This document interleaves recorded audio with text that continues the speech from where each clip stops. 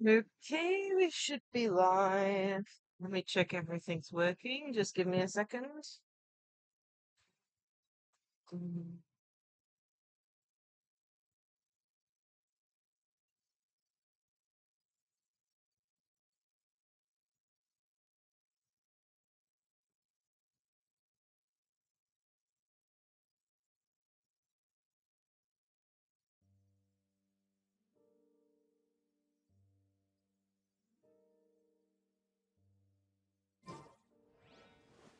Testing.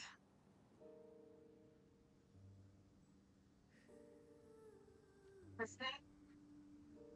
Cool, that's working. Hey Mercury, well done for getting first. Didn't realize the music had stopped because I was on the menu screen. Being a captain takes more than just captain grade strength. The most To be important thing started is, later than I wanted. I wanted to I don't start at know. 1 If I p.m., but did, I'd be a I captain by woke up now. late. And I also woke up so late that I didn't have time to write up my schedule for the week. So that's fun. So schedule will be posted after stream, probably like an hour after stream or something. I don't know. Either way, we're up, we're running. It's the good part. Anyway, what are we doing today? We're going to be doing our dailies first, and then we're going to be continuing on with the Snezhnaya story quest. We paused when we finished Act 1, so we are going to be starting Act 2. Hoping we don't run into any hidden quests, because, oh my goodness, I hate that. I even saw, like, was it a YouTube short earlier? Apparently, like, there is a booby-trapped waypoint. Like literally, you go in from one side, you start one quest, you go in from the other side, you start a different quest. I can't even believe it. I can't even believe that short is real. Oh, the hell of it all. But yeah, I have no clue what we're going to be expecting today. I mean, I know what we saw in the special program, and I know lots of stuff is getting shouted around YouTube, which I'm really worried about Paimon because of that.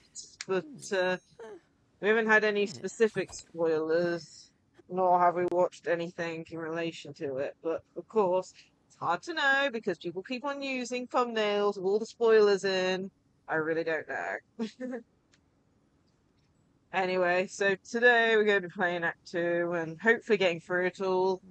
How would This will I be get another along long with the other stream from the looks knights? of it. Based on what Well, I've looked I'm on certain YouTube, I've left the a deep Act impression. 2 is going to be like That could 5 really be hours a good long thing, based on what I'm right? seeing from people posting their own videos on YouTube. Which probably means it's going to be close to 6, 7 hours for me. Yeah, I know. Especially since we'll probably be having a break at some point during the middle if we find a good pause point. But that's how Genshin is. But yeah. Either way, let's go into our dailies because that's the one thing I haven't actually been doing because I missed a day on a week which I'd already missed two. So I actually failed to actually get enough to do the weekly thing last week because of that. Being a captain takes It's just because more I than forgot just to go captain on. grade strength. Or I The should most say I important forgot, thing is, woke up in the middle of the night, realized it was I don't past know. reset, If and I I was like, did, I'd be a captain by now. anyway, let's get on with it then. Okay, so why is the sound on? That was in relation to my phone. Anyway, because of that, I've only gone on to quickly check stuff because birthday messages and things like that. But yeah, I'm really annoyed. I forgot to go on. So I remembered to go on. I think I even forgot to go on Star Rail, but also streaming Star Rail that day, so I'd already finished the dailies there. It's typical. Let's hope you put up a good fight. Here comes another. Okay. Let's finish this. Let's fight. Alright, let's finish this. Alright, you asked for it.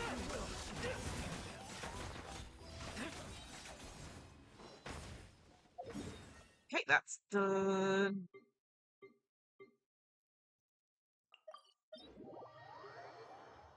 Yeah, I'm really worried about Climb. I really hope Climb's okay at the end of this act. Prepare Alright, yourself. move. Well, The here pinnacle of comes another. excellence. Decay. New life. Leave it. This was new. Such defiance. Leave none. Don't mind if I do. Let's do this. You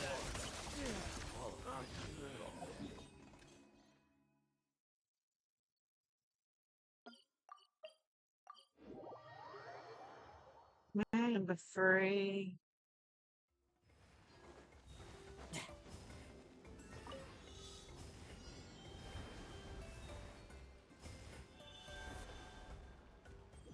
Ah, hi there! Thank you so much for bits.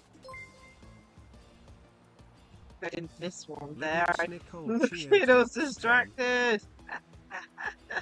Thank you for the bits. I hope you're having a great day today. Oh man, I really hope I didn't miss the thing. I'm completely distracted there.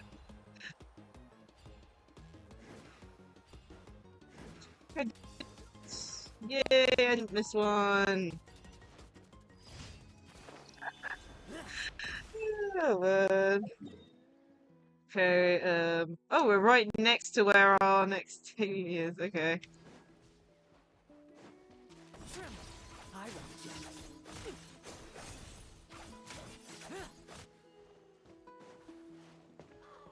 Have some fun, shall we? Attack him!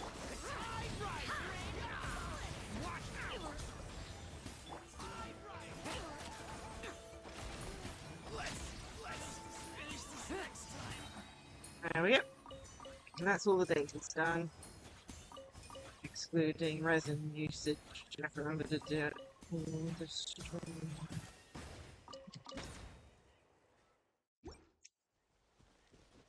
Okay, let's go to our rewards.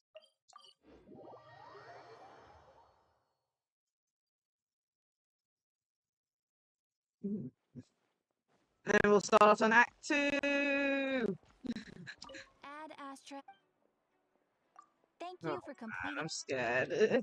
I really am scared at this. Add Astra. Like, I'm worried about what's gonna happen to Paimon. There's loads of worries there. Like, I don't even know what. All sorts.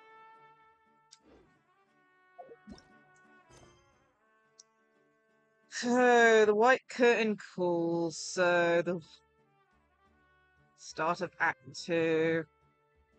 Rest until the following day. As I said, I haven't actually been on Genshin properly because of the fact that I missed a day on, I think, Friday. So, by missing a day, I'd accidentally failed to get the week, the 5 days in the week thing. So, fun stuff there. So, because I haven't been on properly. Anyway, let's get on to it. As I said, this is probably going to be and we'll probably have to take a break somewhere around the 3-hour mark to relax and stretch a bit, if you know what Mondstadt really is the place to be. Can't wait to get my hands on some apple cider. I just hope we don't run into any major quests.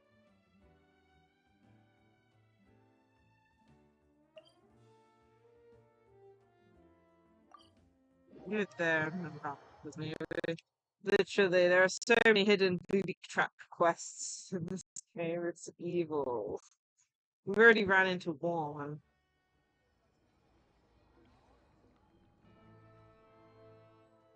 It's got a saving thing in the bottom corner. Can't see very well. Keep blocking it. You're scared now. Press progress saved. Okay, cool.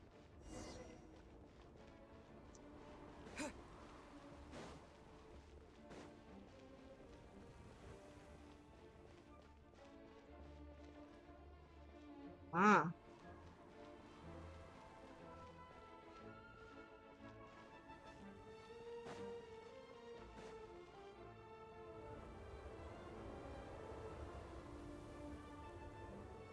Ooh, it sure is cold today.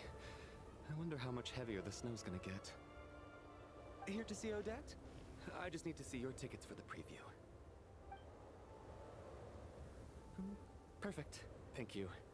I'll hold on to your tickets. Come on in. It's freezing outside. So last time we were suspecting Odette a bit.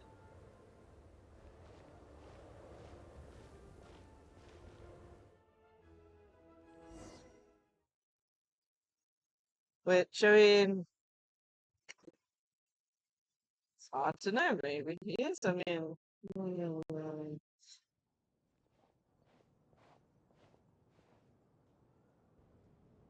I think I'll leave the Lelic question until after the show's over.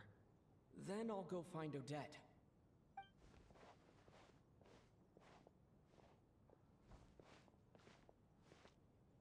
Child said he was originally going to come with Tonya. So I'm guessing Tonya's already here somewhere. Is there anyone here who looks like a Tonya? Let's see. It's a small audience. Makes sense for a preview. But wait, I do see some familiar faces. Mr. Chuganov's back again by the looks of it. Oh, and is that Mitya? And that Fatui officer, Valeri. Guess he must be playing cat and mouse with Mitya again. oh, Oh no, it looks like the show's starting and I still haven't found Tonya. Never mind. I'll just have to take a seat for now and see if I can catch her afterwards.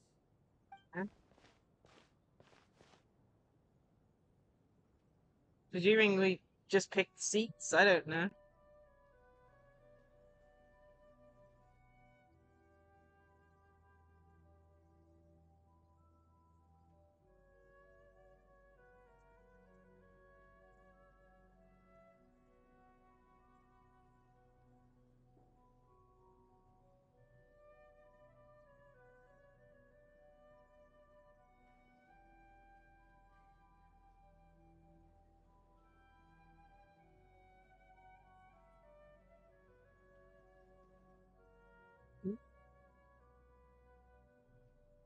What's going on?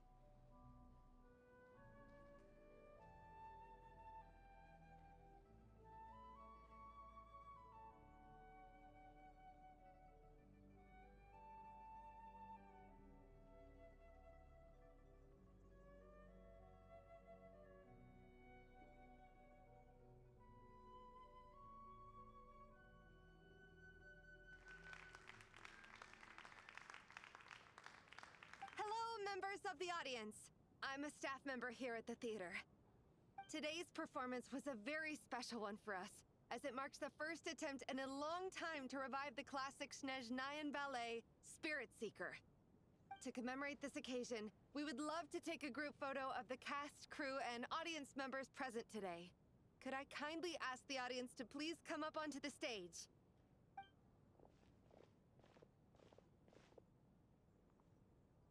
All right, everyone, huddle in a little more.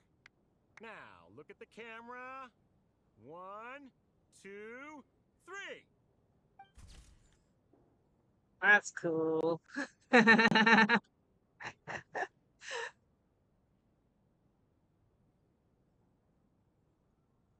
Oh, that's cool. Just gonna take a screenshot. Oh, let's go with that. Pain that there's a, the X continue button. Yeah, that's still cool. When they take photos in game and it changes from the 3D models to the this type of art style. I mean, they've only added like a few, what do you call it,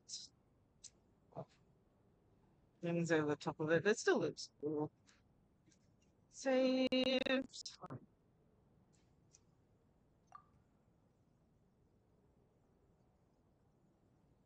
Are you quite satisfied, Mr. Energy Scientist?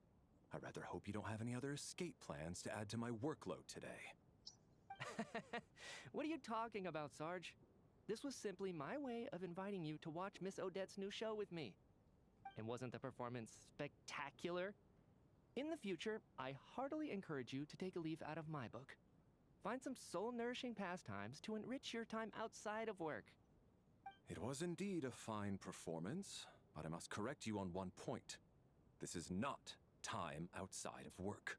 These are working hours. Working hours and non-working hours are just a social construct.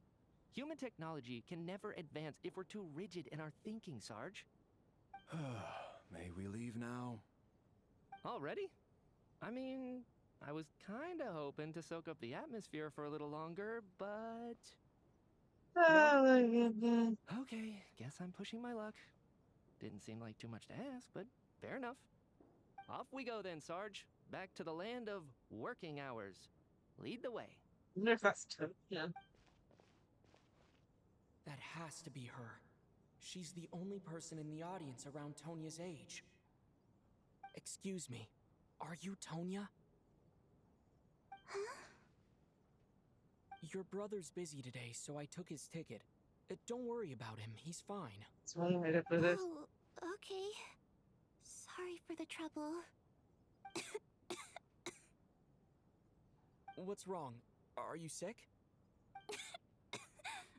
No, I'm fine. It's nothing. Maybe she caught a cold on the way here because of the weather.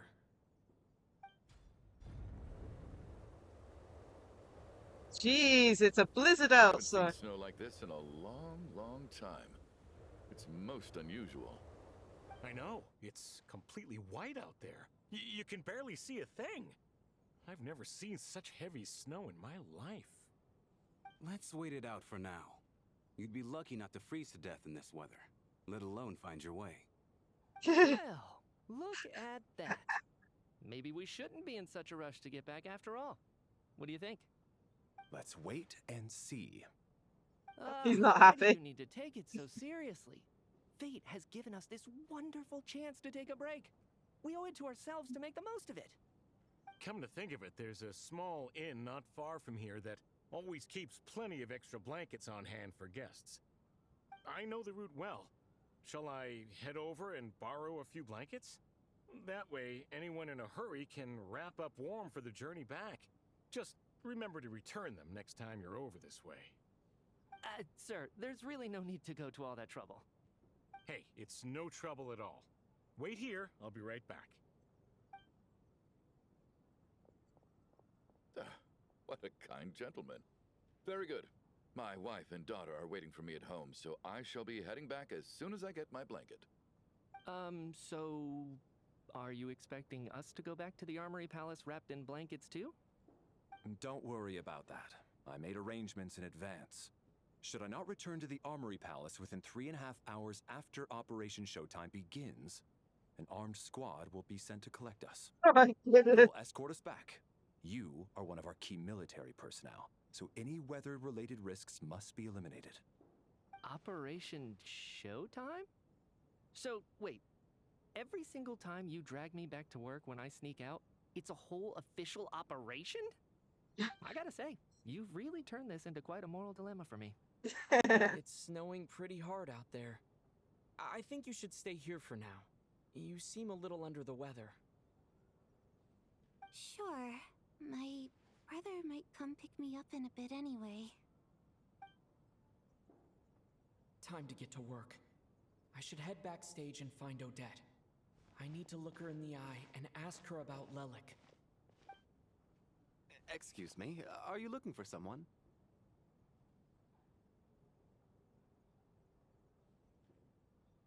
Ah, a fan, I'm guessing? Today is just a dress rehearsal, so Miss Odette won't be meeting with fans. She's taking a well-earned rest right now. Sorry, but that area is currently off limits to everyone except the cast and crew. Bad timing, I guess. Well, I might as well stick around. I doubt Odette will be leaving before the snow lets up in any case. Yeah, that is what people big snowstorm. Hour goes by. Why are the doors left open? What happened to the gentleman who went to fetch the blankets? How has he still not returned? I was thinking the same thing. It's still snowing very hard. Do you think something might have happened to him? Whatever the reason for his delay, I must say I hate nothing more than people who make empty promises and fail to deliver. Well, I have to treat my employees like that on occasion, but that's different. Why is the door left open? Is letting all the cold in? You seem anxious, Mr. Valeri. It's been nearly 4 hours since I left the armory. The army should have arrived to extract us by now. I despise tardiness and disrupted plans. There's simply no reason that they shouldn't have shown up by now, barring exceptional circumstances. Surely a snowstorm like this one counts as such. Few things in this world can stop the Snezhnayan army, Mr. Mitya.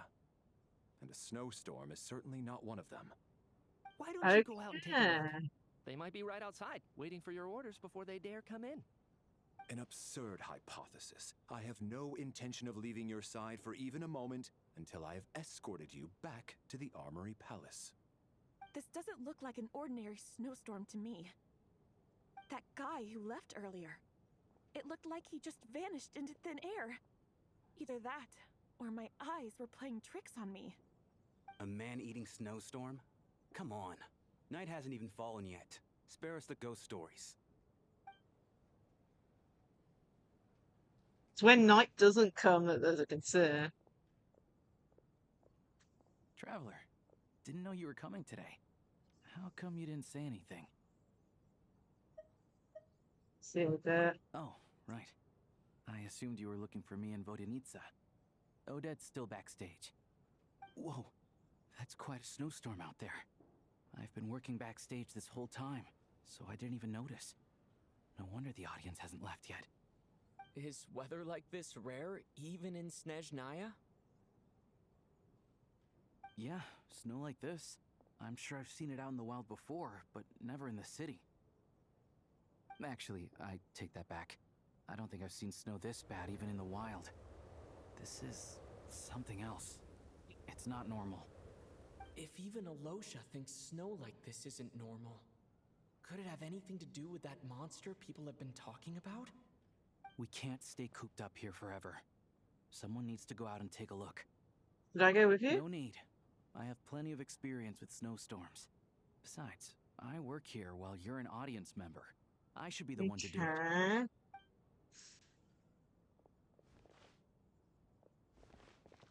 Everyone by the door. Careful not to let the snow soak into your shoes. In a snowstorm, you gotta look after your toes above all else. Heading out, my man? Be careful. I've been told the snowstorm eats people alive. Thanks for the advice. I am planning to be careful. I just want to take a quick look at the situation out there.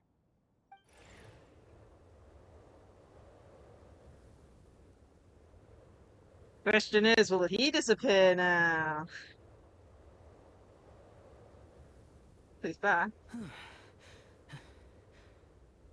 He's back! He's back! How was it? What's going on out there? Did you see any soldiers patrolling the area? Something about this storm isn't right.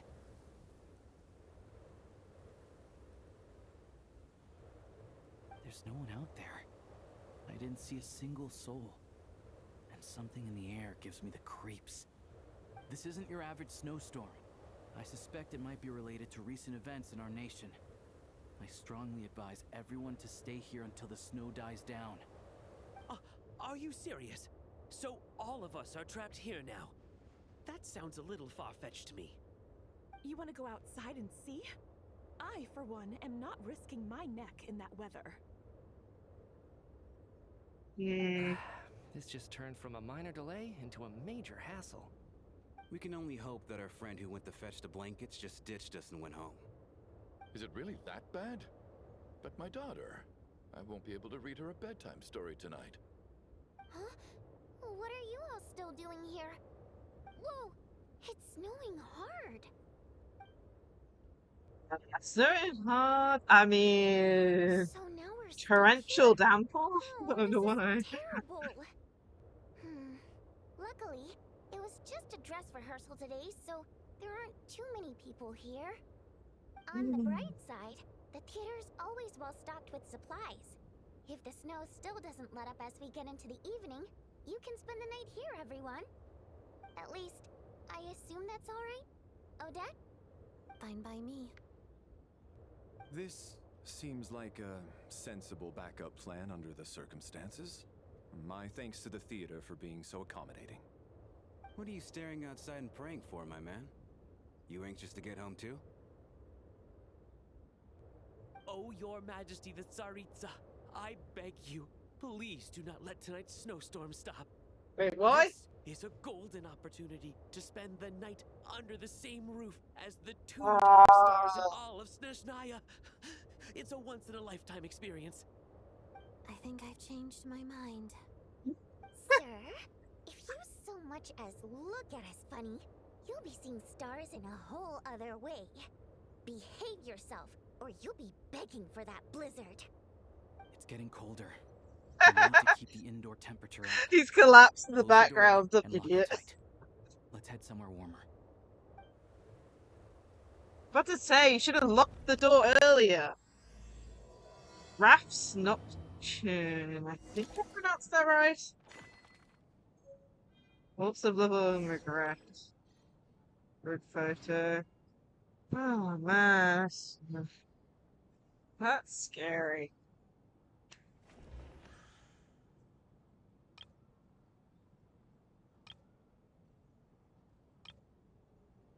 Interesting. Oh, don't tell me it's gonna be some like locked room murder thing going on. Hopefully not.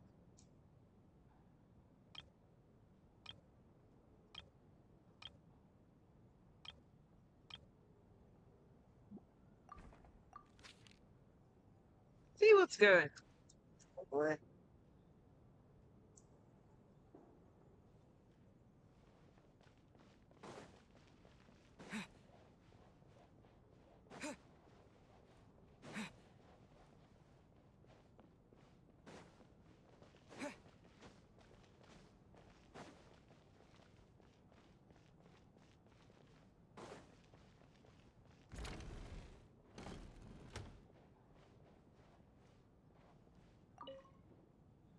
And then there's the aristocrats.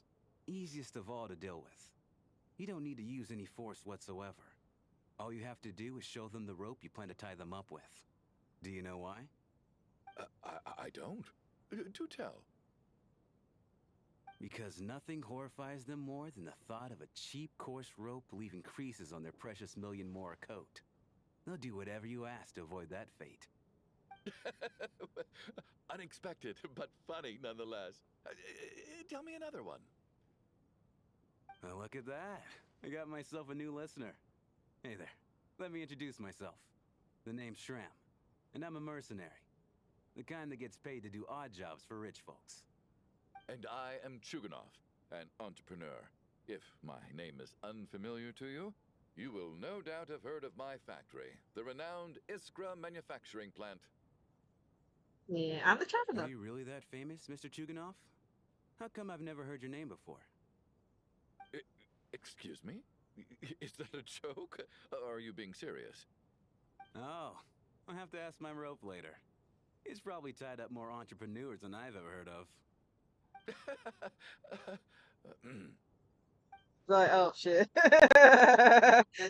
It's like, oh god. Nope.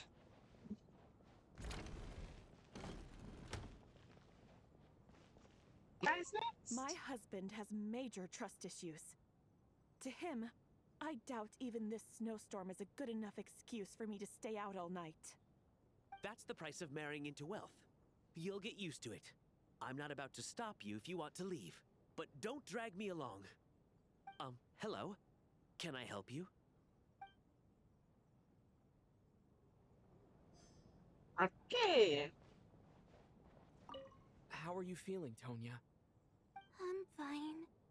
Sorry to worry you. I'm used to it by this point. I take medicine for it. My brother usually helps to get it ready for me. Child must take great care of his sister. He's never mentioned Tonya's illness, though. You know, I actually find this whole thing kind of exciting. stuck in a strange place thanks to a snowstorm, having to spend the night with a bunch of interesting characters. It's pretty cool, don't you think? You're right, it's certainly a novel experience. Exactly. It's like one of those stories where an ordinary school trip turns into a magical adventure. I've always wanted something like that to happen in real life.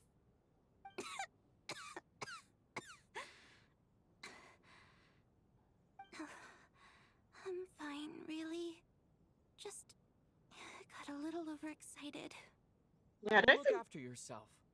Otherwise, your brother will come after me. Yes.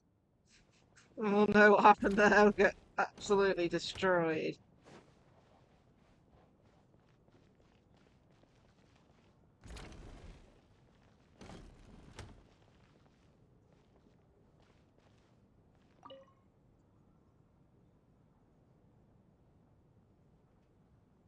I don't think it's ever been this lively backstage before. I didn't know you were coming today. Hey, have you seen Chuganov? I heard he was coming today. Have you spoken to him at all? Oh, really? I'm with you. This could be just the chance we need. Yeah, I gotta figure out a way to coax some more intel out of him. I want to know why he suddenly changed his stance on Project Stuzha. What exactly happened before the most recent Vetcha vote? For the Rokad, or just out of personal interest? Shh! There are other people around. Don't say the R word.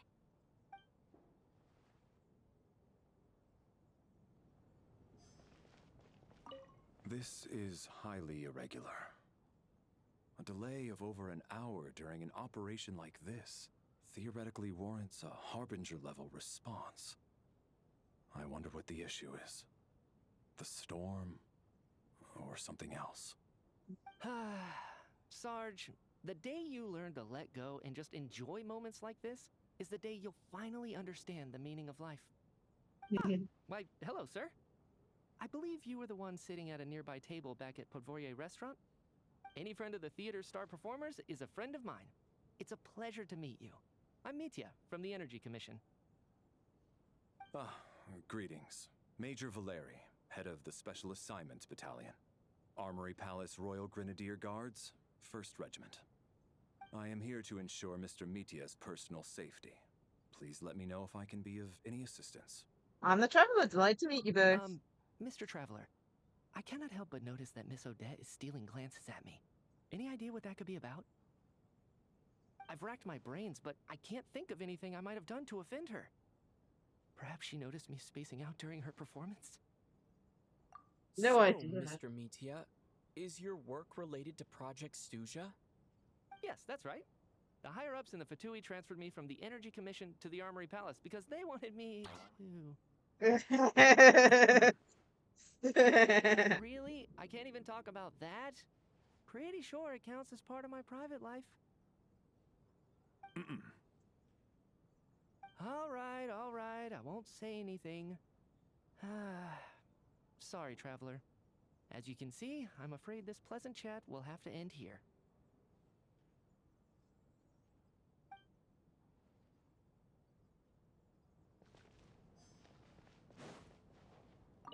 I have to say, even though today was a rehearsal and there were some hiccups along the way, Miss Odette's performance was one of the best I've ever seen, even compared to an actual show. I couldn't agree more, especially considering the weight of the subject matter. It takes a truly seasoned professional to do justice to a theme like love and regret. Do you think we were coming on too strong? Odette's ignoring us again. What about you? What did you think of today's performance? Really? Oh my, that's very flattering of you. Thank you. I'll make sure to save a ticket for you when the show's performance ready. This doesn't seem like the time or place to bring up the subject of Lelik. I need a chance to speak with her in private. So unfair. Talk about double standards. And now it looks like I've been spotted.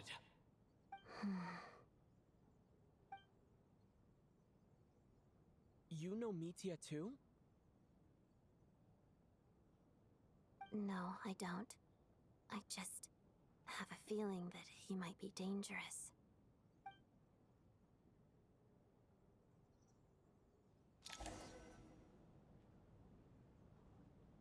Time flies by. How's it looking, Alosha? No change from this afternoon. Heavy snow with no sign of slowing down. May I have your attention, please? The storm is unlikely to stop tonight, and it'll be even more dangerous outside at night than it was during the day. We at the theater owe everyone here a duty of care. Therefore, we strongly suggest that you stay on site overnight and avoid going outside unless absolutely necessary. In a few short moments, we'll give you a tour of the theater's various quarters. You can choose to sleep in the VIP room, the office, or backstage. Or on the stage if you'd prefer. We won't mind. I'll pass on sleeping on the stage. What if the snow is stopped by tomorrow morning? The early birds in the audience might think we're part of some experimental new show. A drama about sleeping? That could be fun. Maybe we could come up with a title for the production. Sleeping muted? Not bad. Clear selling point, at least. Could be a big hit. Anyone who doesn't wish to sleep on the stage, please follow me. I'll show you to the rooms.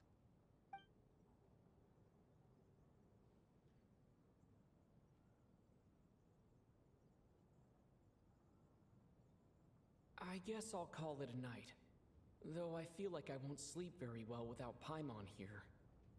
I'm sure she'll be worried that I haven't made it back yet. But as long as she looks out the window, she'll probably realize what's holding me up. I wonder if she's feeling any better yet. At least she hasn't been getting any worse.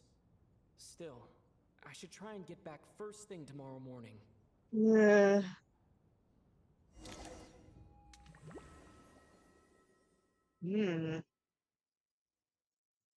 Load animation?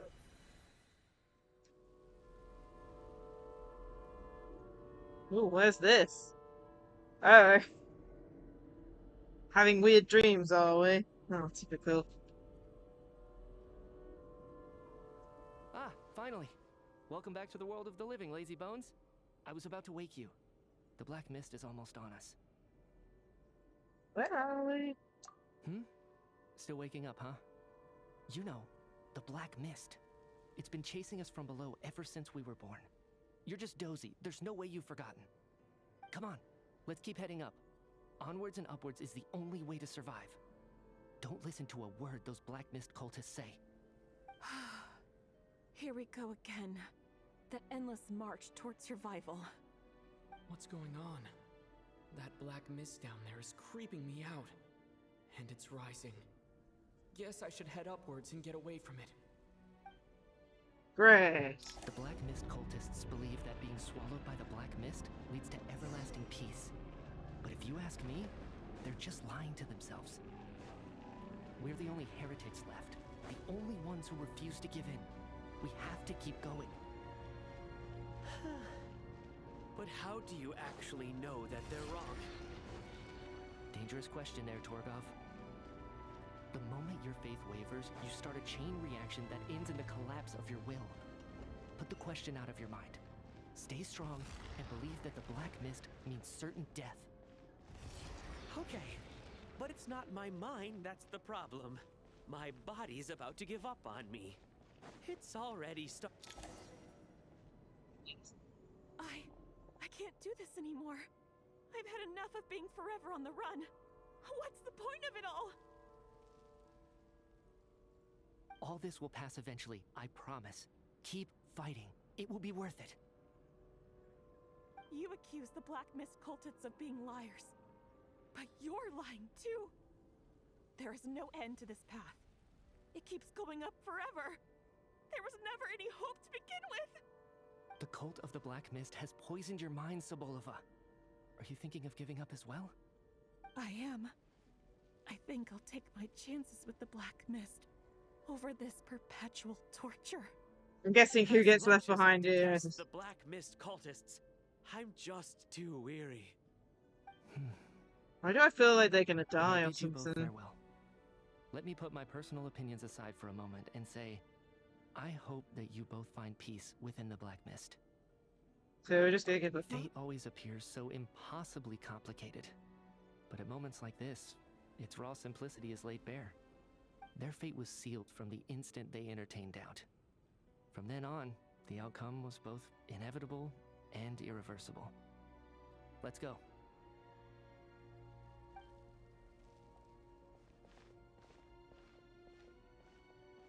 Wants to bet they're not gonna be there when we run the morning. Torkov and Sobolova are gone. I never thought the day would come when even they would be swallowed by the Black Mist. It's just you and me now. Yeah, the Black Mist stopped moving. Yes, it looks like it's satisfied. For now. This happens from time to time, but it won't be long before the Black Mist starts chasing survivors once again. No one knows how to stop its advance for good. Well, we should make the most of the precious moments of rest that those two bought for us.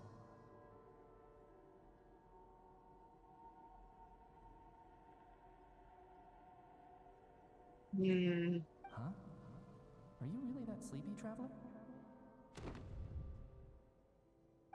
Just waking up, and who wants to bet those two aren't anywhere?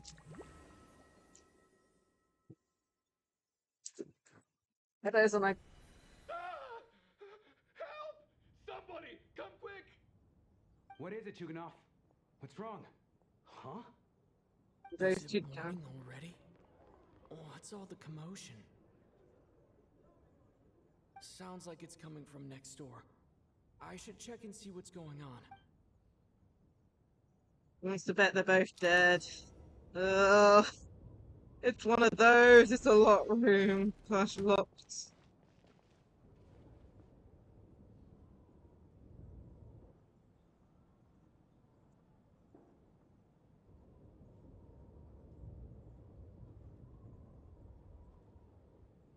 Don't look, Miss Tonya. Stay here. Okay.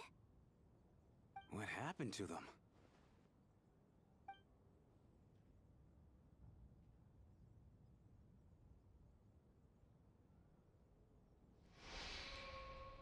Two people are lying in the room completely still as if they're asleep.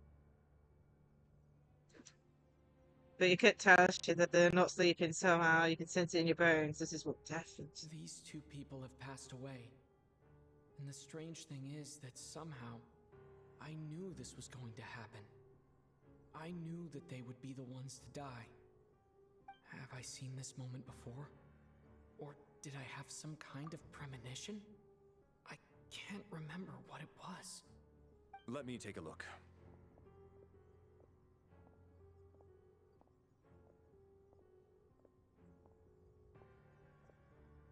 Means they don't blame us for it.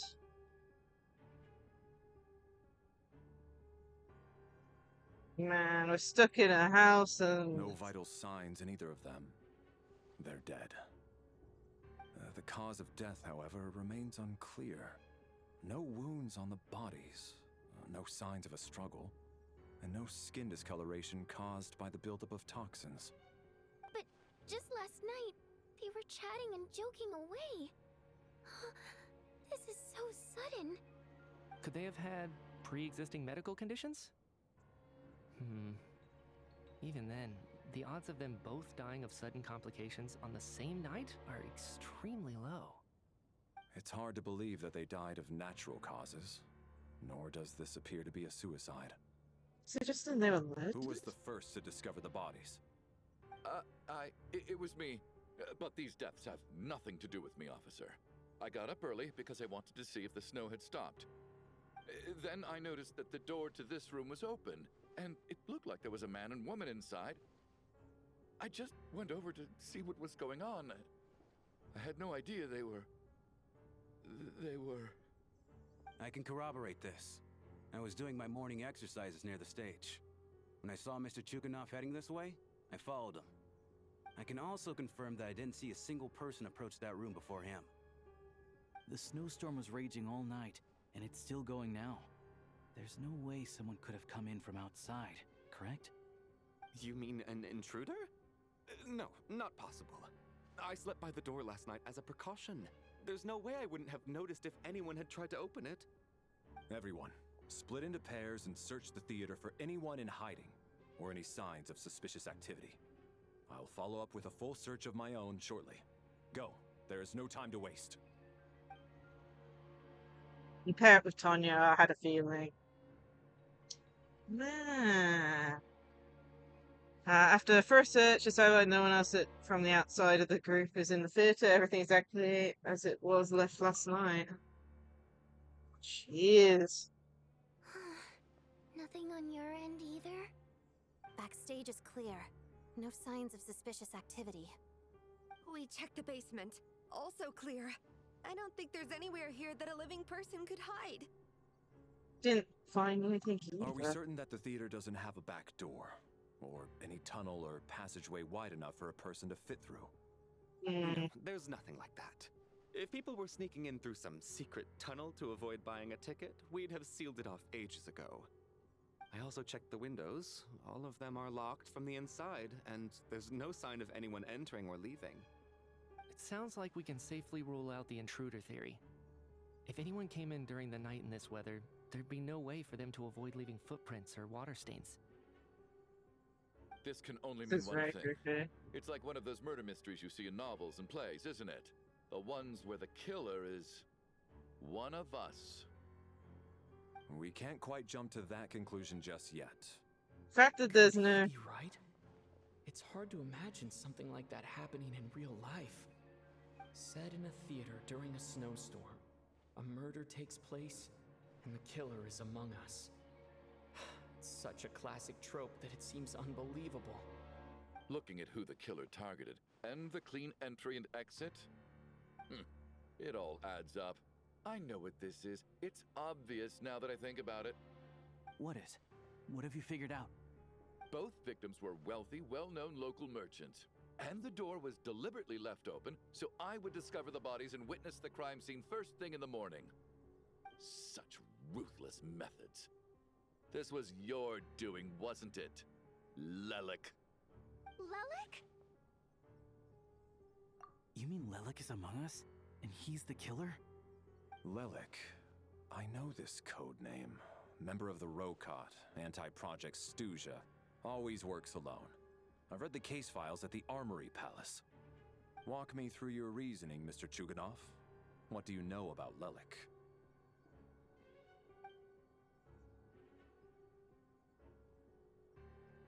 What now, huh? What now, Lelik? What more do you want from me? I already voted against Project Snezhnaya at the Snezhnaya. You snuck into my house the other day while I was asleep. Left a threatening letter. And I did all that you asked. But Project Snezhnaya cannot be so easily shaken. Not with the rooster in charge.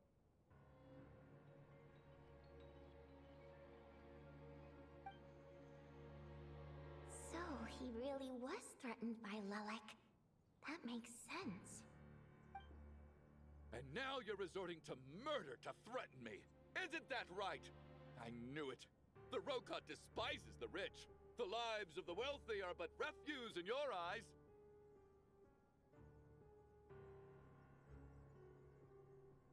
Show yourself!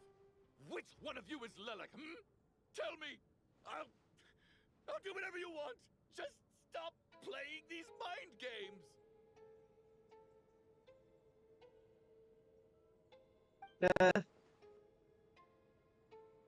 Was this really Lelik's doing? Would Odette really do something like this? If Odette really is Lelik, this seems out of character. But then again, how well do I really know her?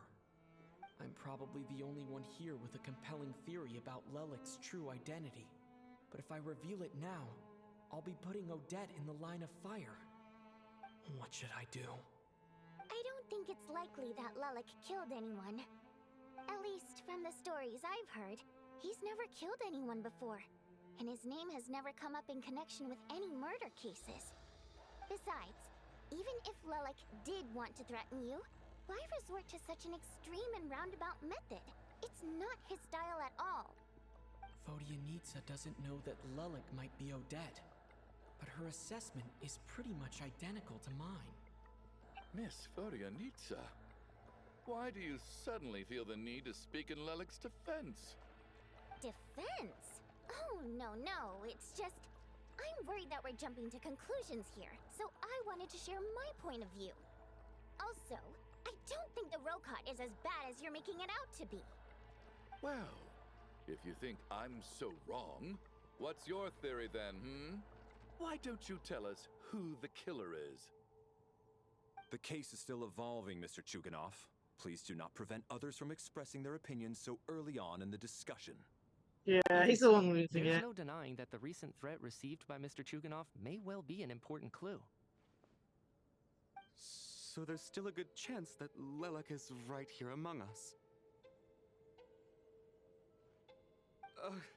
I can't do this anymore. I don't care if it's still snowing outside. I have to get out of here.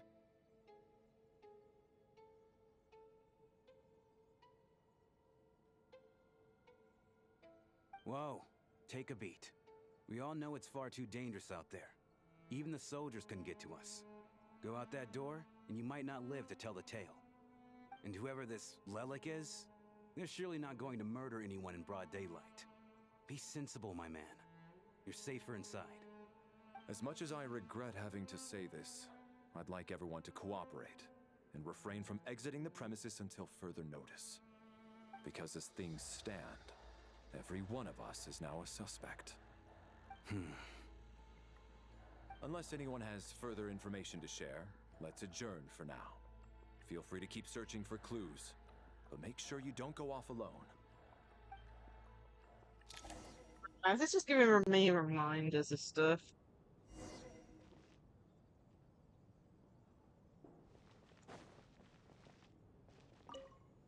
You seem to be very comfortable taking charge, Major. You took the reins as soon as things went south. I simply made an executive decision that someone needed to take control of the situation on the military's behalf.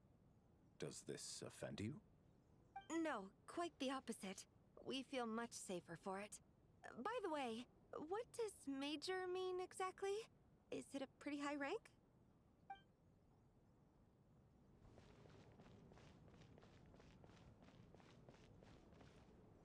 Issues, jeez.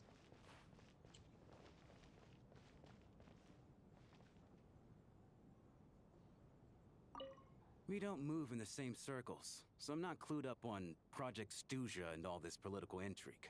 Nor does it interest me. Nevertheless, sir, I think your top priority as soon as you get out of here should be to hire a good private bodyguard. Such as yourself? Such as myself. Trying to get get paid. My goodness. Okay. Who else haven't we talked to?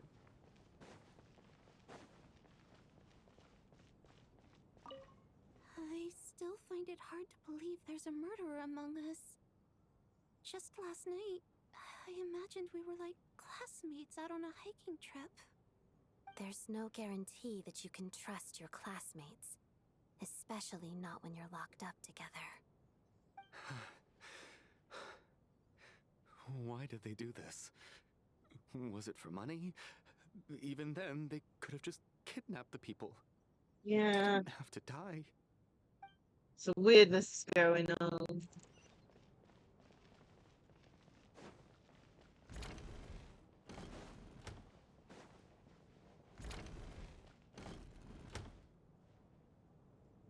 You're right. That was my bad. It was a knee-jerk reaction. I didn't think it through. Luckily, no one suspected my identity. Well. Oh, phew. It's just you.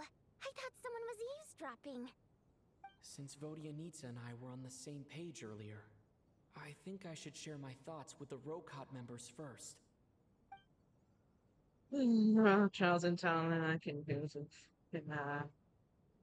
So you tell Vodyanitsa and Alyosha about Charles in town, Lelik, and your views on current situation. Whoa. Are you serious? I don't know if this counts as gossip, but it's definitely on track to be the juiciest this whole year. Odette? Really? Odette? Oh god, how dumb does this make me look? Lilac has been right under my nose this whole time, and I didn't notice a thing. Actually, it's exactly what you'd expect. Sometimes, hiding in plain sight is the best strategy. And now that you mention it, the more I think about it, the more sense it seems to make. It all adds up. What are we up to now? 1, 2, 3, 4... What are you counting? Odette's identities. She's my coworker, specifically a ballerina, and also a Fatous, a member of the Rokot. Now, Lilac. It must be so exhausting. I just want to give her a hug. I guess since I've always known her as a member of the Fatui, it never even crossed my mind that she could be involved with the Rokot, let alone be Lilac. I don't understand. If she's with the Fatui, what reason could she have for being so opposed to Project Stusha? Probably best if you ask her that in person. Well, since you waited until now to bring this up instead of announcing it to everyone earlier, does that mean we're all on the same page here? It doesn't seem like the type to kill innocent people. Yeah. Lilac may not follow orders from the Rokot leadership, but as far as I'm concerned, she's never crossed the line. If anything, her actions benefit the poor. We need to confront her face to face. Do you think she'd really admit to being Lilac? I don't know. We'll have to see how it goes. For now, we'll work on the assumption that she didn't kill anyone, and see how much she's willing to tell us.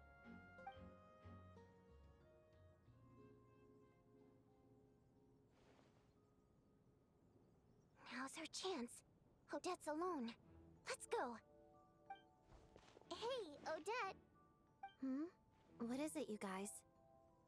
Shh. Keep your voice down. We need to talk. So, you're Lilac, aren't you? Alright, fine. You don't have to say anything or explain yourself. Just hear me out first. None of us believes you kill innocent people. Whoever murdered those 2 people last night, it wasn't you. The Traveler was the first to figure out your identity, but he kept quiet during the discussion just now. Still, it's clear where the group consensus is heading. Everyone believes Lilac is the culprit. If your identity is exposed, you'll be in a really bad spot. We're your colleagues, and we know what kind of person you are. I don't want anything bad to happen to you. This is when you find out she isn't. Can you clue us in? Tell us everything. The more we know, the more easily we'll be able to cover for you. Alright. Yes, I'm Lilac. And no, I'm not the murderer. And thanks, but I don't need you to cover for me. Actually, I'm planning to reveal my identity. Huh? You're gonna reveal that you're Lilac? Here? That's right. I'll admit I was surprised at first when Shuganov guessed that I was here. It was just a lucky guess, but it caught me off guard. But after taking some time to assess the situation and confirm where everyone stands, I don't believe I have anything to worry about. Are you sure you don't need a second opinion? Given the circumstances... Mr. Valeri! What?!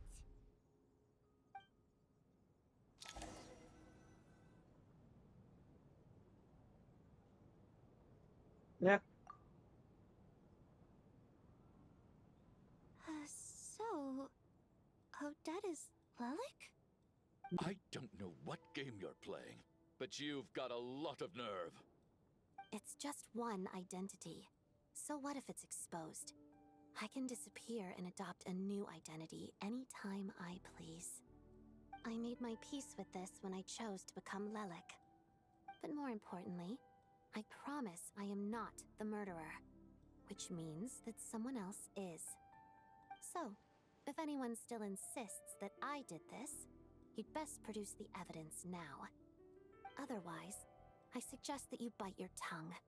Because if you really believe I killed 2 people without making a sound or leaving a trace, pointing fingers at me would surely only make you my next target.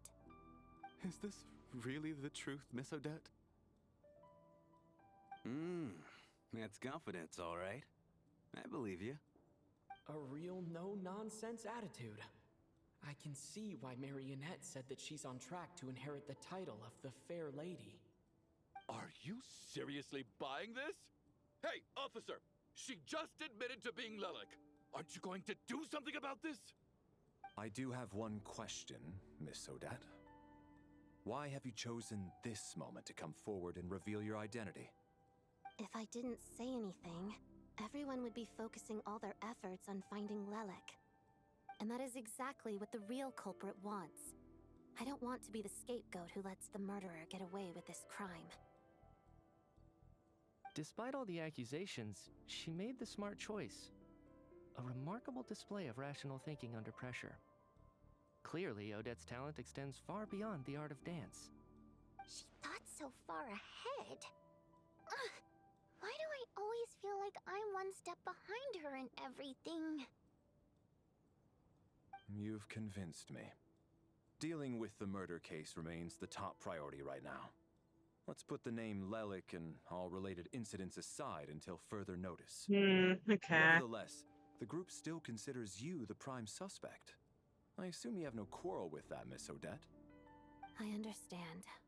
You're welcome to keep an eye on me around the clock. I have no objections. Mr. Chuganov? For my wife and daughter's sake, I'll let you off the hook for now. But don't think you're forgiven for breaking into my house and threatening me. Just wait till we get out of here, Lelik. We'll settle the score then.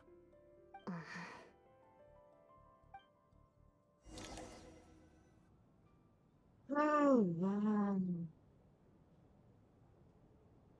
Yeah, this is very, interesting so Good far. work, Lelik guard team. And Lelik too. Here, have some hot water. Turns out Valeri knew about my exploits. So now I've been told I have to guard Lelik with him. Shouldn't you be facing my way if you're guarding me? At the moment, it looks more like you're my bodyguards. If the true culprit is indeed still at large, as you have claimed, we must keep our guard up against them also. Don't worry, Tonya. We'll get through this. Once the snow stops, the officials will step in. The investigation will get easier, and then we'll be safe. But once the snow stops, won't everyone just leave? You're gonna miss us, huh? Well, some of us work at the theater, so we'll still be here. I'll even give you a special backstage pass. Really, Miss Vodyanitsa? That's awesome! You've made a fan for life. Aw, you're so cute, Tonya. Aww. Right, let's swear to it. I promise to give you the pass, and you promise to never change your mind about being my fan. Promise. Don't indulge her, Tonya. You don't have to swear an oath over things like that.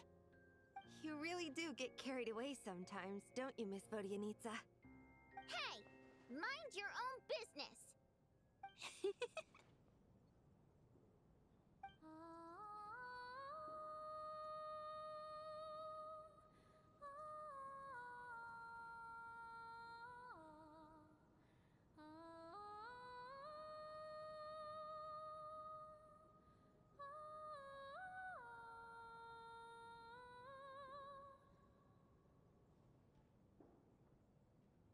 Don't be nervous, Miss Water Imp.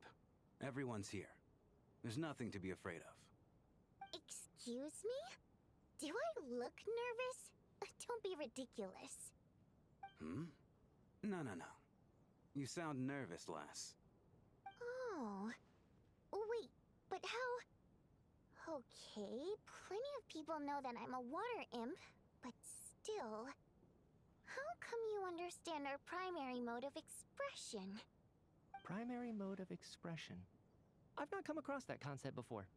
Do enlighten me, Vodyanitsa. Well, it's just...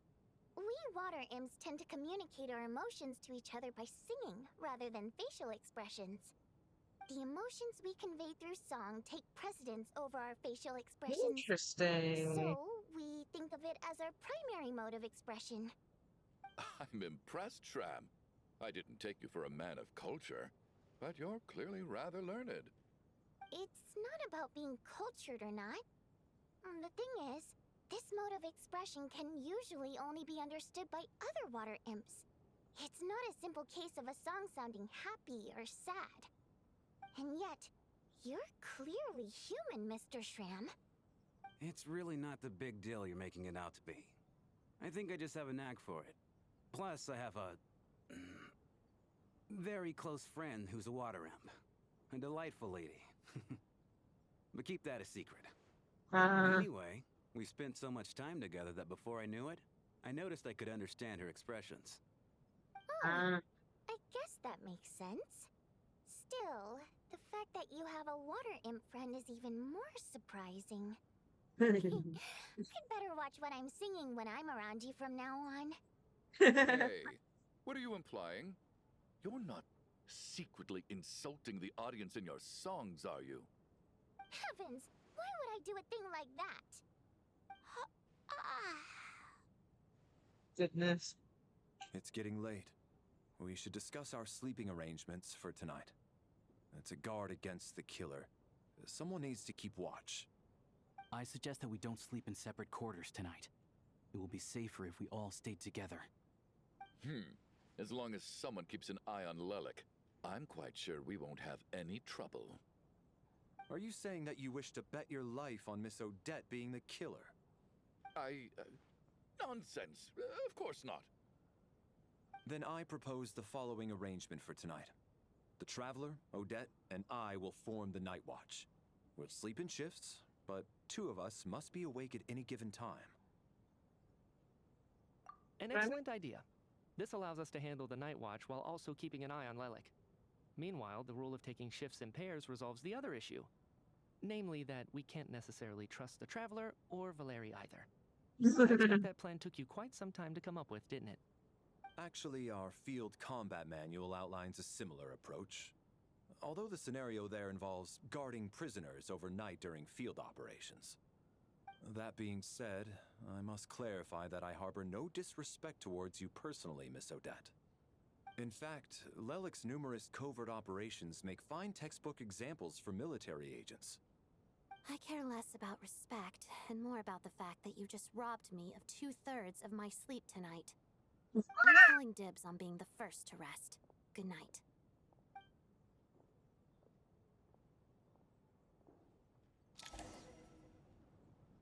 God, we're gonna have that creepy dream again. As night falls, we take first watch together. Everyone is sleeping on the stage, making for a scene right out of an absurd theatre. Observe this theatre. Surely the time comes for the first shift change. It's almost time. We should wake Odette. How are you faring? I'm not sleepy. You get some sleep. I'll go right after you. Not going to argue with that. I'll take a quick nap. If you start to feel sleepy, wake me up anytime. It's finally time for Odette and I to share the night watch. I should wake her up.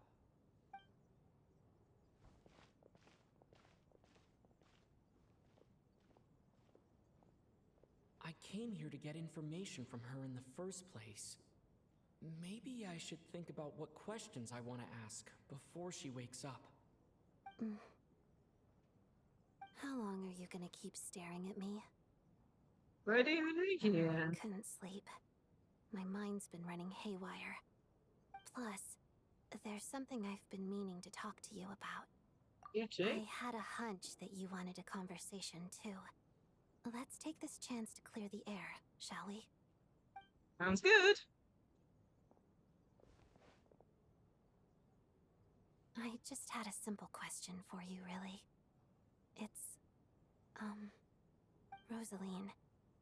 In her final moments, did she have any last words or anything? It all happened so fast. I see. Well, that was all. I have no other questions. Do you miss her? No. She was utterly ruthless in pursuing her goals. That kind of person should be hard to miss. And yet, even though I never approved of her methods, and she was an abrasive person, the fact remains that I am indebted to her. I heard a little bit of that from Snezhnaya. Oh, she told you. I guess that makes sense. I think she and Rosaline were on pretty good terms. Still, she didn't know the full details. Yes. Rosaline wasn't the kind to gossip about this sort of thing. Not that it's any huge secret to me, though. When I was a child, I had to join the Fatui for the sake of my mother and me. Yeah, we know I that. trained under Rosaline. It was extremely grueling, and it didn't exactly come naturally to me.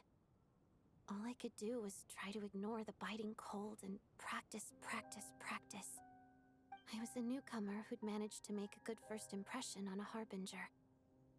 There was pressure to live up to her expectations, to be worthy of the fair lady's reputation. Every day was a struggle against the cold, pain, and fatigue. And most nights, I struggled to fall asleep. After enduring all that, I've become almost immune to the sensation of pain. I suppose that was the cost of survival. Surely, any child who had to experience that would grow to hate her lot in life, don't you think? I think this is a rendition of Rosalind's theme, I believe. I'm not 100% sure, but I think it's the theme that was shown in like in that animated short showing the coffin for Rosalind. You really paid an enormous price. I put an equal amount of effort into my ballet. Because in my young mind, that was the only way to defy my fate. It was my way of telling her, the Fatui's demands and your expectations of me are not what I wish for. One day, I will leave. I think she probably blamed my poor performance in training on my passion for ballet. She knew my heart wasn't in it. One time, when I was secretly practicing a dance at night, she suddenly showed up. I knew she was there to catch me red-handed. I told her, "You don't deserve to watch the dance I learned from my mother." She looked stunned. I guess she was surprised that I lashed out first, before she had the chance. But strangely enough, on that occasion, she wasn't fierce with me like she was during training. Instead, she fell silent for a moment. I think she cared a lot more for you than you realized. After that, she never interfered with my dancing or asked me how it was going. She never came to watch me dance again either. Not even once. She was a very proud person. She was. But even now, whenever I take out this core Ignis, I can't help but think of that night. Of the look on her face. This is a gift from her. Sort of. Although gift might be too kind a term. This is her flame sealed within ice. A symbol of her favor, yes, but also her way of keeping an eye on people. She knew the location of every piece of core Ignis. If any recipient started acting suspiciously, she'd be on to them immediately. Trust her to make even a mark of approval feel suffocating. So, when news of Rosaline's death reached Snezhnaya, many people immediately crushed their core Ignis. It gave them a profound sense of relief, like they'd broken free from her shackles. But I kept mine. With my sensitivity to pain being as dull as it is, the warmth from this core Ignis is one of the few things I can still feel clearly. I still wonder, did she really come to stop me that night? I wasn't sure, but I was scared, so I said some really awful things. I guess she didn't leave anything behind. Not that I expected her to. It's fine. It's just a bit of a shame that we couldn't settle our differences before the end. Hey, but Sandrine told me to settle things. She did. Are you sure she was talking about this event? She said that Arlecchino gave Rosalind some advice and that Rosalind went to see you. No, she didn't. I didn't even find out that she'd gone to Mondstadt until a while after she'd left. Wait, in that case... I think you should go see the name. Okay, I will. Thanks for letting me know. There's something I'm trying to figure out. I'm beginning to suspect that Paimon's mystery illness is being caused by the energy research behind Project Stuzha. Paimon's very important to me, so I have to get to the bottom of this. I figured that since you're Lelik, you might know something about all this. The ultimate goal of this energy experiment is to create a weapon for the final battle. The weapon's construction was completed in Nocturne. Now, all that remains is to arm it with a sufficiently powerful energy. So that's what they were doing at the experimental design bureau. The weapon's development and all the related experiments are overseen by Lord Piero, the Jester, and the lab is located deep within the Armory Palace. I'm not sure why this experiment would be making Paimon feel unwell, though. The best way to get to the bottom of it would be to go there in person. Once we get out of here, I'll help you apply for an entry permit. You sure? And I'm hardly the organization's proudest member, as you know. You answered my question about Rosaline. I want to do you a favor in return. It's that simple.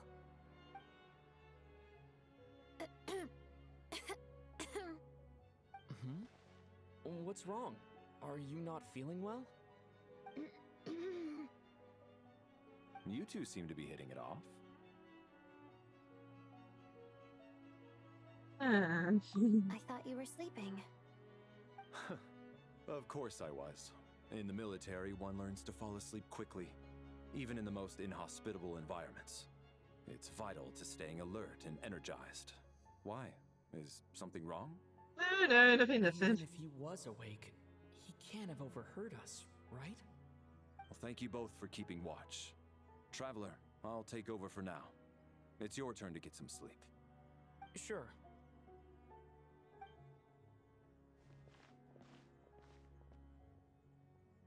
Never have that wacky dream again. This is our second night here, but at least I found out a little more about Paimon's condition. I hope she's been sleeping well the past couple of days. That's when you find out that...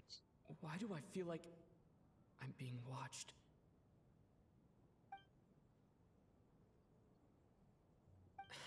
Seriously? Is this payback for when I stared at her earlier? But I thought she was asleep.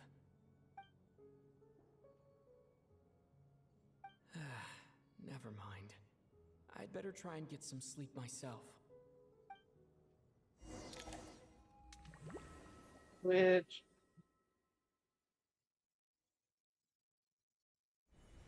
I wonder if it's... Hey, what are you spacing out for? Are you reaching your limit too? How long have we been walking for? Do you remember? Oh no, I guess these two are next. Ever since we noticed that thing above our heads. What was it called again? A star key? Or key star? Anyway, the person who named it was swallowed by the black mist. Whatever it's called, ever since we noticed it, we've been walking up and up, hoping that as long as we reach it, we can find a way out of this place. But it seems like no matter how far we walk, we never get any closer. Well, we've come this far. You never know. Maybe we're almost there? Come on, enough moping. Let's go. The black mist is catching up. He is.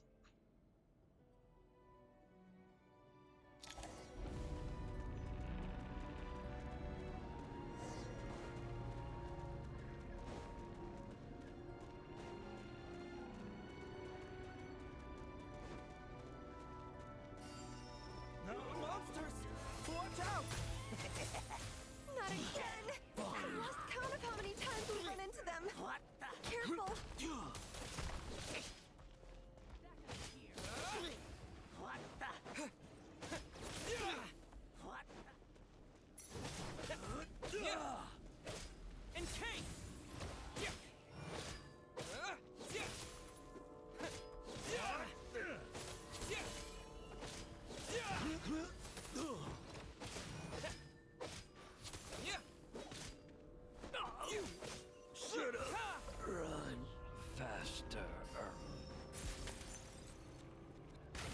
Oh goodness.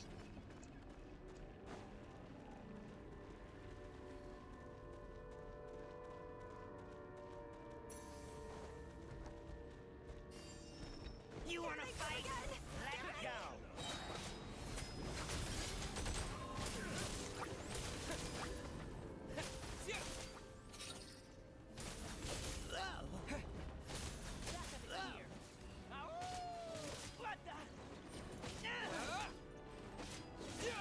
Oh damn.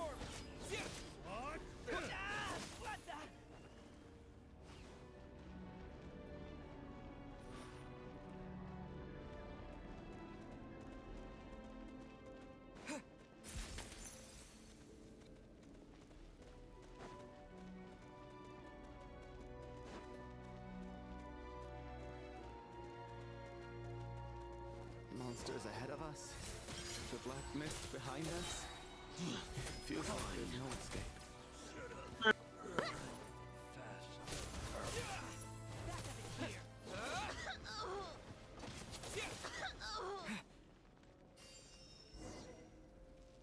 At least we could just send them off the edge. Are you hurt, Coolish? No. I'm fine. It's just... Suddenly I don't want to walk any further. I get you. In fact, I reached my limit a long time ago. Sometimes it feels like there's hope where there shouldn't be. Yeah. The hope that the star gives us is the only thing keeping us going. But I'm not sure it's real at all. It may just be a collective illusion. Otherwise, why would it always be out of reach?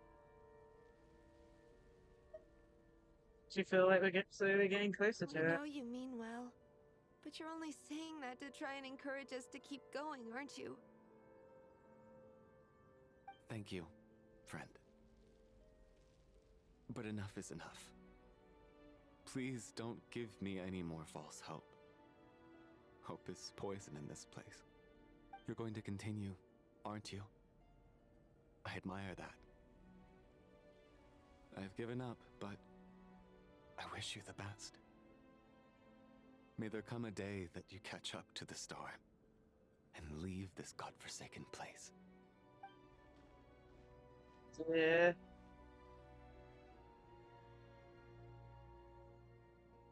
We go look back. Will they just be gone? It's not an illusion. We really are getting closer to the star.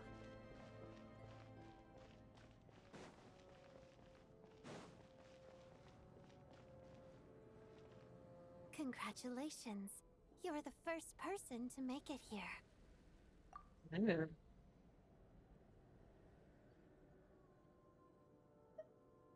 I'm the star's envoy. The black mist has stopped rising. Its hunger is satisfied for now, having devoured your two companions. This is a good opportunity. I'll let you get some rest before we continue. What do you mean, leave? The star represents the starting point. Oh, really? Beginning. Congratulations on reaching the starting point.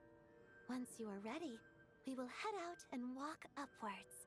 I will be right by your side the whole way. So everything I went through to get here, this is just a start. Huh? What's wrong? Hey, don't give up before the journey's even begun. Waking up. 2 more bite the dust. Rampana! Rampana!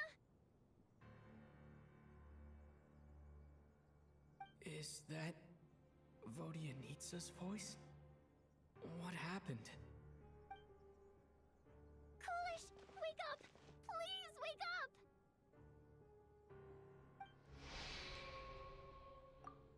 A drama about Sam which began as a joke the other day and is now playing out on stage.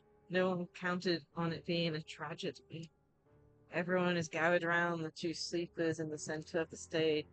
Without even expecting the scene, you already know what's happened, as if someone had told you in advance.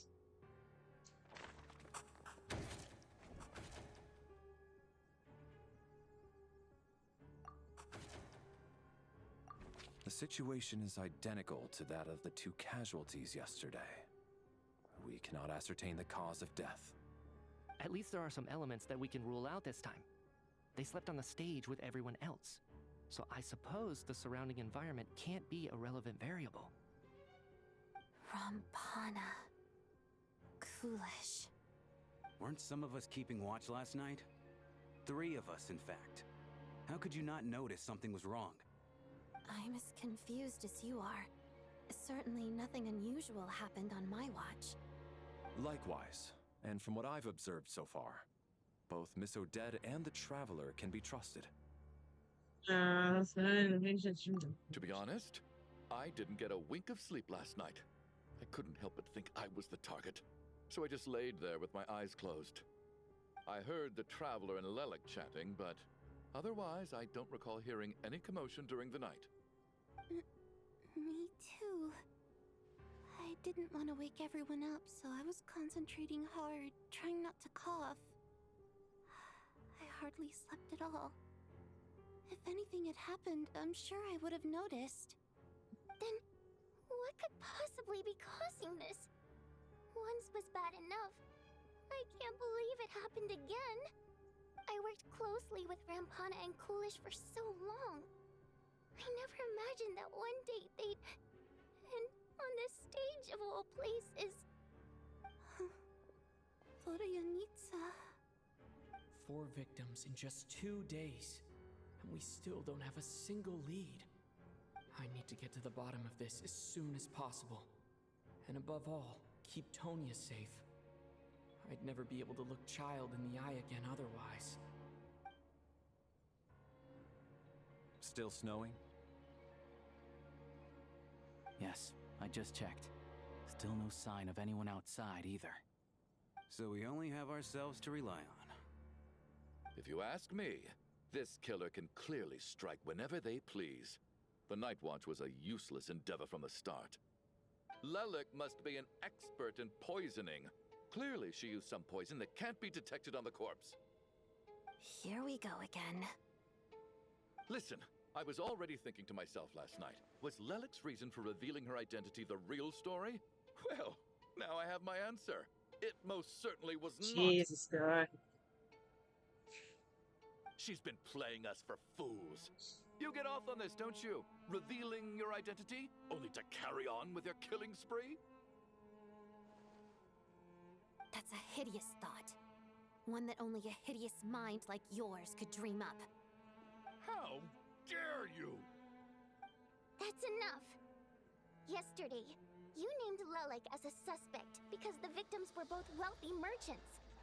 Lelek might have had a motive then, but today's victims were just ordinary people.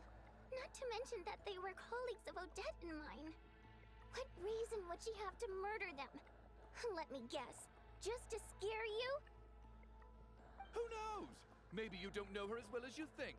Jesus God. I implore you all to ask yourselves, how many people are there really in this world that have what it takes to kill another person? Not many, I'd wager. Lelek is well known to be a ruthless operator, and now she has revealed her identity. How could it be any more obvious? Everything you've said so far is still just conjecture, which doesn't constitute a concrete lead. You need to back up your claims with some evidence. How can you defend her, officer?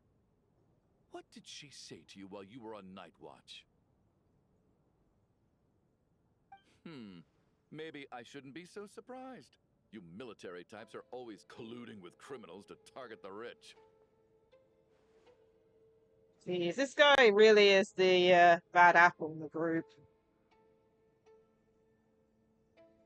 All so you can get your grubby paws on our hard-earned fortunes. Then tell us to fall in line. The Fatui, the Druzhna, and the Rokot. Thugs, the lot of you.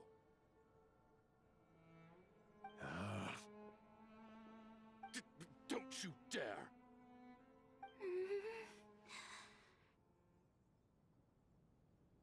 Sir, but you were the one who told us not to stop other people from expressing their opinions yesterday. 4 people have already died.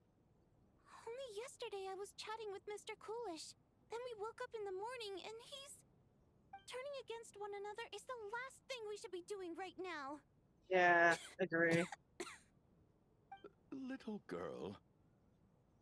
Even if Mr. Chuganov is a puffed-up, pig-headed windbag who doesn't have a clue what he's talking about, he's still one of the victims here, isn't he? Oh. Quite. I had no intention of resorting to violence. But you're right, Miss Tonya. I ought not prevent him from speaking his mind. In any case, I believe Mr. Chuganov has calmed down a little now. We may resume our discussion. I don't think there's any need for that. What is there to discuss? Nothing about this situation is normal. Did you have an idea, Mitya? You're the brainiac here, right? Come on, clue us in.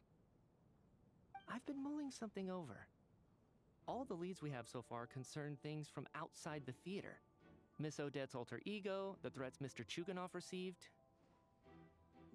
But then there's the 2 double murder crime scenes themselves, which have given us absolutely nothing to go on whatsoever. That's highly unusual. Even with the most careful killers, there's always some evidence left behind. So what are you suggesting? I think this could be a supernatural event. It isn't characteristic of human-on-human homicide at all.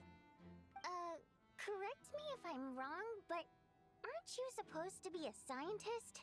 That doesn't sound like a conclusion someone like you is supposed to make. I got into scientific research because of my insatiable curiosity. But if the present situation defies all known scientific explanations, I don't mind shifting my curiosity toward the paranormal instead. Now that you mention it, I remember when I first came to the theater. I heard rumors about this place being haunted. Haunted? Yeah, I think I heard the same thing. But I mean, they're only rumors, right? We've worked here for years.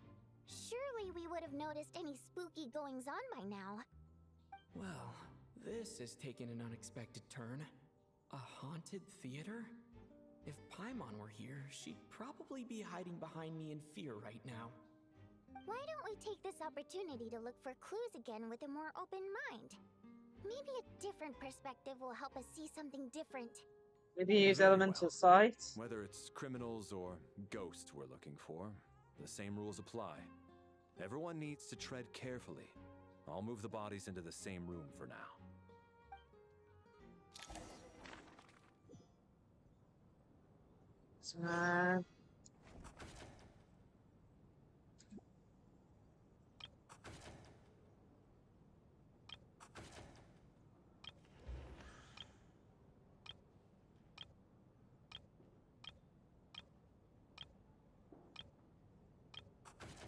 I mean, we know not too many people are going to die. But certain characters here are very, specific to the story.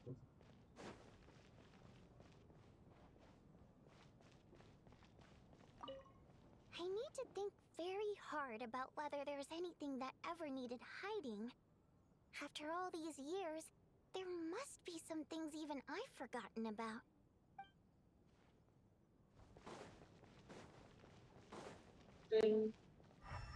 Oh, these 2 are down here again. Chin up, my man. That soldier guy just gave you a bit of a fright, that's all. Think about your wife and kids back home. That'll get you your mojo back.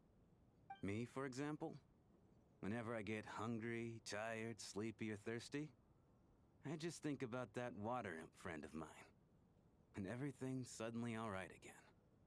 So, daydreaming about women somehow removes your need for food and water, does it? Don't be absurd. It was more meaning like a worry. But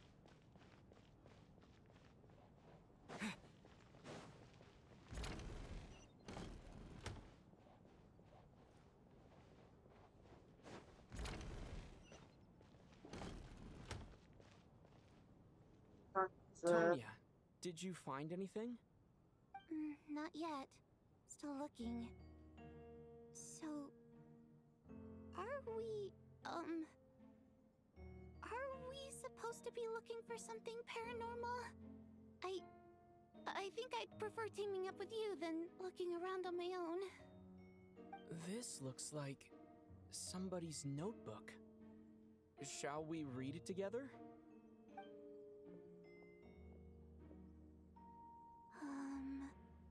Well, it doesn't look scary or anything, so I guess it should be fine. Alright, let's read it together.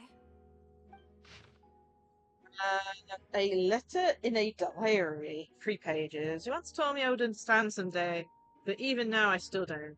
I don't believe anyone should be forced to abandon their homeland because of a change in power. She never considered the feelings of us water imp nobles. Every inch of this land reflects memories of my childhood. If I close my eyes, I can still hear everyone's songs echoing everywhere. I will not forgive those who drove us away. I miss you very much. I often find myself missing that dress with the tassels, heavy bed curtains, and the first rays of sunlight would stream into the manor each morning.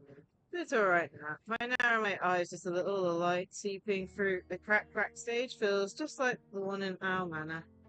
I know that life is gone forever, and I can miss it's all I want, but I also feel like that I have. Ugh, man, failing to read properly. But I also feel like that what I have here now is no less than what I lost. Fantastical set designs by the prop master, many fans who come all this way to see me, the quiet dancing girl who doesn't talk much. These are all mine. I won't lose sight of it again. Never. Absolutely never. I've joined a rival organization. I can't tell you its name. Whenever the great figure intends to do this time, there should always be someone looking out for the misfortunes of other people. That's what organization exists for. Even now, I still don't understand her. Why is it that those in power always seem this way? They clearly have the ability to bring greater happiness.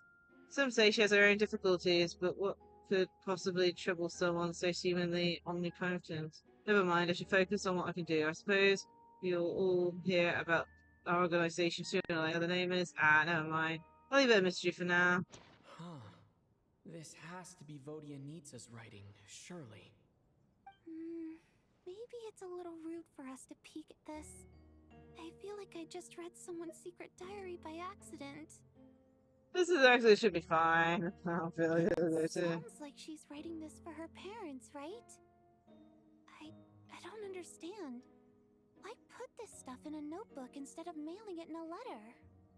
Because her water imp parents belonged to the aristocracy, who were driven out of Snezhnaya by the Tsaritsa long ago. And now they live somewhere new, where the postman can't get to. Oh, hi there, I can explain. We're sorry.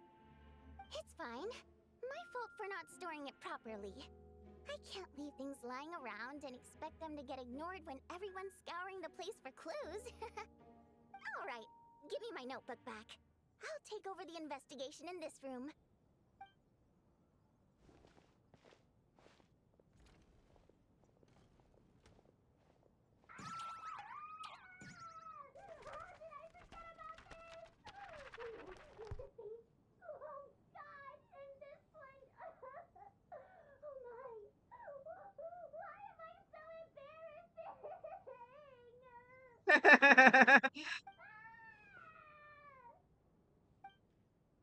Oops.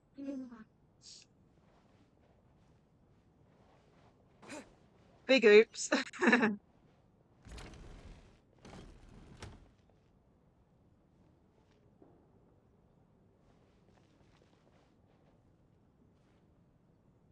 Valeri, come take a look at this.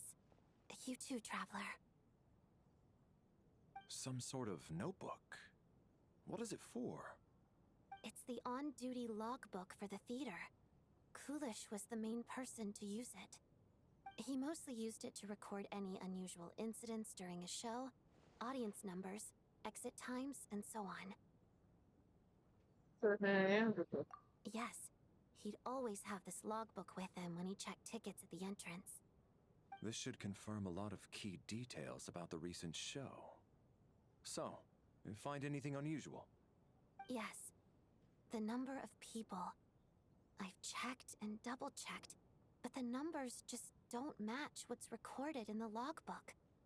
Apparently, we have an extra person among us. Are we certain that logbook is accurate? Could someone have sneaked in without buying a ticket or something? Unlikely. Kulish took his duties very seriously. I've rarely seen any errors in his work. Not to mention that this was a dress rehearsal, meaning smaller audience numbers and tighter ticket restrictions than usual. Everything might have been well within his control. Strange. We no longer have our tickets with us, do we? They got collected on entry. I assume there's no way we can check them again. Unfortunately not. The theater recycles tickets. Once people are in the door, they don't tend to leave until the show ends. So we collect the tickets at the point of entry. If they're still around, we could just ask him. Still, I'm inclined to believe that this discrepancy in the head count is significant somehow. Did an extra person just materialize out of thin air? Yeah. Strange. Oh, there's a bit down here. Okay. Yeah, this was perfect. Ah, like a storage room. Ah, traveler. Since you're here, come take a look at this. I do like the transitions they're We're both using curious to hear your perspective. between, It like, appears starting a to be cutscene. well, an investigation report. And the focus of the investigation was the rumors of haunting we heard about earlier. Ah. 3 pages again. Investigation report into supernatural sightings at the Opera House. The commission is clearly not as simple as previous cases involving only folklore studies. It appears to be connected to something far more mysterious. Tact. Extinct civilization, creations of ancient gods, or powers from beyond this world. The possibilities leave ample room for speculation. From now on, we should take this as a lesson. A simple surface does not imply what lies beneath shares the same level of existence or nature. Ley lines themselves possess a powerful ability to either devour or guide souls. In most cases, once the soul and body of the deceased are separated, the soul is drawn directly into the ley lines, leaving no room for lingering in existence. However, evidence shows that the connection between the theatre area and the ley lines have been obstructed. They're only partly, not completely severed. Still, this has granted certain souls unwilling to return to the ley lines an opportunity. If their resistance is strong enough, they may linger in the theatre indefinitely. In theory, however, these souls within the theatre are incapable of influencing the physical world. Okay, only under extreme rare circumstances could they provoke phenomena observable to the human eye. Overall, they can be considered harmless. This assessment may be conveyed in advance to the theatre's management to reassure them. But for me, the investigation does not end here. Covering the reason why the ley lines have been obstructed is the true focus of this inquiry. After consulting multiple sources, the most reliable hypothesis at present appears to be the existence of an angel civilization and its preliminary attempt at ley line renovation. There is too little information available here. I must return home as soon as possible. An investigation report, huh? Looks quite old. This person's name looks to be of Sumeru origin to me. Was the investigator from Sumeru? The theater manager must have hired an investigator once specifically to look into this issue. But it doesn't look like anyone ever looked at the report. Presumably, the manager wanted to know if the supposed haunting was dangerous, while also being fearful of word getting out in case it affected the theater's business. Anyway, the bottom line is, the haunting is actually real after all. It's caused by an obstruction in the ley lines. Is there any chance this is the key to finally making some progress with the murder cases? Ley line problems are pretty unexceptional to me by this point, and while it certainly offers an explanation for the ghosts, it's hard to imagine what connection it could have to these two murder cases. Some of the language that appears at the very end of the report caught my eye. Angel civilization, ley line renovation? My area of research doesn't touch on any of that, so it's completely outside of my wheelhouse. Huh? A piece of paper just fell out from the report. It landed right by your feet. Let's see.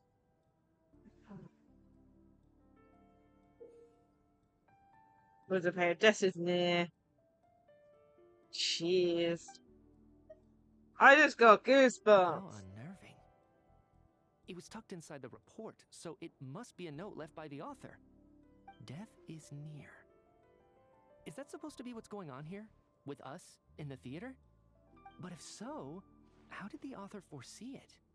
Could he predict the future somehow? Maybe things are more complicated than we thought. No, wait a second.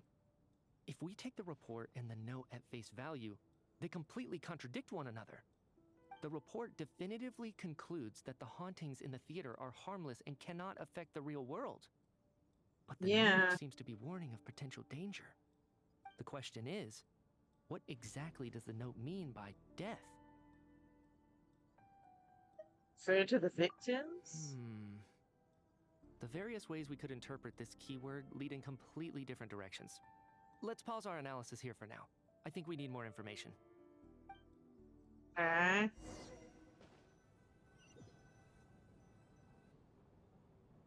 If we take all this together, it's not impossible, is it? If anything, it's the natural conclusion. Oh, I beg to differ. This sounds to me like a product of a researcher's vivid imagination. And perhaps it's because I'm still viewing this through the lens of a typical murder investigation. But still, I'm struggling to be persuaded by your theory. Does it really sound that far-fetched? Alright, well, let's treat that as speculation for now. I do agree with what you've said, so let's go with your idea for now. Good. Okay, now that we finally have some meaningful leads, I think it's time to reconvene. Let's get the others. Okay. Yeah, Act 2, I was not expecting murder mystery to go on in Act 2. So, that's about everything we've discovered so far. I'll share my theory first. Based on what we've learned from the logbook, I believe the extra person among us is most likely the killer. If the killer had simply bought a ticket, it would have greatly increased the risk of their identity being exposed. I expect he or she either hid in the theater ahead of time, or found a way to slip past the ticket inspection. They then blended in with the group and waited for an opportunity to strike. What about the note found in the investigation report? Any thoughts on how that fits in? The killer may have simply planted it there as some sort of sick joke. I've seen my fair share of psychopathic killers. They love playing cryptic mind games. So, it has nothing to do with the haunting of the theater after all. This theory makes sense to me. If we have an audience member unaccounted for, chances are they didn't come here to watch the show. Could it really be that simple? So, in other words, all we have to do is find out who got in here without a ticket, and all our problems will be solved? Then let me make one thing clear. All the theater staff should be well aware that I came here for the rehearsal legitimately, yes? There's no way I'm the one who didn't have a ticket. It's true. I hear you used every trick in the book to get a hold of that ticket, too. Everything short of throwing a temper tantrum and rolling around on the floor at the entrance. I most certainly did not degrade myself in such a way. Probably a stupid question, but I might as well ask. Did anyone here get in without having their ticket checked? guess it was naive of me to expect them to just admit to it. Especially after the unprompted Lelic reveal. Once was already a miracle. Twice would be unfathomable.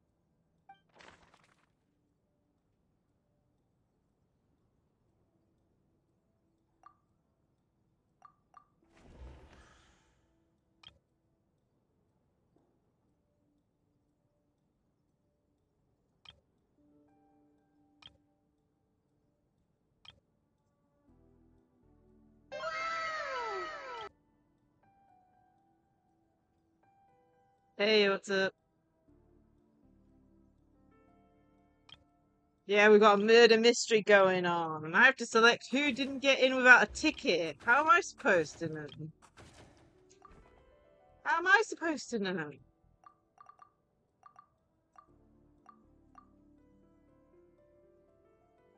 I mean, maybe? Like, I don't know.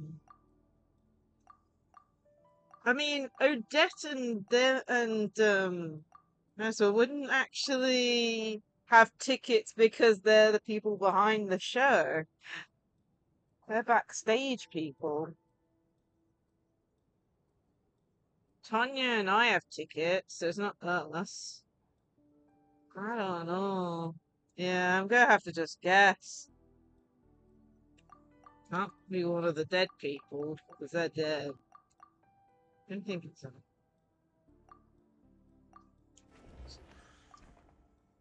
I don't believe any of us here knew Shram before all this. If no one can verify Shram's identity... Mr. Shram, did you really go through the ticket inspection to get in here? Huh? Me? Why am I being singled out, my friend? Do I seem that suspicious? It's not that you stand out as suspicious, more that everyone else has been ruled out as trustworthy. Okay. Well, we spent the best part of 2 days together now, so I'm sure you can all tell what kind of person I am. I'm a true gentleman. I never dream of doing something like sneaking to the theater without a ticket. Yeah, I have no doubt that you're a good person. But the problem is, none of us here actually know you, so no one can say for sure that you are who you claim to be. Although, actually, what was it you said last night? Yeah, you're friends with that water imp, which is why you understand our primary mode of expression. Last time I checked, there were barely any of us remaining in Snezhnaya, since most of the water imps left. Could you tell me a little bit more about your friend? There's a good chance I actually know her. And I suppose it's also kind of a way for everyone else to get to know you a little better.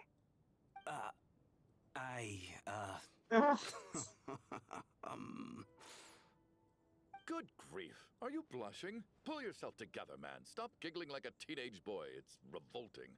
Jeez, God. Revolting is a little strong. All right, fine. I'll admit it. That water imp friend of mine, the truth is, we're dating. I was just the bodyguard hired by our family. But the stars must have aligned, because sparks began to fly between me and their daughter. Never in my wildest dreams did I think I'd get so lucky. We don't need details. Just get to the point. Okay. I'm just a little hesitant to reveal her name, that's all. You know how it is. These are delicate times. Even with me to protect her. If word gets out that she's dating a human, both the Fae and human factions will give her a hard time. Really? Wait, no. That can't be. Huh? Shram, what the devil are you talking about? Why is everyone looking at me like that? Surely you can understand where I'm coming from. Delicate times? Factions? Yes? You know, the Civil War? Last time I checked, the Fae and the humans were still at each other's throats. If I'm not mistaken, the last significant civil war in Snezhnaya in history was over 400 years ago. when Her Majesty the Tsaritsa had just taken the throne and was consolidating her reign. What do you mean, 400 years ago? What's going on here? Is Shram from the past? All right, Mr. Mitya, you win this round. As far-fetched as it is, it appears that your theory may be correct. I'm just as amazed as you are. I didn't even believe it myself, to be honest. Is someone going to explain what's going on here? From the look on your face, you figured it out too, haven't you, Traveler? Leyline ghost. Okey-doke.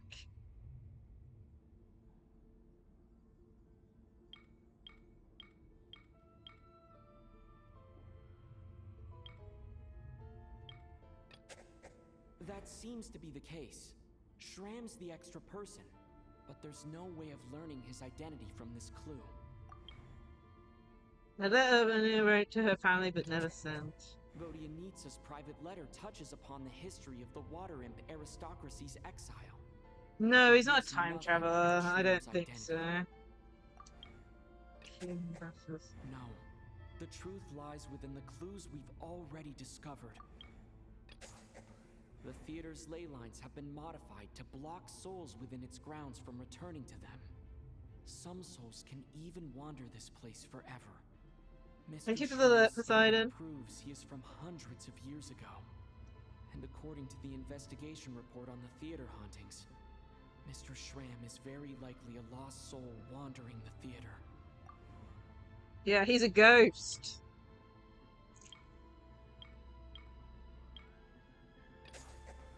For some unknown reason, the soul that has been wandering the theater due to the ley line issues has joined our group and blended in. Yeah, that must be the immediate reason why the ticket count doesn't match the number of people present.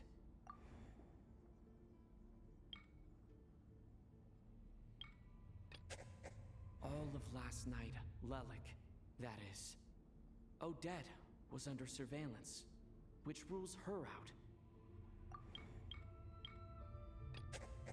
Since we discovered that Mr. Shram is from the past, it seems we need to broaden our assessment of this incident beyond the bounds of common sense. The death of those victims is an irrefutable fact. It is the outcome of whatever's going on here. What we need to do now is find the truth within this information. Someone who died long ago. The contents of the investigation report have been verified. There are indeed ley line issues and wandering souls in the theater. Death likely symbolizes the deceased. Mr. Shram, for instance, death is near. That must mean that there's a dead person in our midst. That's the truth, isn't it? Yeah, the logic is clear now.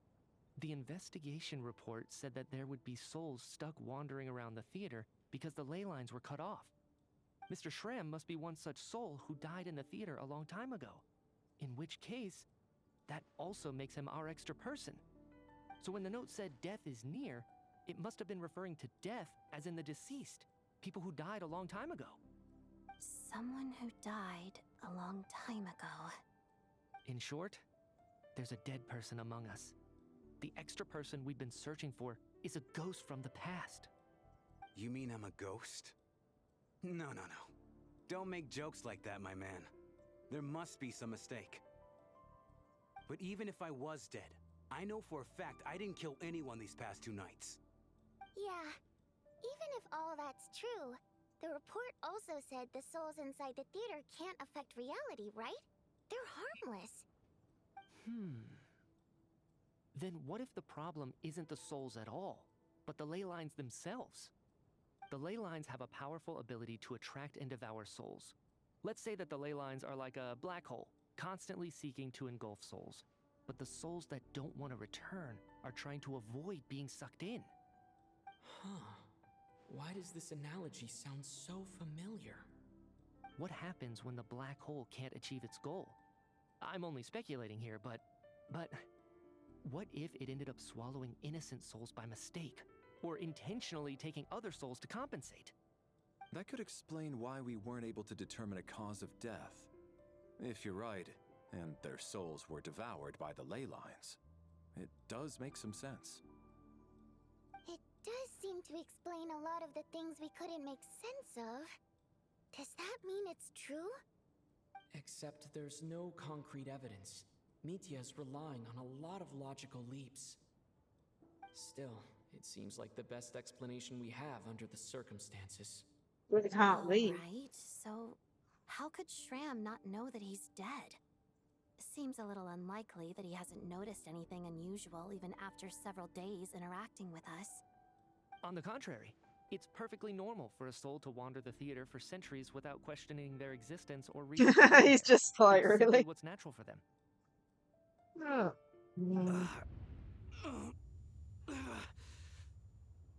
You're gonna disappear. You know what, Mr. Brainiac? I think you might actually be right after all. I'm trying to remember and... even though my head feels like it's going to explode, I think... it's all coming back to me.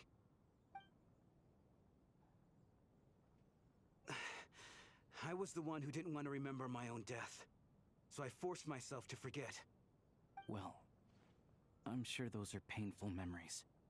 My lady and I snuck out to go on a date one day. We bought tickets for the theater. It wasn't really my thing, but I was just happy to be together. All of a sudden, a group of people burst into the theater, shouting for all the water imps to get out, performers and audience members included. It was clear the conflict between humans and Fae had reached a boiling point.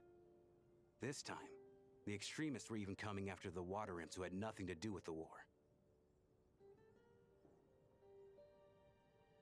I thought I could pull one over on them, so I took off my jacket, draped it over my lady, and tried to sneak out amid the chaos. But I got caught. They started shouting, calling me a traitor to humanity. But I was going to do whatever it took to buy our chance to escape, no matter how many people stood in my way. I had to, both as their bodyguard and out of love. It's all right, friend. You can stop there if you want. You don't need to dig all that up again. It's just... even now, I'm still struggling to accept the truth. How could I be dead? I'm sorry, everyone. If I'd known I was a dead man walking, I wouldn't have dragged you down with me. If I'm the cause of all this death, then punish me however you see fit. But, Mr. Shroom... No. I refuse to be a burden. I know what I have to do. You said I've been wandering the theater for centuries, right?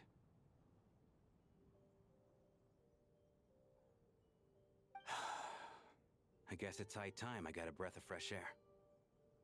Out there, I mean. I'll leave this place and take all this death with me. Go out on my own terms. Mr. Shram, I'm sure we can figure out a different course of action. My good sir, we both know I'm not supposed to be here. I should have accepted my death long ago. One way or another, this has to end. Unless you're saying this goes against another one of your military principles somehow. No, I'm speaking on a personal level this time. Let it go, man. Oh, wait. One last thing. Miss Water Imp. My lover. Her name was Litia. Litia Ozarova. Do you know what happened to her? Ozarova. Oh, Auntie Ozarova. That's what we all called her. I remember her as a very kind elder. She had a bunch of kids, too. I'm so glad she survived. And she had lots of kids? Good. That's... good. I could hardly expect her to stay single just because of what happened to me, right? As long as she went on to be happy, that's all that matters. Besides, I'm dead. My soul has been wandering around here for so long because I was worried about her. But now, I can go without regret. There's no need to see me off, my friends. I've enjoyed our time together over these past few days. Perhaps we'll meet again in the next life.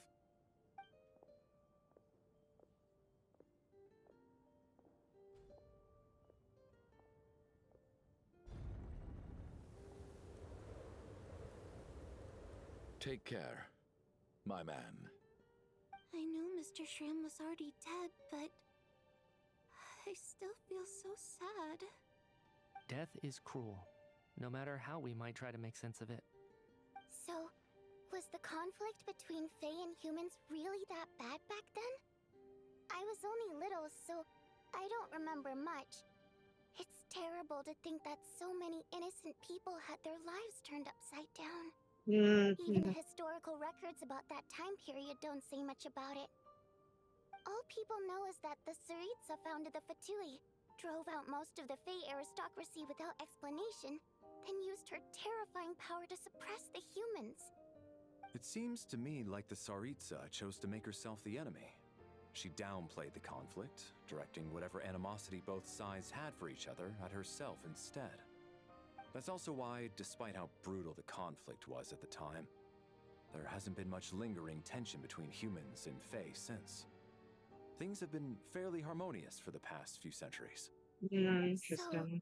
the Tsaritsa banished the Fae to protect the Fae living in the city?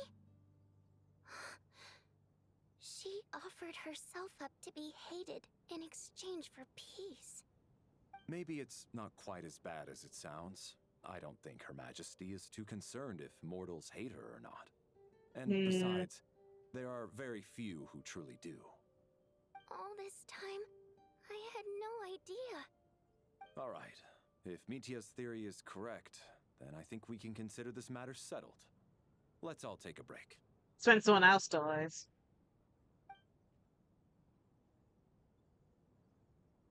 Ugh, if only this blasted storm wasn't still raging on. I bet the snowstorm's part of it. Jeez. Return to your room and rest for now. Who wants to bet that still gonna have issues? I was actually planning on hiring him as my bodyguard after we got out of here, you know. Oh, poor guy. At least he seems to care about him a bit more than other people.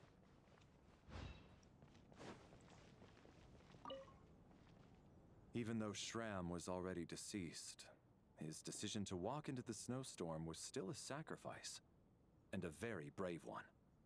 This is one of the few times I don't feel at all happy to have my theory proven true. Yeah, I bet.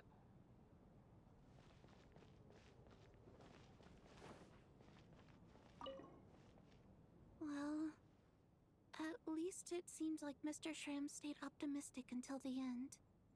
The information he revealed, it's given me a lot to think about.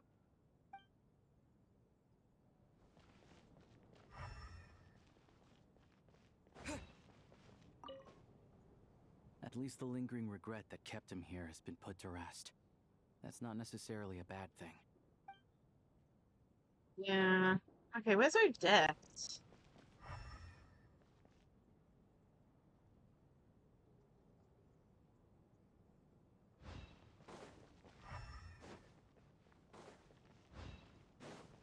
See if I can find Odette to talk to.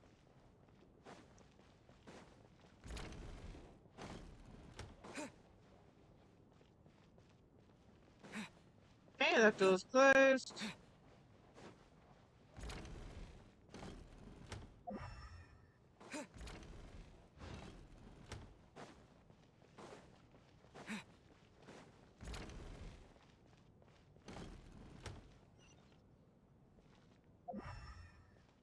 Odette gone.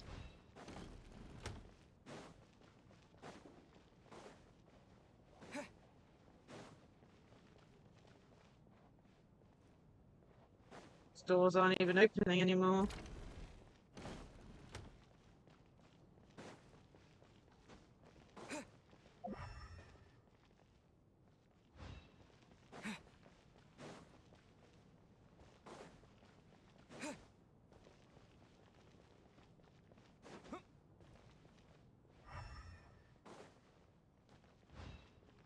seeing her. Maybe she's up by the room. Go talk to you, or talk to him. To this, to missing anything around.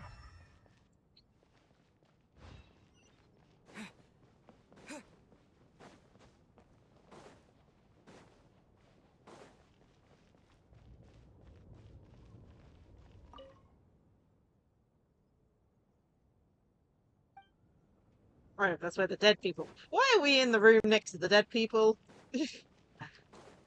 Of all the rooms. Can't open this one, and can't open this one. Okay, Odette's just not around. Where? I don't know where Odette's gone, but sure.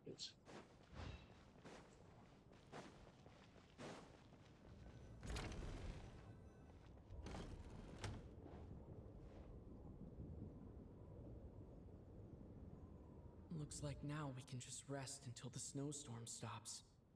I still can't believe Shram turned out to be a ghost who'd been in the theater for hundreds of years. To think he was dead this whole time. What a strange turn of events.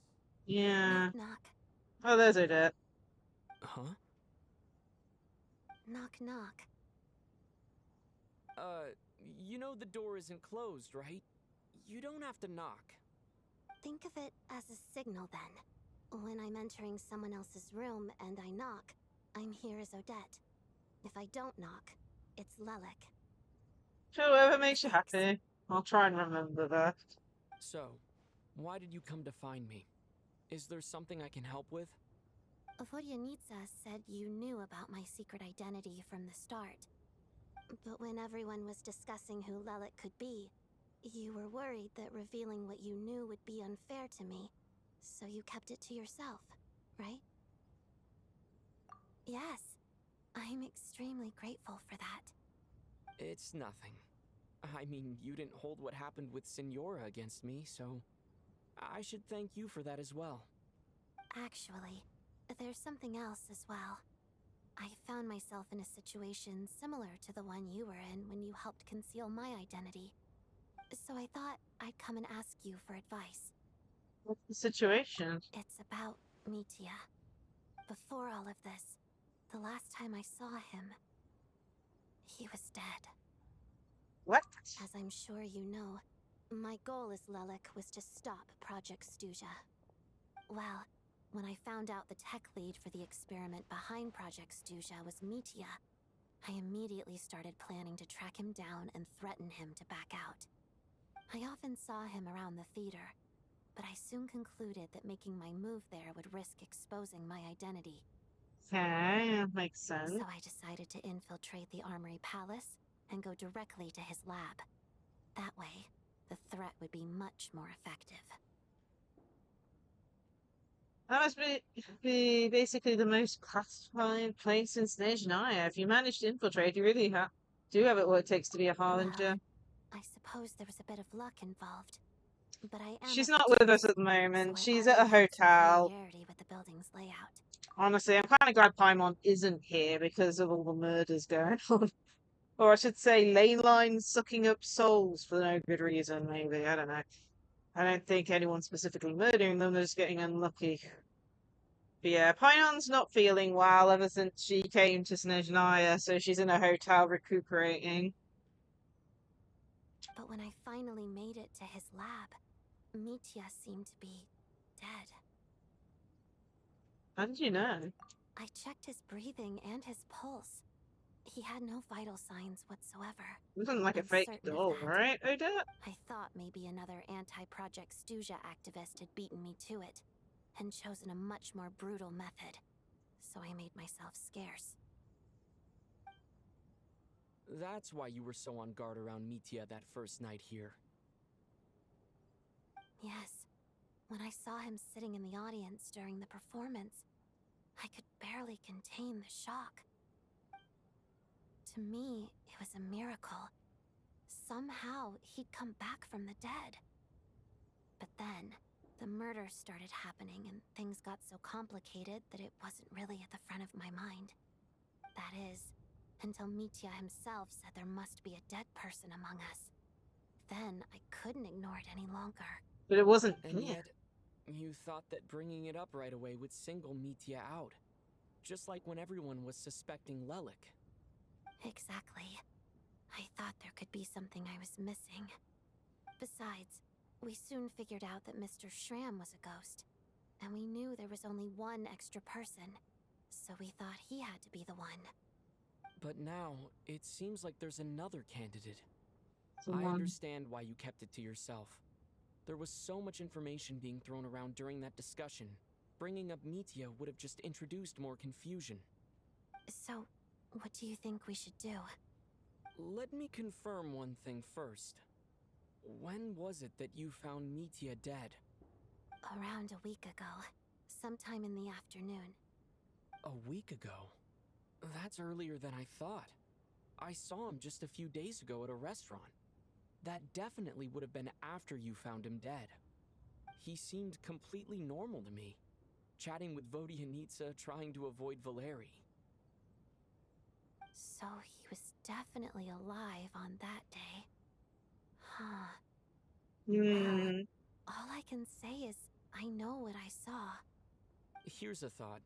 The reason we even suspected a dead person could be among us was because of the problem with the theater's ley lines. But Mitya's death happened inside the Armory Palace. The ley lines affecting the theater shouldn't reach that far. You're right. I guess he doesn't fit the profile of the person we were searching for. I think the chances of it being him are very low. Surely he can't have died for real in the Armory Palace. Unless... Unless what? Unless he really did come back from the dead. You're right. Do you think we need to disclose this to the others? Huh, what's this? A private meet and greet?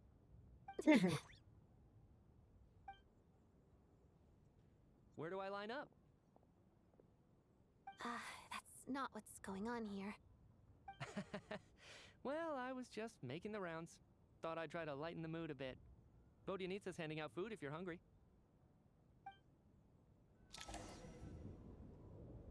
Jeez, man.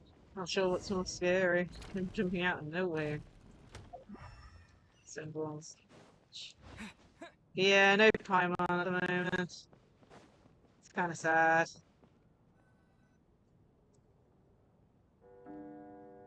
Outside zone continues to raid. Before you know it, night falls once more. What is going on with this storm? Could it be connected to that monster that just arrived in Snezhnaya? I almost hope it is. Her Majesty the Tsaritsa left to vanquish that beast herself. Yeah, it sounds like there's a ghost plus someone who died and came back to life. I have hope for it. Still feel the cold after they die. I'm wondering about Schramm. Oh, maybe we should have given him a coat before he went out there. Death itself is cold, isn't it? I'm sure the storm will embrace him. Well, I hope he has a safe journey. I'm going to miss him, I think. It's not like we can blame him for Rampana and Kulish's deaths. Thinking back on it, we barely made it out alive ourselves. Once we get out of here, how are we going to explain what happened to their families?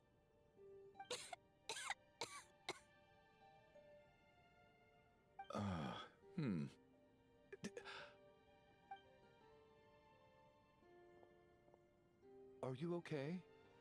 Here, take this. I've never used it.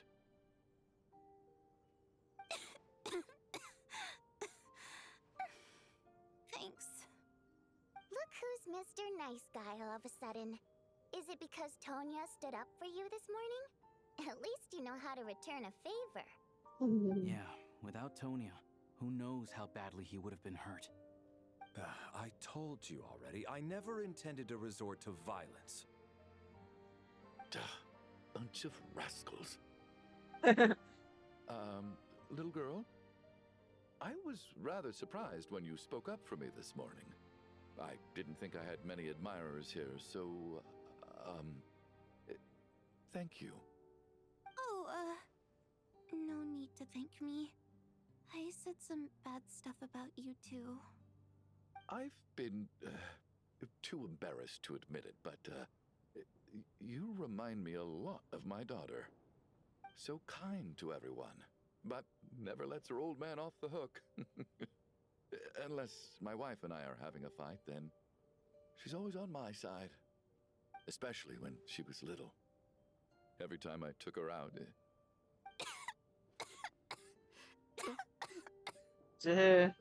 All right, easy now. How long have you had that cough, Tonya? I don't know. It's probably been a while. I'm fine. Are you taking anything for it?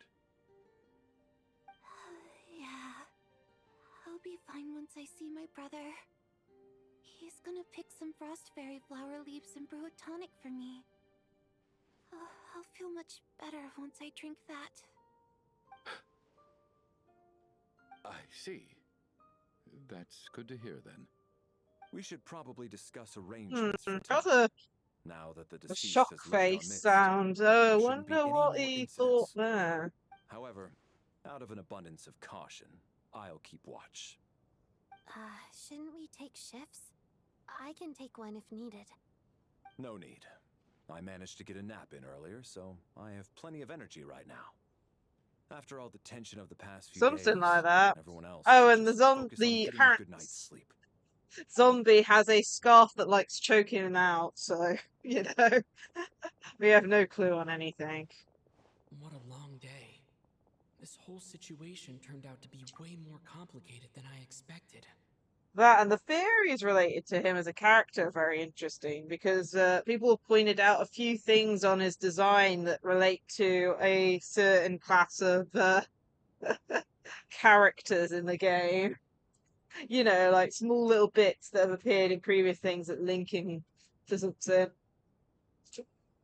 Whether it's true or not, I mean, we don't know. It's just But Valera's rumors. right.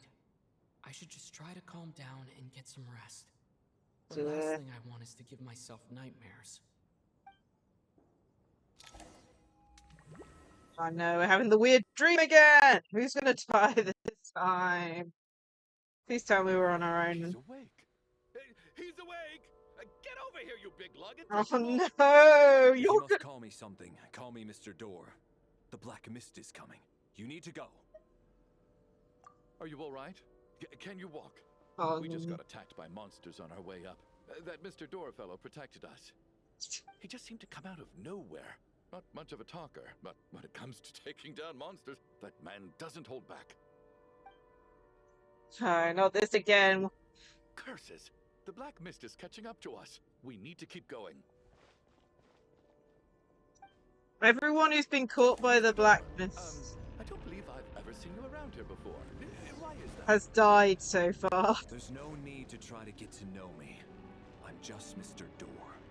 I have to find the door that belongs to me. Mr. Door! Looking for trouble! I can just push these ones off. Oh, well, anyway, we're lucky to have you here. Thanks for saving us earlier. No need to thank me. This is where my duty lies. Ow! Oh my goodness. I'm getting destroyed. Oh my goodness. Leave me alone. Jeez. Oh my goodness. I think the Batmists are catching up. Oh no. It's not. I thought it was a Batmist.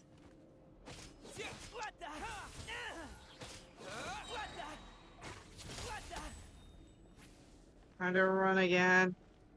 Out of stamina. This tower in the center wasn't there before. So we're doing this.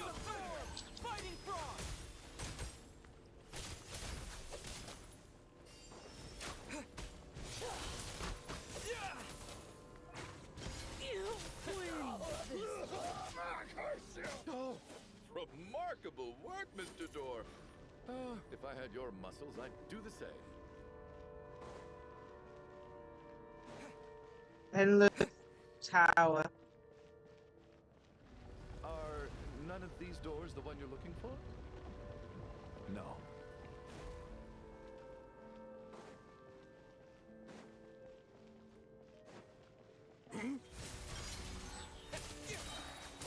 Oh, new enemy. Come no closer. Impossible. Well, this thing's starting to lag a little. I'm so exhausted. And the black mist is still rising. Oh. Wait, look! There's more monsters down there. Are they coming from within the black mist? No, no! They're gaining on us! Quick, keep going, or they'll be at our heels any second!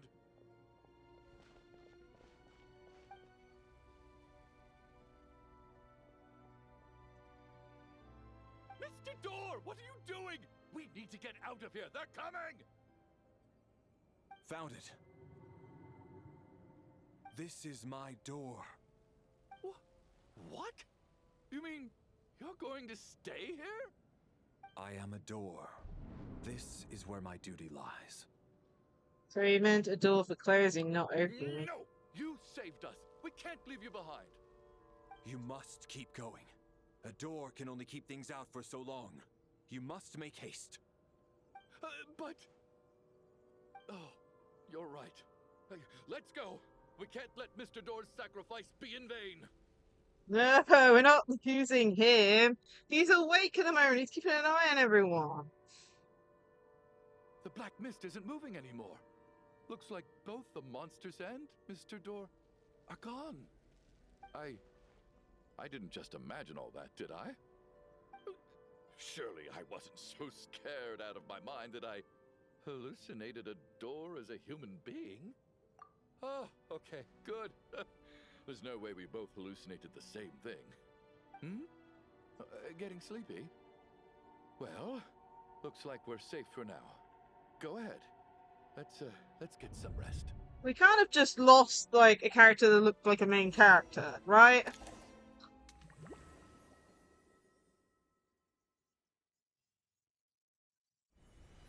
Here I thought we would lose the NPC-like characters. Is it morning?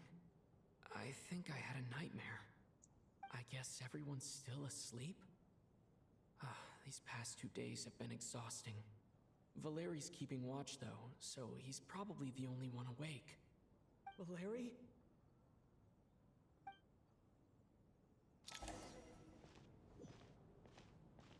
God, no. Check your environment. He looks calm, composed ever, even though he seems as if there's no burden he couldn't shoulder. And yet around him, time seems to stand still, as if the gods in their mercy finally granted him a moment of respite. Wake up! Everyone needs to wake up! Are you kidding me?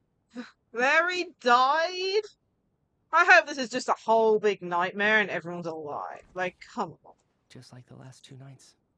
No clear cause of death. I've been a real thorn in your side, haven't I, Mr. Valeri? Now you can rest in peace. Alright, please tell me this is just some big nightmare. Life will be all the duller for not having to run away from you, my friend. Jeez. How's Tonya? Is she okay? I just checked on her, and it doesn't seem like anything serious. She's just exhausted from the past couple of days, and she's still recovering from her illness. We should let her sleep a bit longer. That means Valeri was the only one who died last night. If Valeri was awake and keeping watch, it would have been impossible to kill him without waking everyone else up. That much is certain. This is so frustrating. Why has nothing changed since yesterday? I thought we already dealt with the dead person causing all this. Actually, one thing has changed. There's only 1 victim this time, not 2. Does that mean...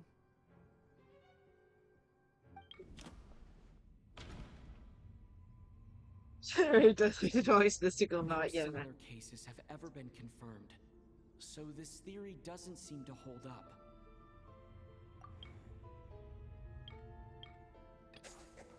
After the deceased Shram left, there was 1 less victim last night. That more or less tracks. It's a reasonable conclusion, considering the only variable that changed. I wanted to check the other number of ones people out. who die each night is equivalent to the number of dead among us. That's your theory, right? Exactly. We identified Mr. Schramm, and the night after he left, the death toll dropped from 2 to 1. By that logic, there must be one more dead person left among us. Another one? But there was only one person unaccounted for in the ticket checks, right?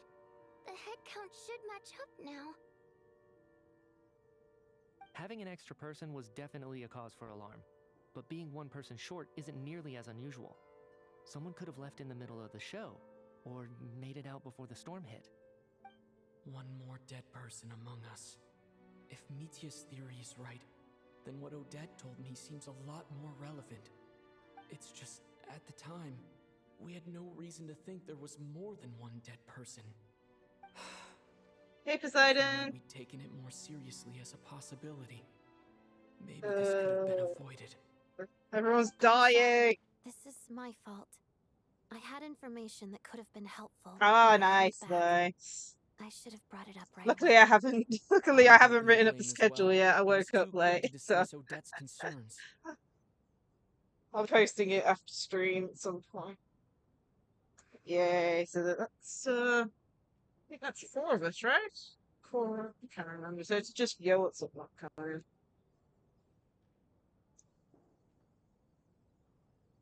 4 plus me, yeah.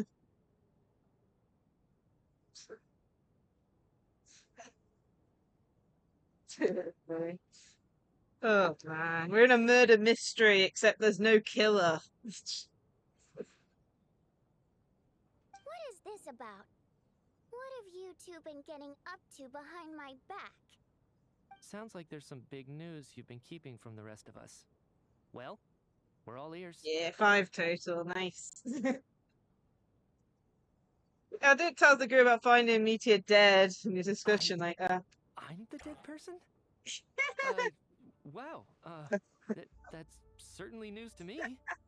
Odette and I talked about it yesterday, but we thought it just wasn't possible, so we left it at that. Yeah, I don't blame you. If I'd been there, I probably would have reached the same conclusion. It just sounds too unbelievable. Let me just try and verify this. I just scoured my memories trying to think back to the afternoon Miss Odette mentioned. But I honestly have no recollection of dying. That's where I'm different than Mr. Schramm. Having seen Mr. Mitya a few days ago myself, I also find it hard to believe he could be the other dead person among us. Well, if it isn't Mitya, then who? Do we vote on it? If you don't mind me asking, Traveler, I believe you mentioned that you know Tonya's brother. Had you ever met her before all this? No, never. Wait, are you saying... Now just 1 minute. I know where this is going.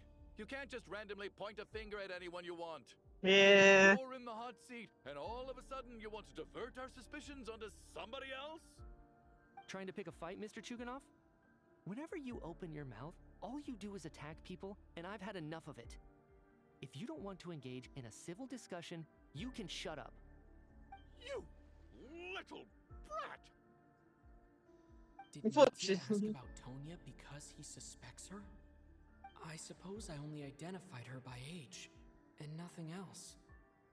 Could that mean... I'm just saying, you're going around casting suspicion on people for no reason. How could Tonya be dead? I can vouch for her, if nothing else. I've seen her before. She's the sister of that Harbinger, isn't she? The one called Child. Oh, really? You're telling the truth? Since being here, I don't think I ever mentioned she was Child's sister specifically. Does Chuganov actually know her? If Chuganov can vouch for her, then it can't be Tonya either. In which case, it seems unlikely that there's another dead person among us at all. Miss Odette, could you go over that afternoon with me one more time, when you found me dead? No problem.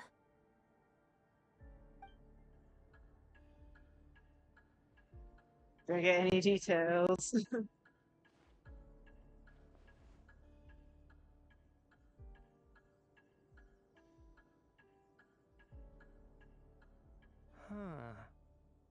matter how hard I try, I just can't remember anything about dying.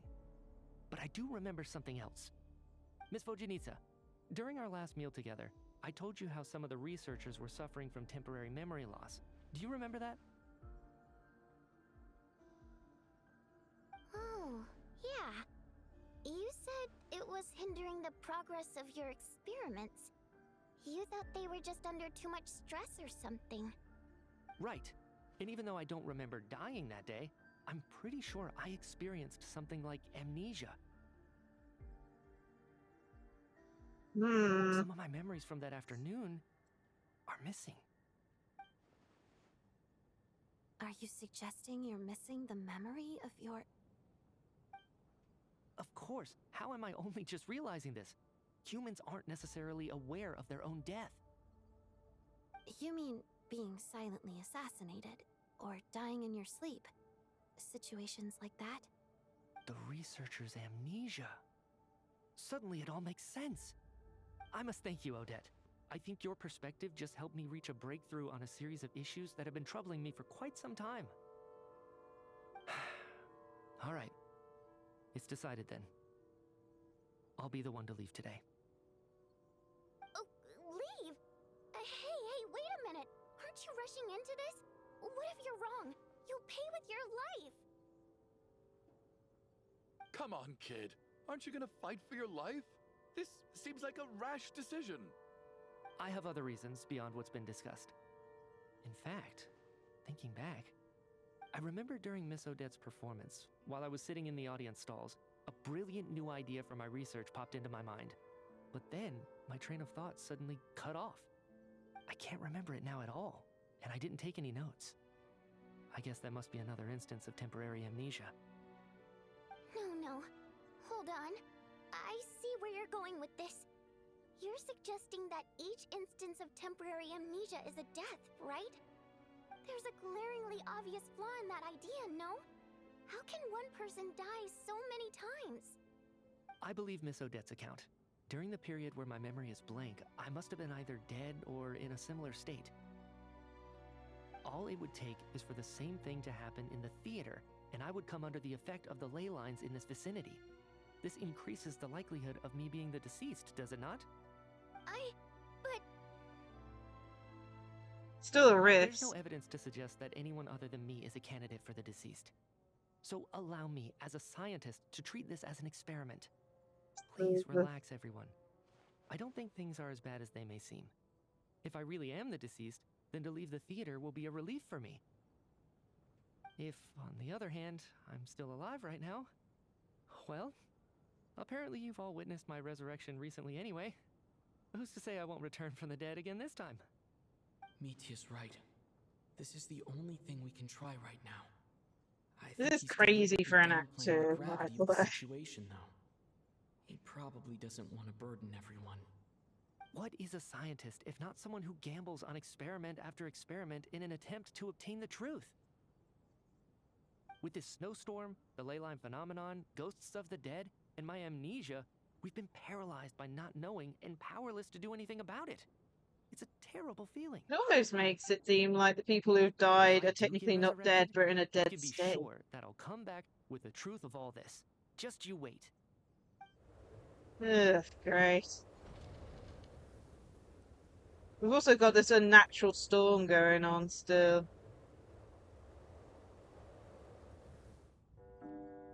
The night falls will feel very silent. More than half the group has gone since the first night here. We don't even know if time is progressing correctly. Beyond the loop.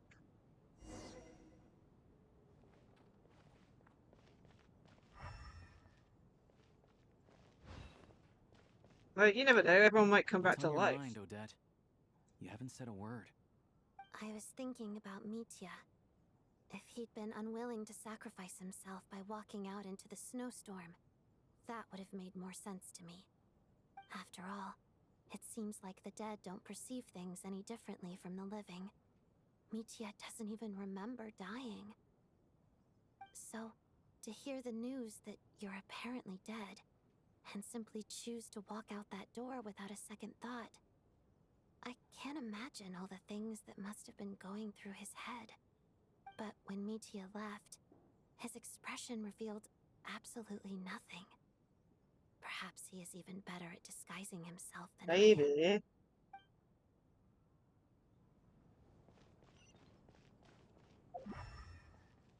I'm surprised this guy's alive still. Oh, that Valeri guy was packing even more muscle than I thought. I can't believe how heavy he was. Hauling him over there nearly killed me. Oh, curse this confounded snowstorm. Go bother some other poor souls instead. What do you want? I'm not in the mood to talk right now. I guess that she just... These two-hand toner. Poor Mr. Mitya. I didn't even get to see him one last time. Maybe it's a good thing that you weren't there to see it. It was a hard thing to watch. I hate goodbyes. Why does it feel like everyone around me is slowly disappearing? Not just in here, I mean. In the outside world, too. Maybe it's the realization that, at the end of life, everyone has to face it alone. Come to think of it, the main reason we're still alive right now is pure luck. Each morning here, for every one of us, there's the chance that we might not wake up. You could take it a step further and say that the same is true outside, too. Who can ever be 100% sure when they drift off to sleep that they'll open their eyes again in the morning? If I make it out of here, I'm going to cherish every moment that I'm awake and live without any regrets. Without regrets. I feel like a strange sense of anxiety has been quietly growing inside me over the last 2 days.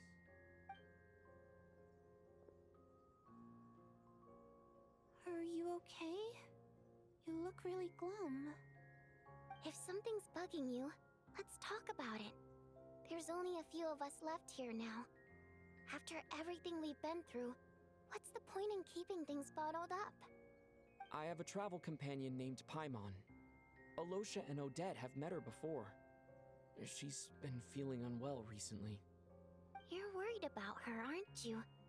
That makes sense. We've been trapped in here for days. To be honest, I used to feel like I was just a spectator in this world, watching everything that happens from the sidelines. Maybe it's because I'm a descender. A descender? But with Paimon by my side, over time, I slowly felt my connection to this world growing stronger. She loves eating, sleeping, and having fun, but she's also a great guide. It's her authenticity that makes this whole world feel more real for me. Over the last few days that we've been apart, I've often caught myself wondering, what would Paimon say if she were here right now?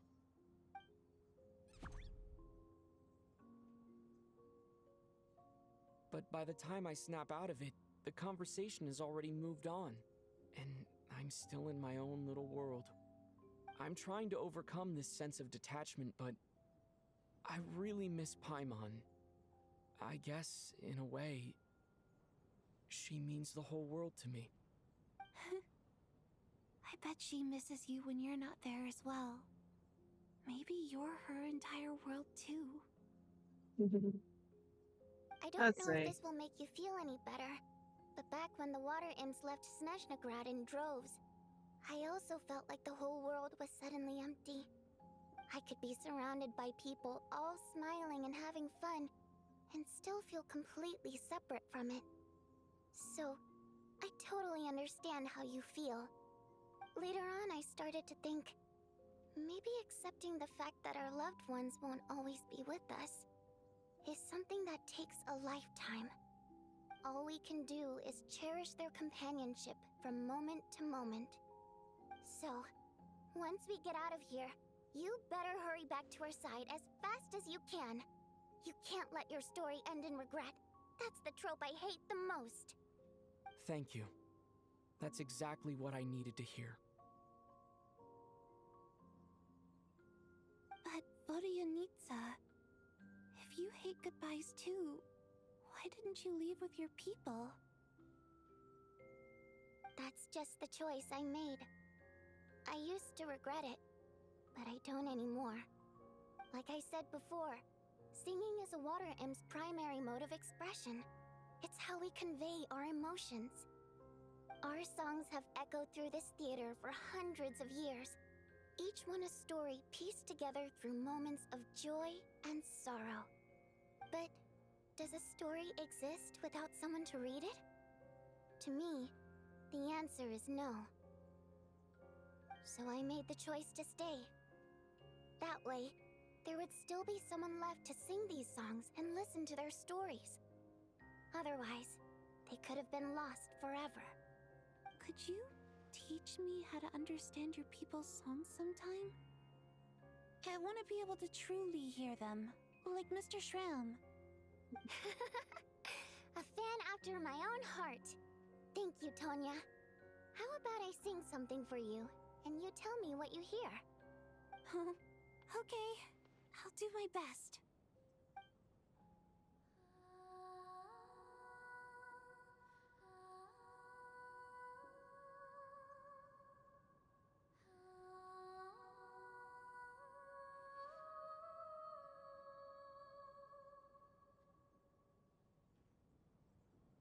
I've never heard that one before. I feel like I can hear a sense of longing somehow. I wonder why that is. Color me impressed, Tonya. You're a keen listener. Most people can only tell if a song is happy or sad. I didn't think you'd be able to pick up on such specific details. So, what's the song about then? Come on, tell me! I've actually never performed this song in the theater before, because it has more of a ceremonial purpose for our people. It's not meant for the stage.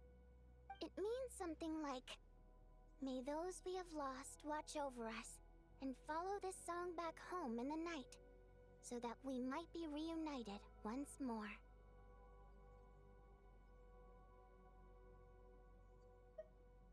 No wonder I could hear that sense of longing. You sing it for loved ones who have passed away. I hope it reaches them. It's getting late, Tonya, and you're not well. We should all turn in early. I suppose there's no reason to keep watch tonight. Okay, but, before I go to bed, Aww. could you sing that song a couple more times for me, Vodyanitsa? Of course. Anything for my number Aww. one fan.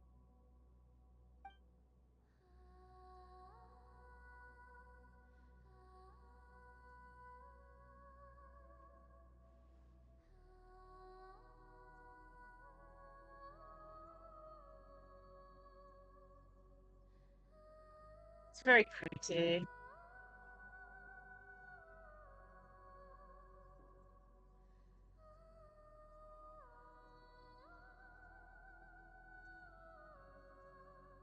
Once I get out of here, I definitely don't plan on ever coming back. But I guess that means I'll never get to hear Vodyanitsa sing again. That's a sad thought. Before I fall asleep, I should cherish this moment of companionship while it lasts.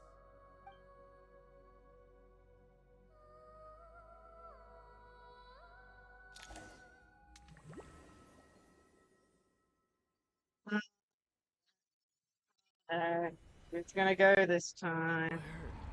Where am I? It's so dark in here, and I feel kind of dizzy. Am I alone?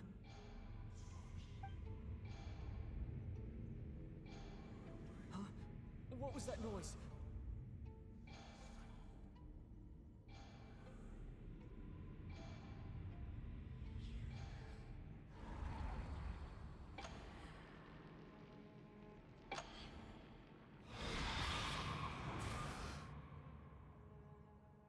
Huh?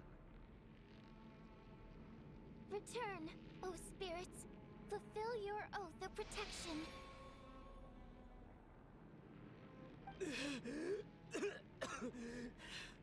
How? I'm alive? What just happened? No time for questions. Quick, over here. Turn on the switch. We need to bring back the light.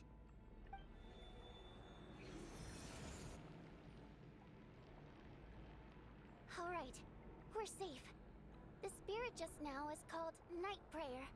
The light subdues her, but she'll attack without a second thought in the dark.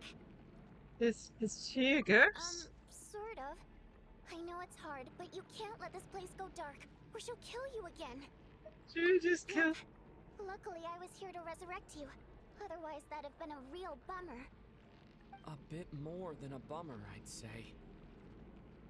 Wait, so you have the ability to resurrect people? Sure I do.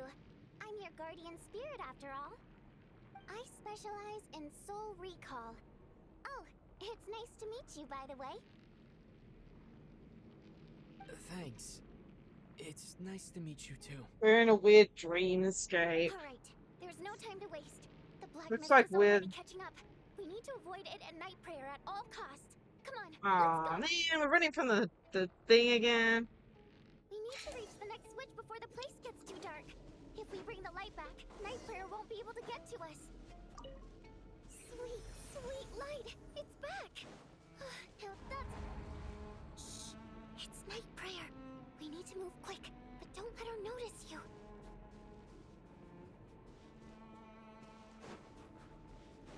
Look out!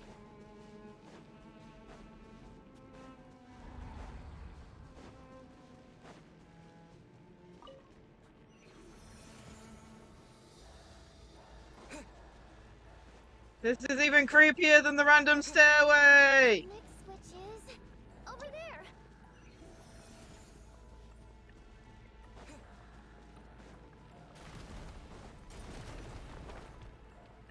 Think of... Where do we go? Where do we go?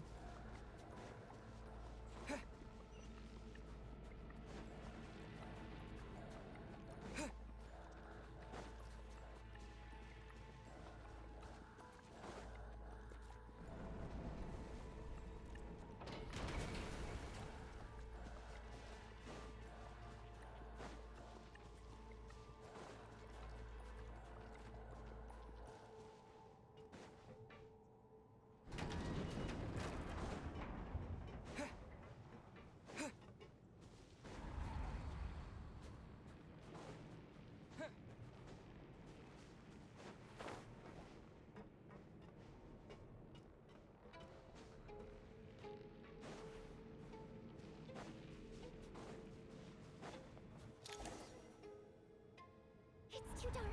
We're not gonna make it. Come on, faster!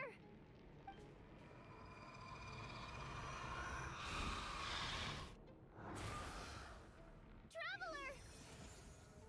I won't let you die like this. Not on my watch.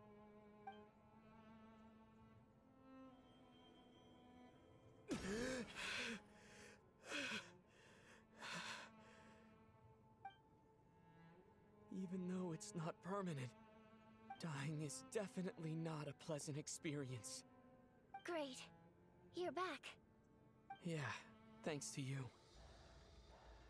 Jeez, whatever Time for that you to thing get out is. of here. Quick, before the light runs out. What about you? You're not coming with me? I can't. I've already been used up.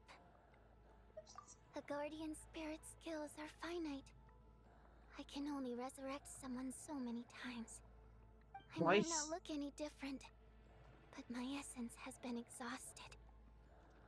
Now, I will slowly start to fade away.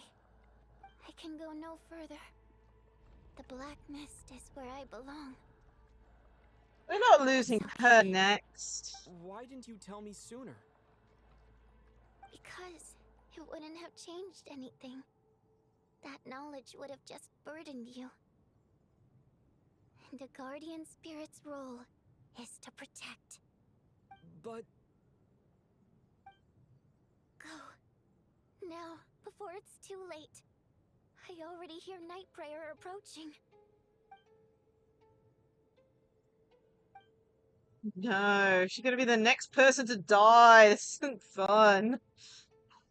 I'm hoping everyone just gets resurrected again. Like I said, the ley lines are what's causing this from the sounds of it, but they're also partially blocked. So Onionitsa! How could this happen?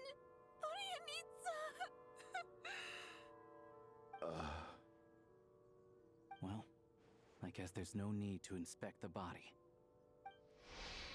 you're beginning to go none to try death awake each morning. Before long, the lament of countless war imps seems to resound around the theatre, full of deep affection and sorrow for fucking Nidsa. The emotion began to respond to in kind, leaving heavy feelings in your chest.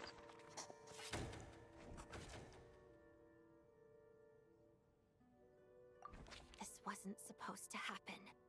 You lied to us, didn't you, Chuganov? You've been lying from the start. Take a long, hard look at yourself before you go around accusing other people. I suspected you on day one, Lelik, and now look where we are. By some strange coincidence, you've never been targeted. You just happen to have survived this long? No, you should be the prime suspect.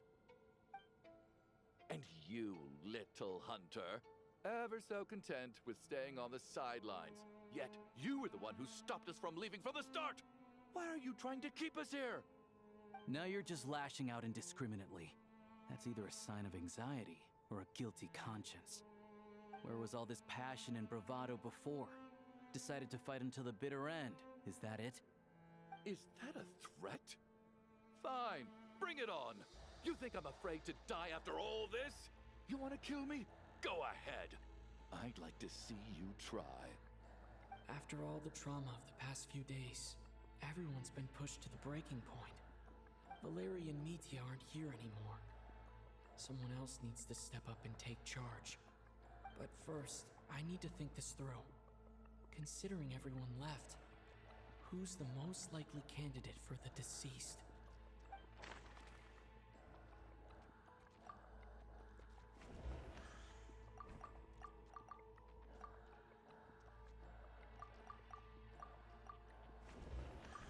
He's arguably the first friend we made after arriving in Snezhnaya. While he...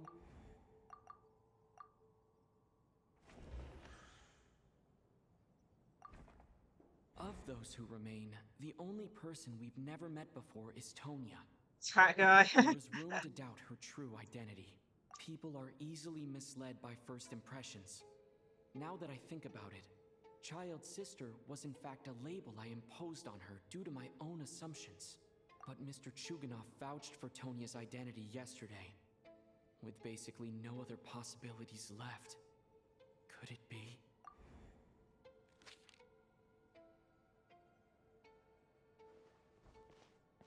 Tonya, how's Tusser been lately? Tusser? Your brother Ajax must have mentioned me in his letters home, right?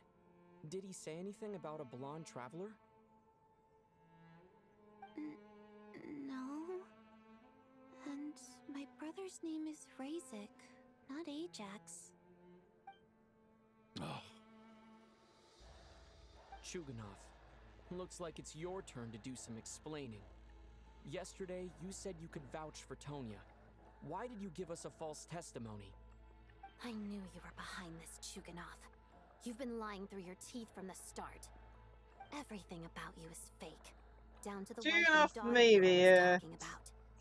Your entire family man persona is a charade, isn't it? That night, when I infiltrated your place as Lelik, I noticed you were home alone. Didn't think much of it at the time. Just thought everyone else was out. But thinking back on it now, that doesn't seem very likely. My guess is, you live alone, don't you? Even that was a lie? But why would he lie about having a family?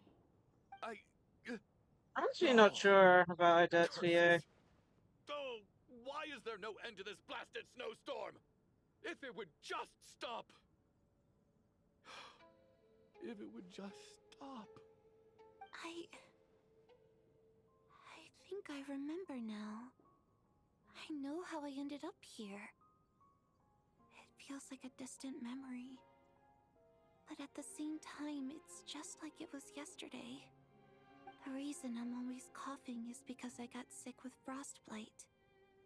The locals usually call it the snow cough. It's not a very common illness. It's partly genetic and partly caused by the cold climate, but it can be fatal. They sent me to the hospital as soon as they found out I had it, and I spent so long lying there in that hospital bed. After a while, I felt myself growing weaker and weaker. Nothing seemed to be working anymore. Neither the treatment that the doctors were giving me, nor the medicine my brother was brewing from frost fairy flower leaves. So one day, I told my brother that I wanted him to take me outside for once, so things could be like they used to, just for one day. I wanted to meet loads of friends, experience new things. He agreed. He snuck me out of the hospital, and we escaped. We got to the theater, bought tickets, and went inside. Oh, it was all so exciting. I remember the show very clearly. It was amazing. But I found myself getting sleepier and sleepier. Oh, Tonya. When I woke up, I couldn't find my brother anywhere, so I guessed he'd already left. But there's no way he'd leave me behind. So I decided to stay here and wait for him. At the time, I figured he'd probably gone to brew some more medicine for me. I was planning to chew him out for abandoning me when he got back. Tonya, it sounds like by then you'd already... Yeah, I know. I understand now. Dead, aren't I? This cough and the feeling weak, it's probably just my body's memory. After all of that, it turns out I can't blame my brother after all. I was the one who abandoned him. I'm sorry, everyone. I realized this much too late. It seems like death skewed my perception. And now I've dragged you all into this mess. Your name probably isn't even Tonya, is it? Didn't that ever strike you as odd over the last few days? Well, when I was little, my brother and I read a storybook, and Tonya is the name of one of the characters. When we escaped from the hospital, our family and the hospital security were looking everywhere for us. So when you first approached me and said my brother had sent you, and called me Tonya, I thought he must have chosen a fake name that only the two of us would know. Because he was afraid of getting caught. Now, it seems like that was just wishful thinking. At least your memory of death isn't painful. That is a small comfort. Now it's your turn, Chuganov. Talk to us. I believe no lie is ever told without a reason. You're right. I was lying. I happen to know that the Harbinger child and his sister Tonya managed to get tickets, so I lied to you and pretended I knew them. And yes, I was lying about my family too. The truth of the matter is, I lost them a long time ago. I just refused to accept reality. And now I've spent the second half of my life living a lie. I'm a joke. My daughter's name was Iskra. And before you ask, yes, Iskra, as in Iskra Manufacturing Plant. She also died from the snow cough. She was just 6 years old. If she were still alive today, she'd be around the same age as little Tonya here. After Iskra passed, my wife couldn't bear to face those memories either. So she chose to start a new life without me. One day when I came home from work and saw the empty room, I felt like I couldn't breathe. Subconsciously, I started to imagine that they were still there. I soon discovered that this was the only thing that made me feel any better, so I just embraced the delusion. Nothing more than a pathetic means of escapism, I know. But at least it's not a crime. So explain your false testimony then.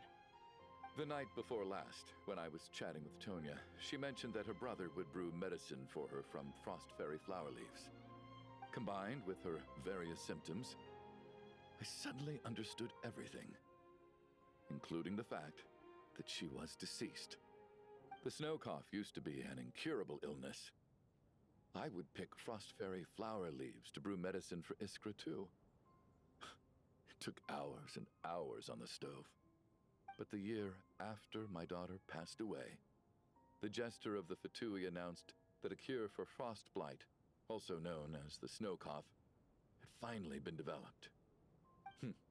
It turned out that all previous treatments were completely ineffective. No better than random concoctions. That was the final straw for me. I just couldn't take it anymore. Just one more year. One more year, and everything would have been okay. So, more than anyone, I know full well that in this day and age, no one in their right mind would still be using frost flower leaves to brew medicine for the snow cough. Poor Miss Tonya, therefore, had to have been from an era when snow cough was still a terminal illness. So, you projected your daughter onto her? Even though you knew she was one of the dead?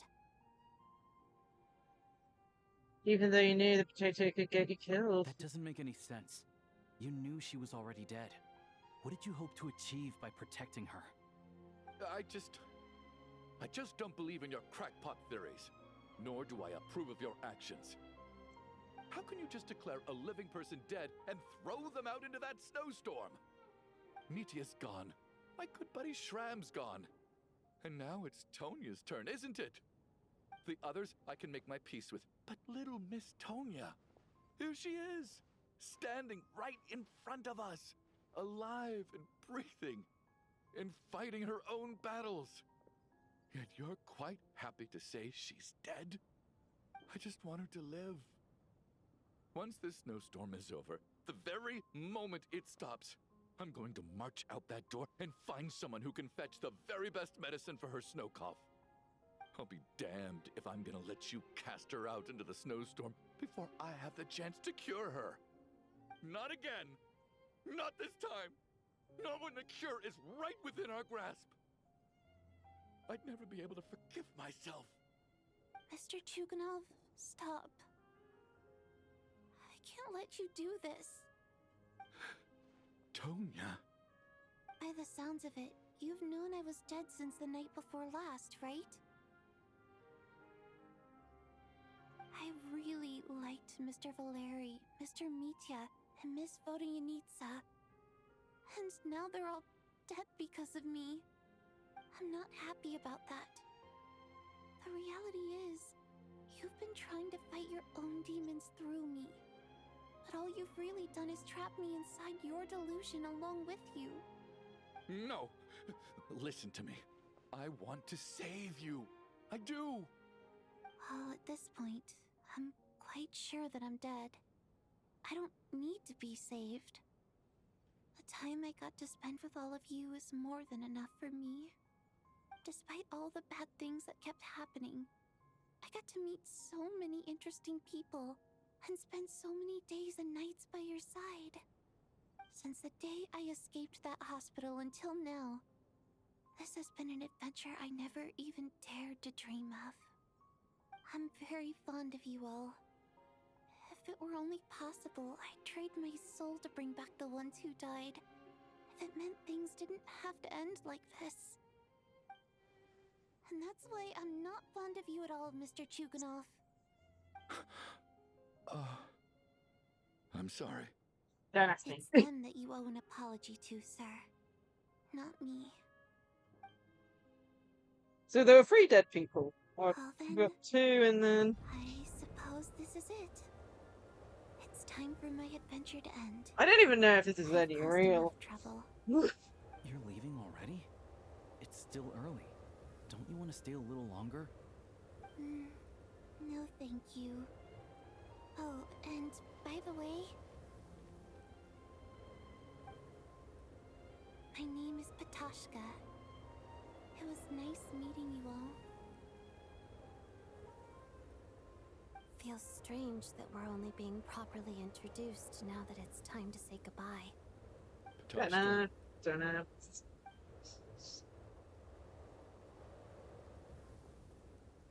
What are you doing, Chuganov? Are you crazy?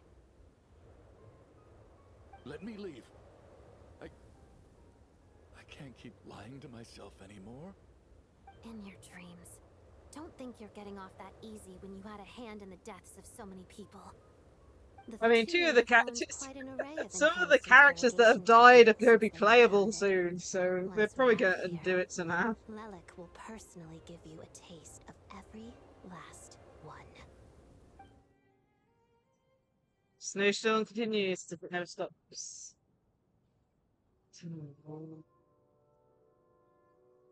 And then there was. I think we should leave.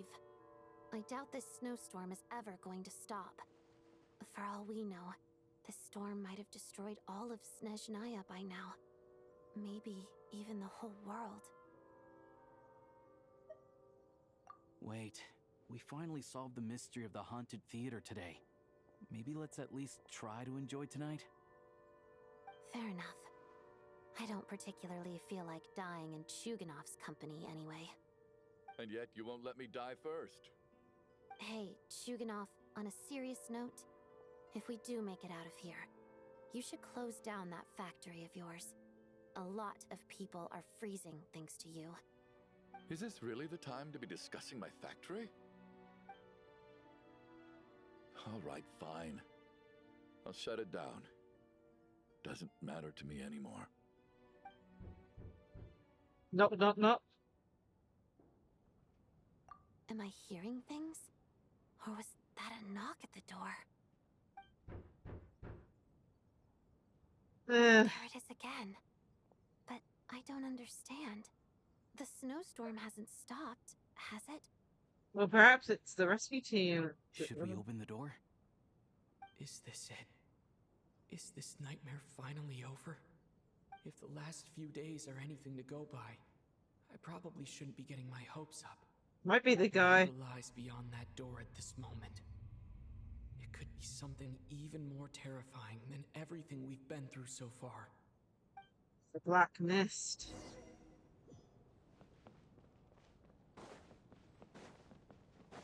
I wasn't expecting this to be like the Act 2 story, you know? From the door.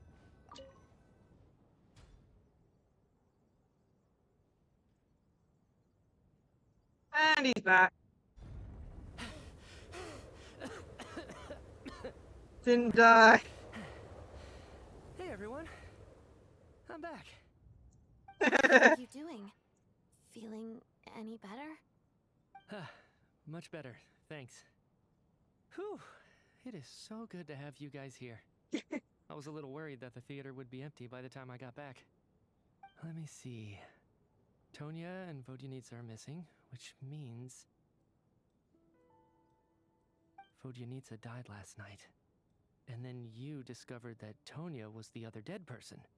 Am I right? Not Tonya. Patashka. First, tell us how you made it back here. Given the conditions outside, no one should be able to return alive.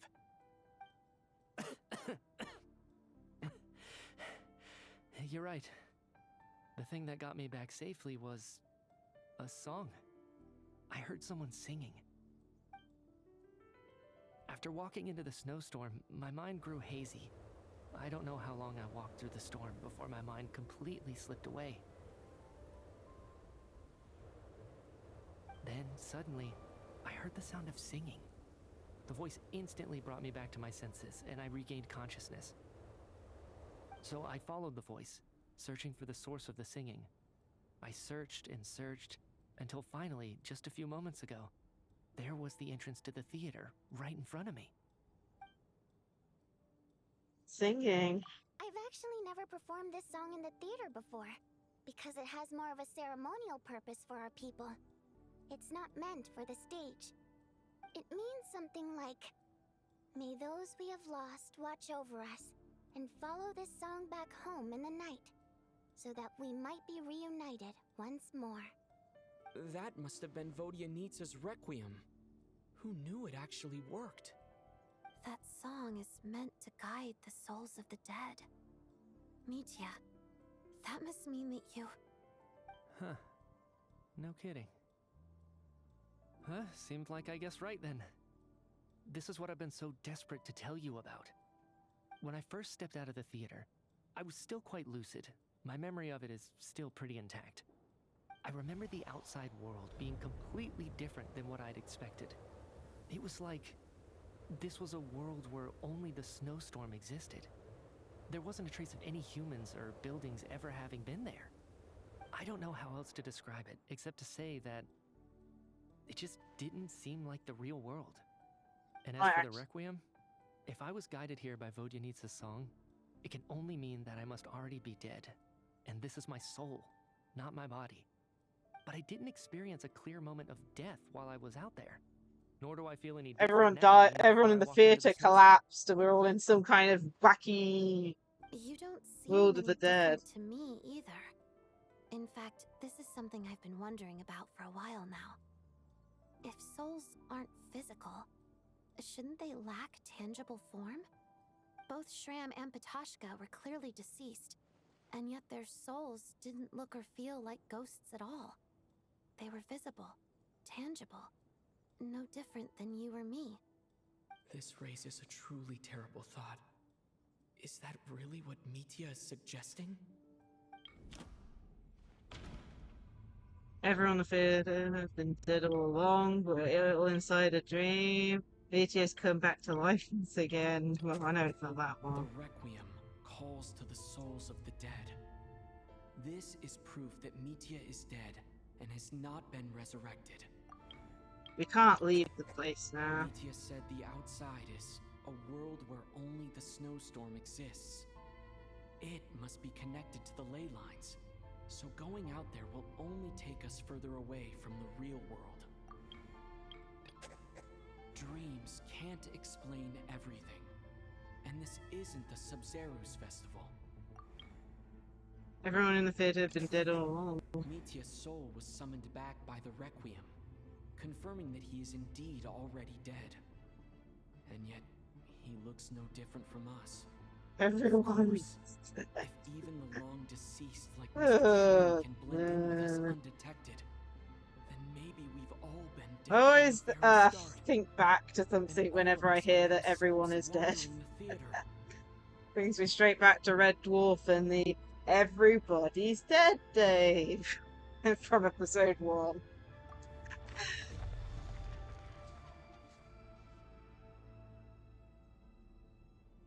They were all dead. Yes. I think that this is probably the afterlife. What did you say?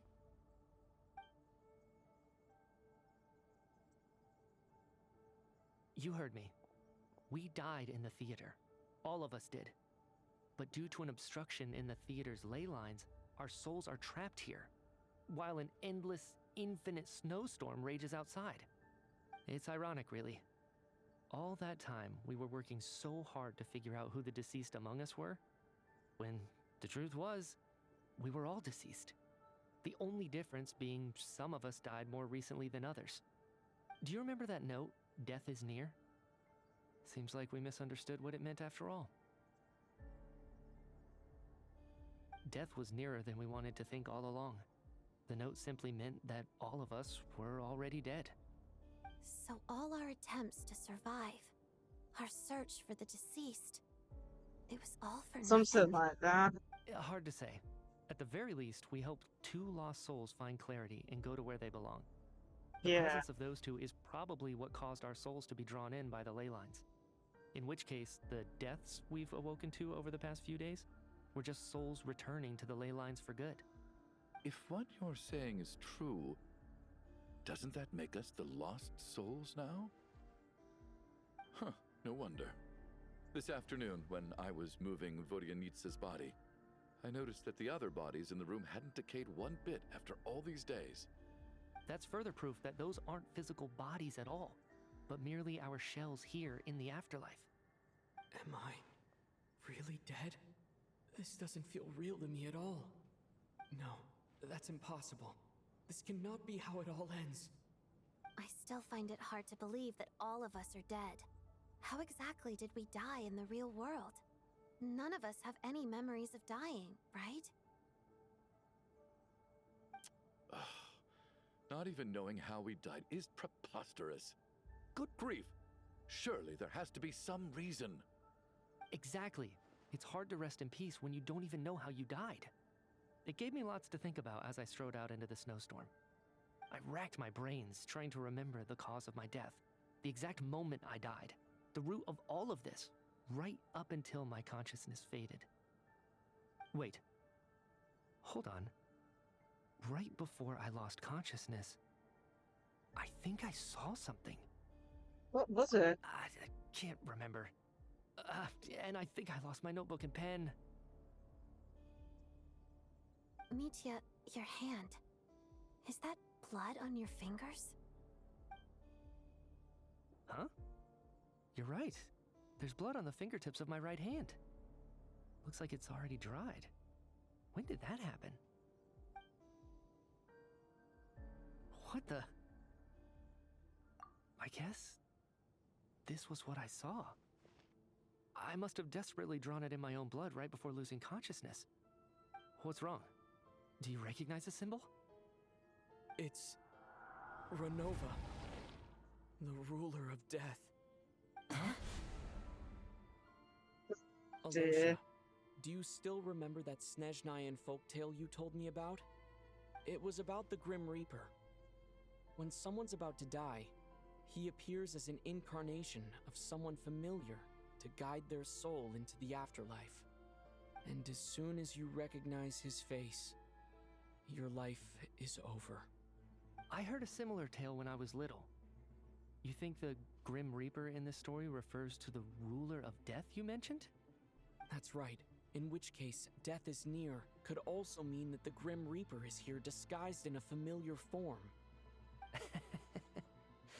Death, the deceased, and the Grim Reaper? So it's a triple entendre. When I first saw this note, I thought it contradicted the investigation report. But now it seems like that was the whole intention. So the Grim Reaper deliberately misled us. Then we started suspecting each other and searched for the deceased while they hid in plain sight. By that logic, the one person most likely to be the Grim Reaper incarnate is...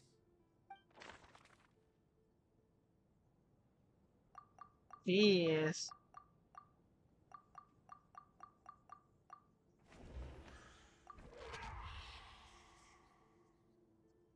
No doubt about it. It's Alosha. Looking back at how everyone has acted over the past few days, Alosha is most likely the Grim Reaper lurking among us. Really? I got it right immediately? I was just going to go through them from left to right. Is it you, Alosha? You were the first to discover the investigation report, and you had plenty of time to slip the note inside to mislead us. So? Surely you can't suspect me based on that alone. What if someone else found the investigation report first, slipped the note inside, and then put it back without telling anyone? There's no denying it. The note could easily have been slipped in much earlier than it was discovered. That's not all. I've also noticed that although on the surface, Valeri, Mitya, and sometimes I were the ones taking charge of the situation. Looking back now, even though you didn't say much, you were always subtly guiding everyone from the sidelines. What do you mean? You were the one who emphasized how dangerous it was outside and insisted we all stay here. It was also you who suggested that we all sleep in the same place. And earlier today, you tried to convince Patashka to stay. I don't understand why, but it was out of character. So, you didn't understand my intentions, and now you're assuming the worst. Seems pretty unreasonable if you ask me. He still won't admit it. Fine. Let's see how he responds to the most damning evidence of all. The biggest question I have right now is, if the Grim Reaper is impersonating Alosha, then where's the real Alosha? When did they switch?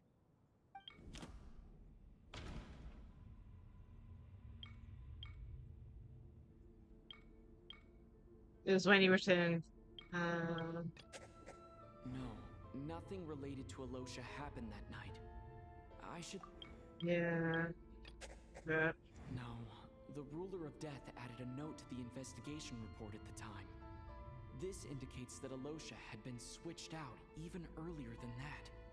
I think it's when you return from the snowstorm, but That's no. right. This was the moment. Apparently not. Right at the start, before any victims had even emerged, Alosha was switched with the Ruler of Death while everyone's guard was still down.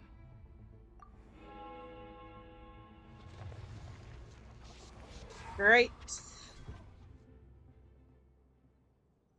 When all this began, right after the performance ended and the snowstorm began to pick up, no one suspected anything unusual. We just assumed we were snowed in. It wasn't until we discovered the bodies the morning after that we realized something out of the ordinary was going on. But it's clear now that the oddities actually started earlier than that, when Dimov walked into the snowstorm and never came back. Right. So Mr. Dimov was the first victim, not Sobolova and Torgov. And if we pinpoint that moment as the beginning of this incident, then one thing becomes clear. Alosha, you are the only person who walked into the snowstorm and came back without the help of Vodyanitsa's Requiem. More precisely, Alosha never came back at all. The one who came back was the Grim Reaper. Not bad. Well, since you've backed me into a corner, I suppose there's no point in keeping up the act anymore. Alosha? You're the Grim Reaper? I am no such tired cliché. Mortals should address me as the ruler of death. Still in. Before being wiped out for good, you identified the two deceased, and even sensed my presence. A commendable achievement. Far beyond what I expected.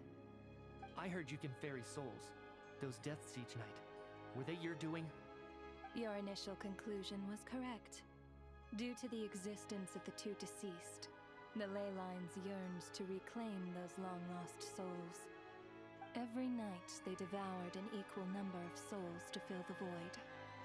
This required no intervention from me. Though, of course, ferrying souls is indeed my authority. Here, take a look.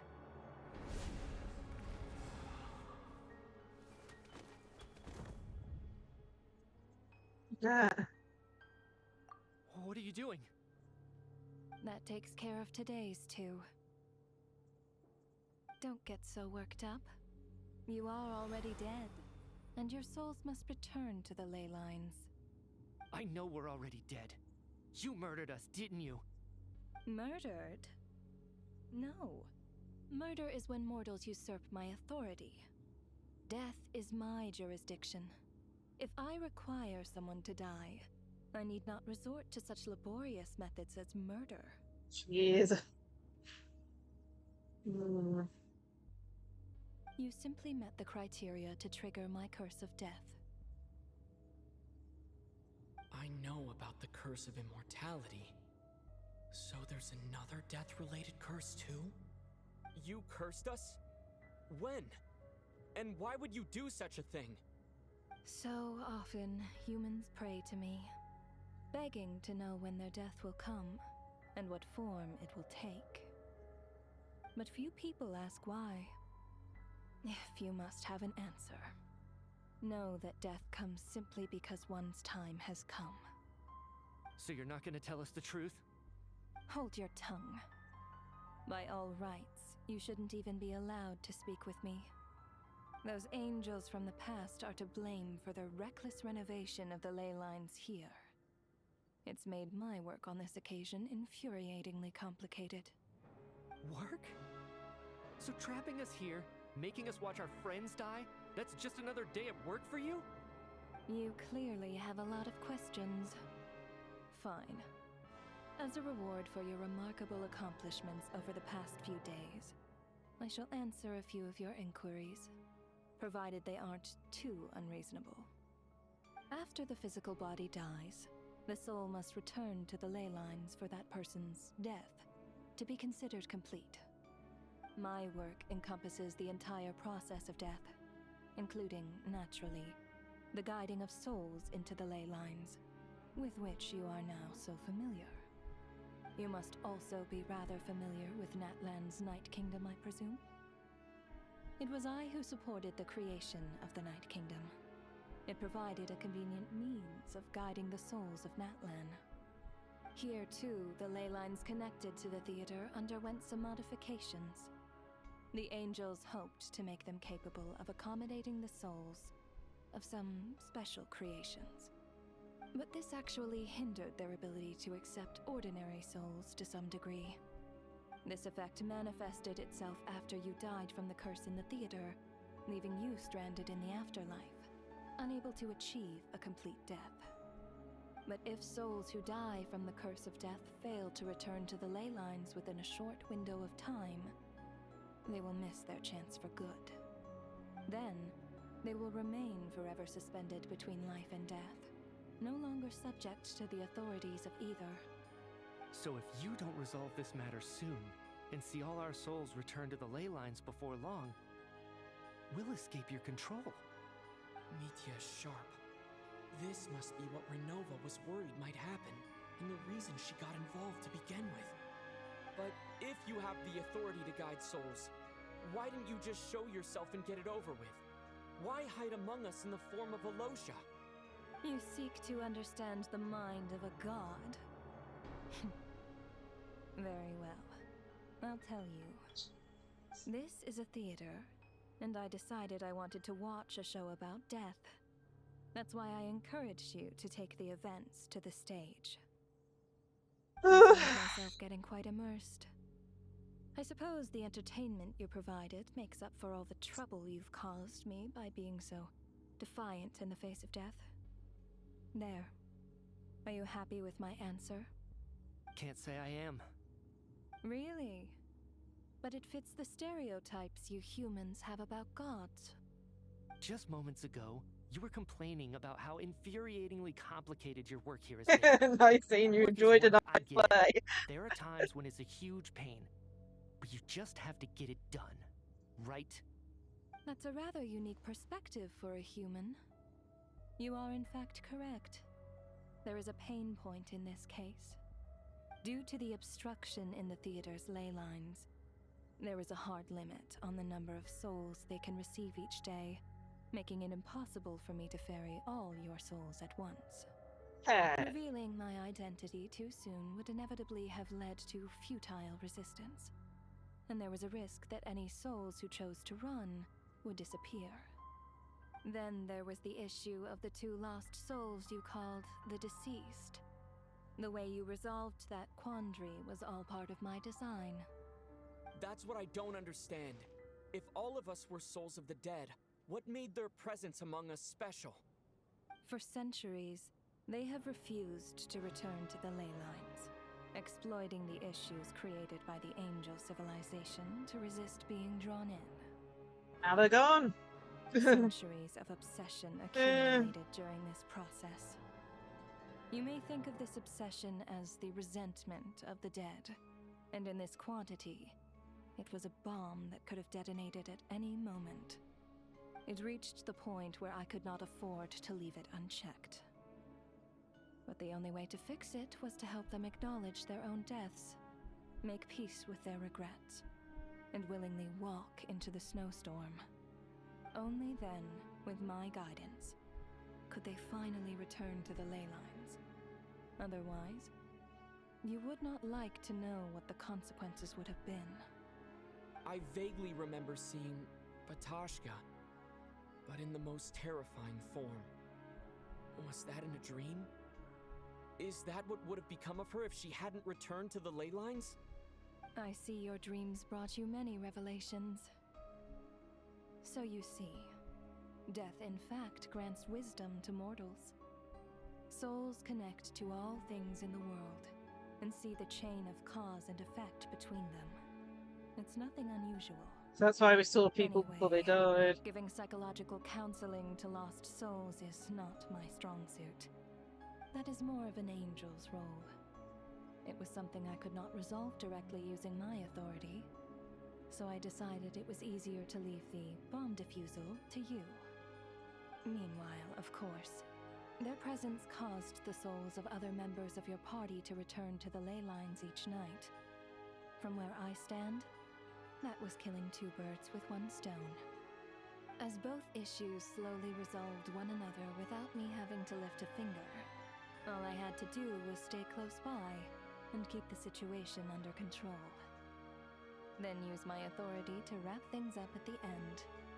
And, of course, while I was at it, I thoroughly enjoyed watching this drama, dealing with death from a mortal perspective, play out on the stage. Sounds like you had it all figured out, Grim Reaper. I just did the math. You said there's a hard limit to the number of souls the ley lines here can receive each day. It's 2, isn't it? That much is obvious, even to a fool. It's time to review this whole affair. If the ley lines can only take in 2 people per day, I need to go over the deaths from these past few days again. One walked into it.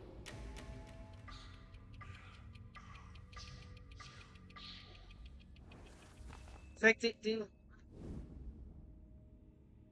Looking back now, none of us had the faintest idea at the time. From the moment that staff member named Demoff walked into the snowstorm, the incident had already begun. So, day 1, Demoff died. So again.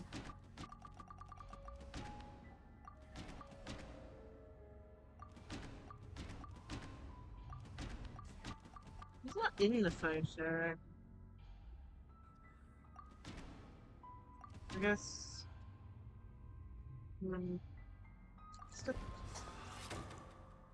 Alosha was the second to walk into the snowstorm after Demoff to investigate. During this process, the ruler of death assumed his identity, making him one of the victims. Yeah, so he was number 2. Day 2. During our first night in the theater, everyone was caught up in the novelty of it all. No one could have expected there would be victims the very next morning. Despite all the confusion, and with the help of hindsight, we finally began to realize that something was amiss with the snowstorm. So the 2 who died were this one. The ley lines devoured Torgov and Sobolova on the first night. At the time, we thought this might be a murder case connected to Lelik. I had to go with memory.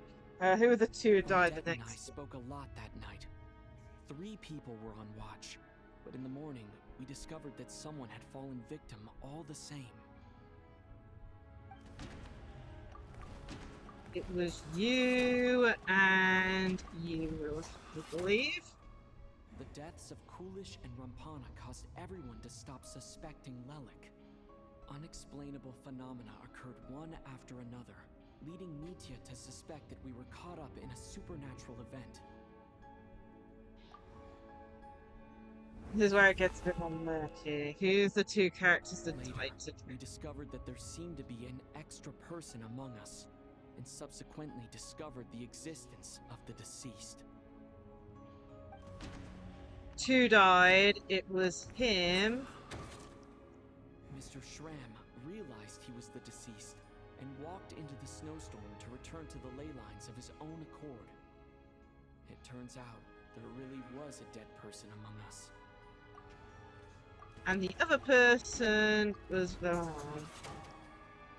We thought it was all over, But Mr. Valeri's death was a rude awakening for everyone. The ley lines consumed him during the night regardless. A lot happened today. Mr. Valeri's death led us to discover the connection between the number of deceased and the number of victims during the night.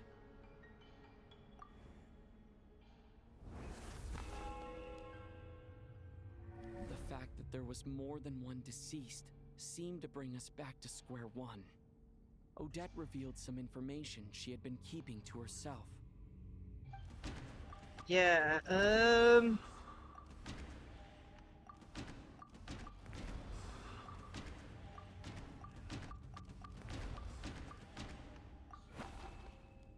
yeah, Although Mitya did indeed walk into the snowstorm that day, he returned from the ley lines with the help of Vodianitsa's Requiem. The void in the ley lines hasn't been filled, so let's rule out Mitya for now. Vodianitsa was swallowed by the ley lines in her sleep, but the Requiem she sang before falling asleep was quite a game changer. The two has to be. As it happened, Ptashka filled the void left by Mitya's return from the ley lines by walking into the snowstorm this morning. The girl I thought was child's sister Tonya turned out to be another of the theater's deceased. She looked very Come similar. to think of it, Ptashka was about to walk into the snowstorm at that time.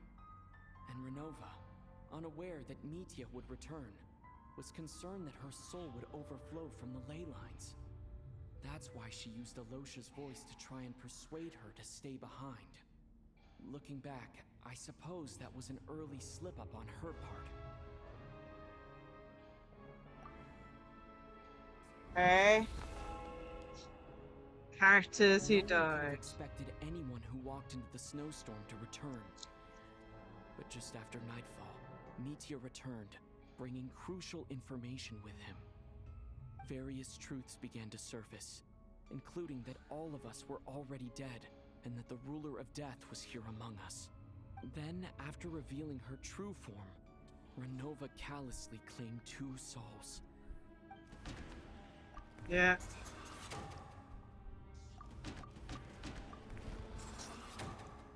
In fact, everyone was already dead by the time we took the photo. And in the days since, we've experienced many more partings in the afterlife.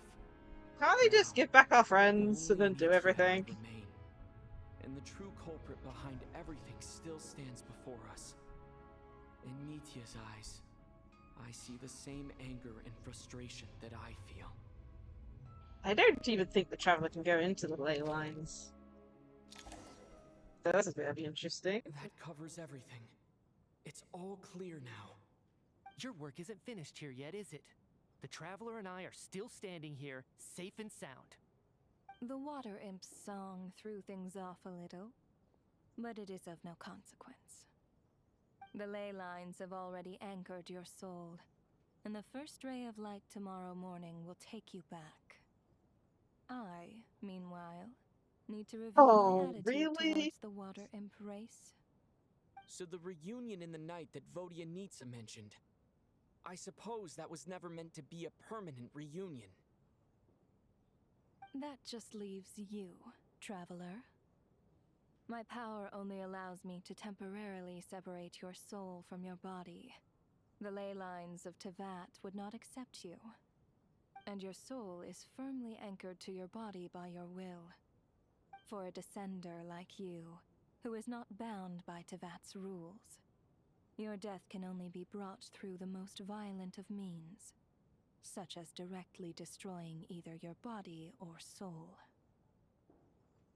We haven't done that yet, have you? Thanks for letting me know that at least I can still be saved. I have no interest in involving myself with Descenders. For now. Although, this may change if Asmodee remains missing, or you insist on interfering with our affairs. One last question then. All our struggles and sacrifices here, they were meaningless from the very beginning, weren't they? Death abides no reason. Besides, what you call sacrifice is merely a concept created by humanity. To me, it is nothing more than a self-indulgent charade in the face of death. Mere mortals fantasizing that their actions could reclaim something from my grasp. A truly laughable idea.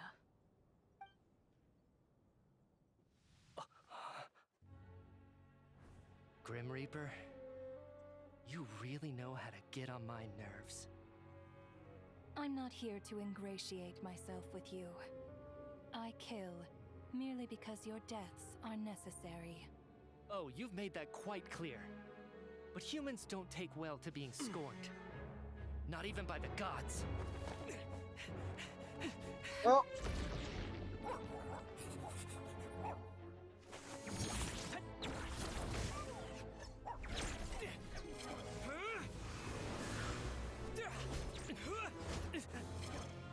Yes.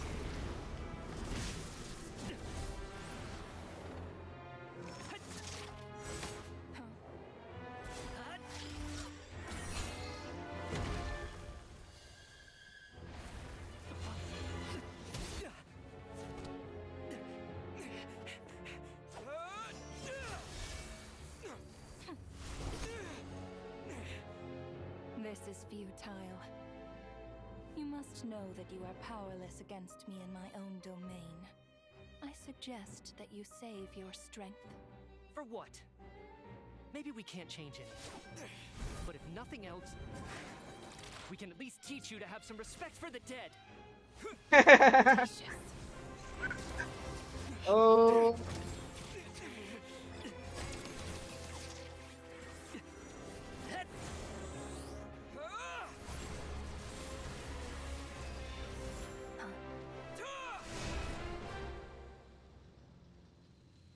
Ooh.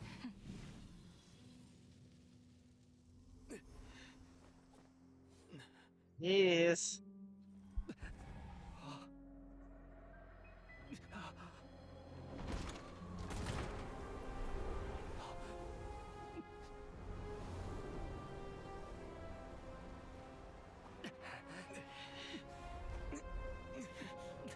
Let's give the ley lines an upset to me. Okay. Oh. She's not happy. She's not happy.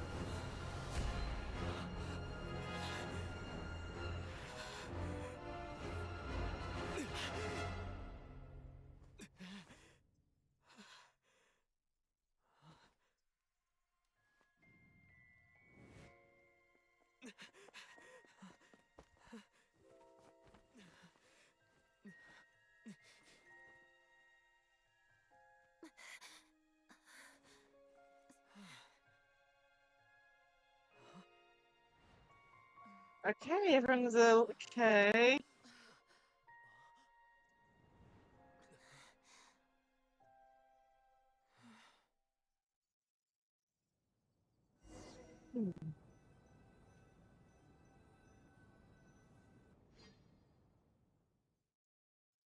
Will anyone remember it, or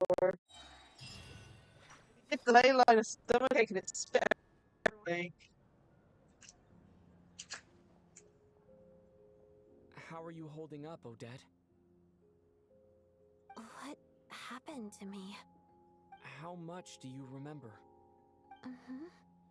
What do you mean? Is the performance over? I can't seem to recall what happened. Has Odette already forgotten?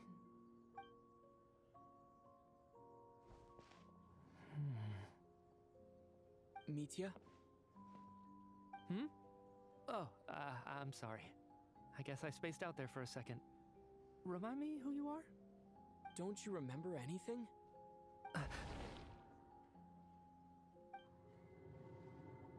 Yeah, I remember now, comrade. Looks like we guessed right. Just like me when Odette found me at the Armory Palace.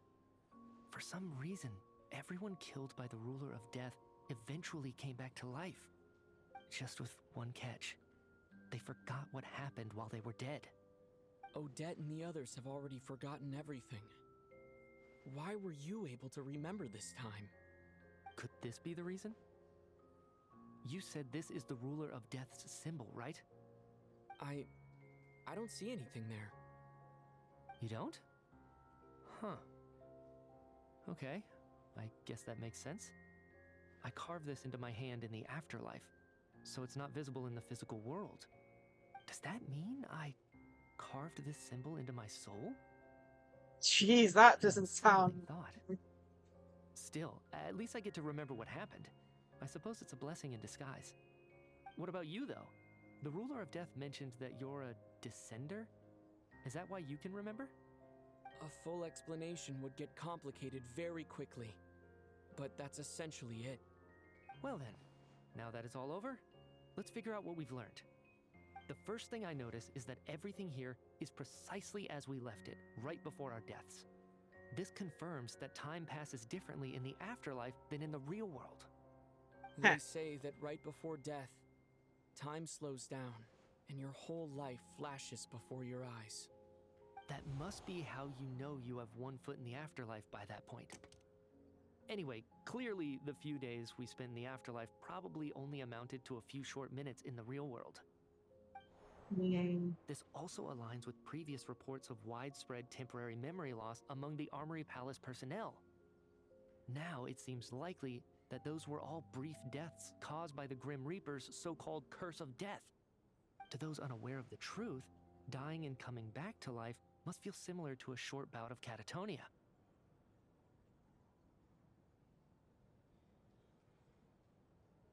This leaves me with a couple big questions.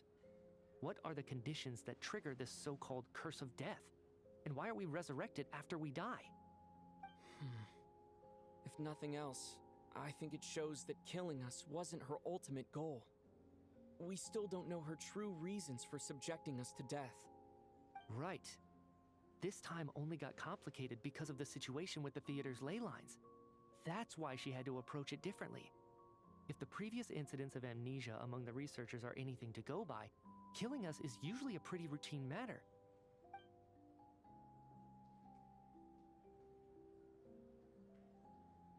Come to think of it, wasn't I about to note something down before I died?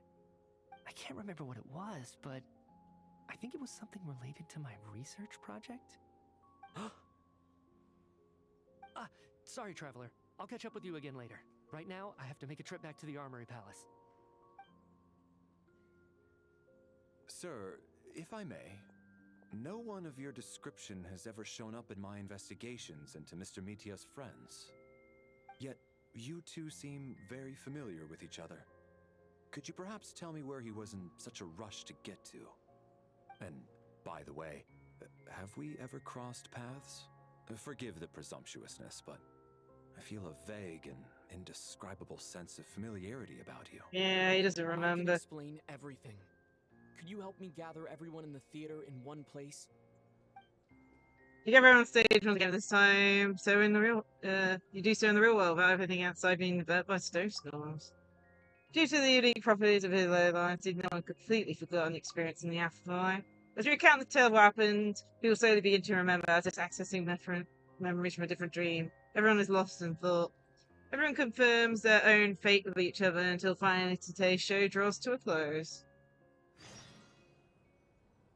Yeah.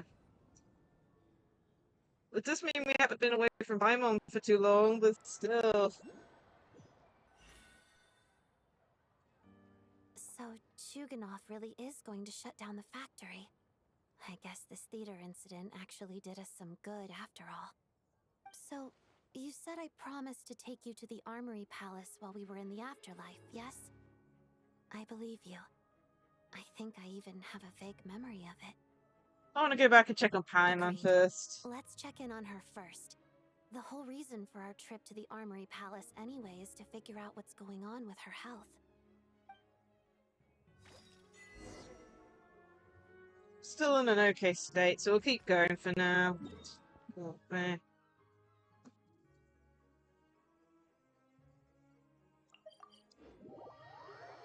We'll probably have to take a break at some point. 4 hours at 10. I'm still going strong.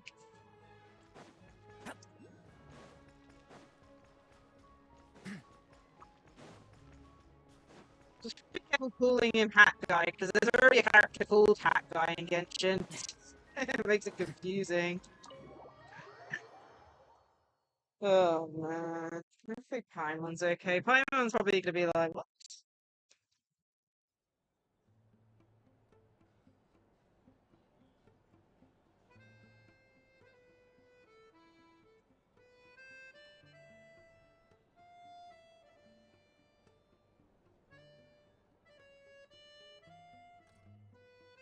I'm finally back, even though a long time has passed from my perspective.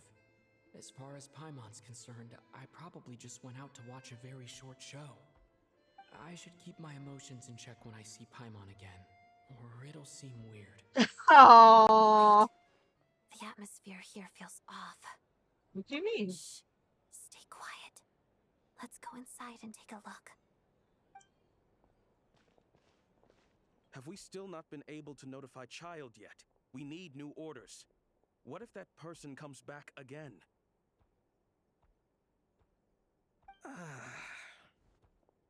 What happened? I'm so sorry. Under the circumstances, there was really nothing we could do. Tell me, what happened to Paimon? It was the Jester. He came here in person and escorted Miss Paimon away. He's the director of the Fatui.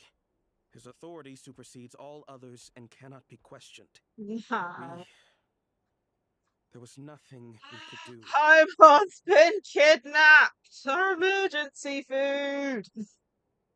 How long ago did he leave? And what was Paimon's status? It was about an hour ago. Miss Paimon was fast asleep at the time. The Jester simply walked off with her as if it was only natural.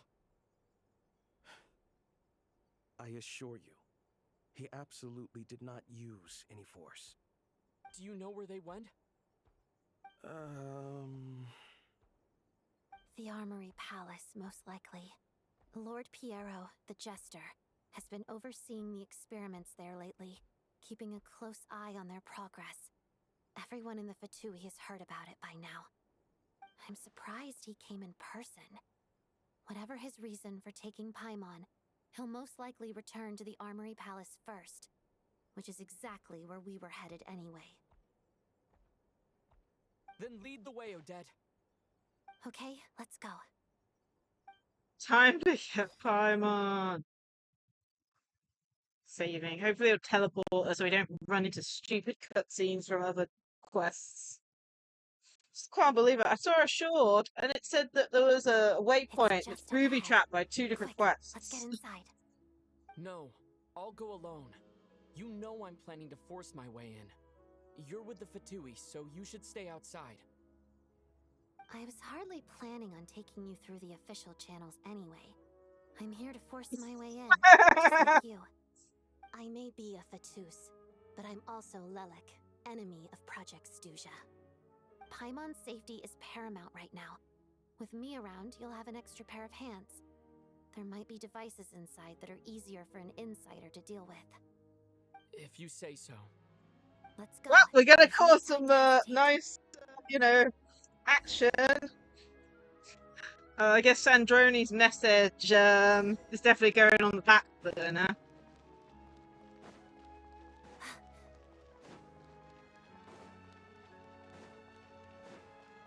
Hey, who are you? This part of the Armory Palace is under restricted access. What do you think you're doing? No questions, please. We're short on time.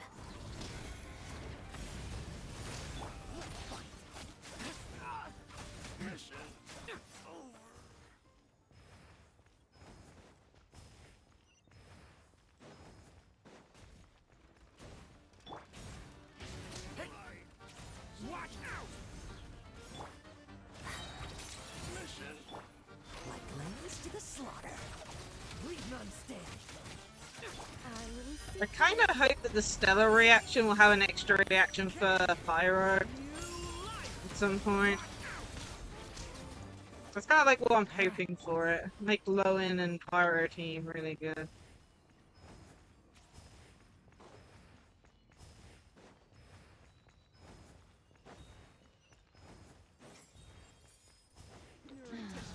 The footsteps of the Empire. Where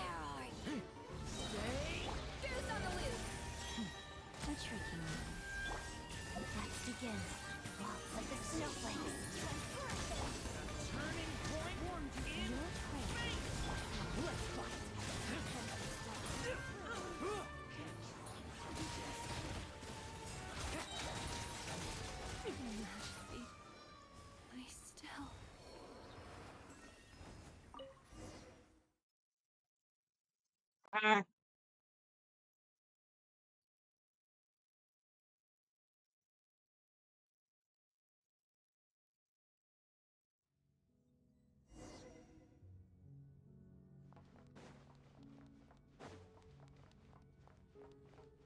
You have a pass? Where are you coming from? So, you're intruders, huh? You blame me for what happens next!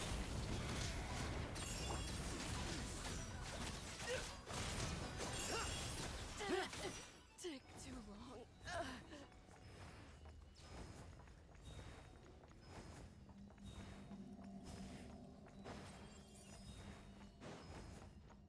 So far, so good. I'm not seeing any, like, treasure chests.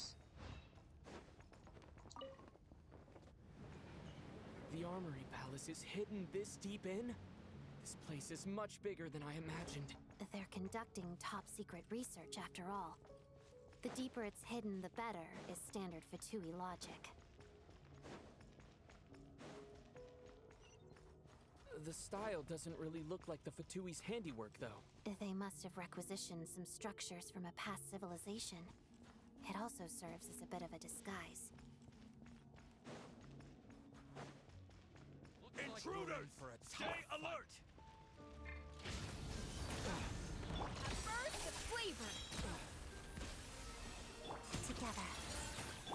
Struggle all you want. Tremble. I won't judge.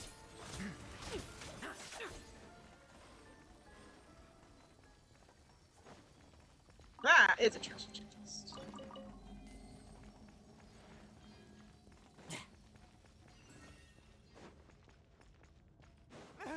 Intruders? Don't come any closer! Just what are you guys trying to do here? I'll make short work of your skull! Breather. Leave it to me. A turning point. Our little secret. I think not.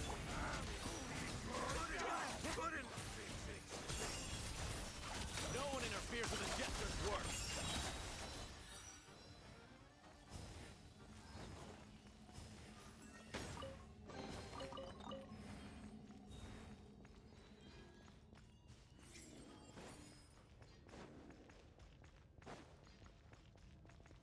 Sneeze. Sneeze coming on, jeez.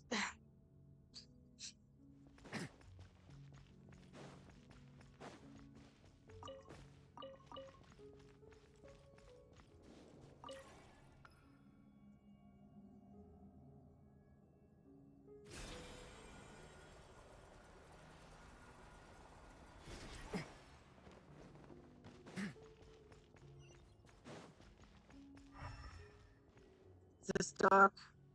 Turn my laptop brightness up.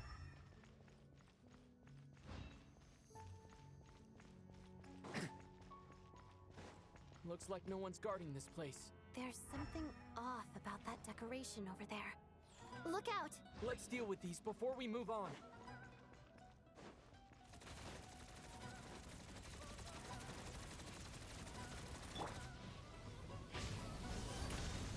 The pinnacle of excellence. Yeah.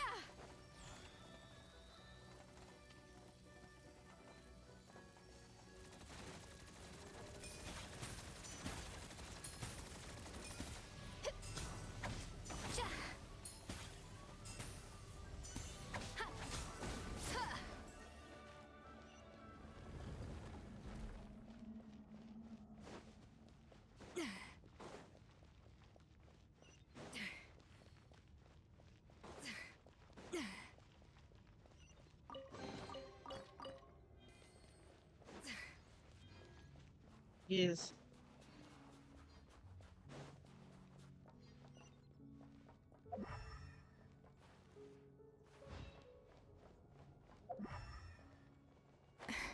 The researchers here probably don't know that we're uninvited guests. Let's try not to hurt them. Hmm? What's the big star from the theater doing here? That's Miss Odette. She's a member of the Fatui. Don't tell me you didn't know that.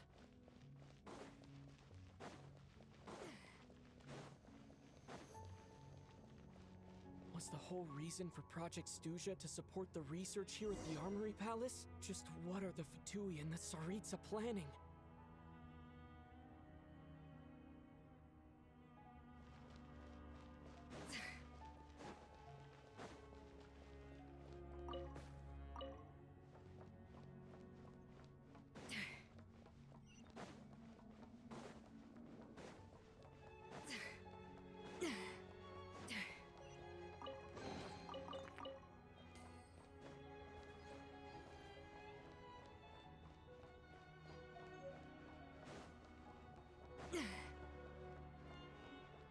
Whoa! Who are you? Never seen you around here before.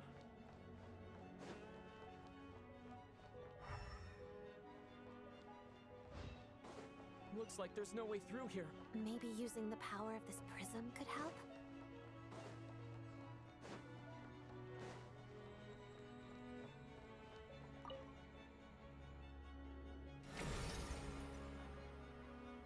I think I see some images. It's the prism's power at play, causing images of the past to reappear, albeit only as a... Paimon. And the Jester. Is this another scene from the past? Yes. It looks quite old, though. I don't think it happened in the recent past. Yes. What's going on here? What happened? The source seems to be the Armory Palace. They must have started some large-scale experiment. Wait, what if this has something to do with Paimon? We need to hurry!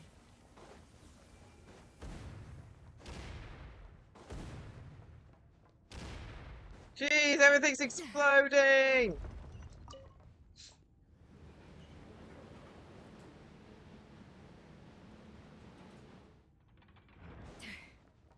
We're almost there. The Armory Palace is just up ahead. Paimon, please be okay. Adaptive Frost! Leave it to me! Decay! New life! Such defiance! Let's fight! Now's our chance! Like lambs to the slaughter!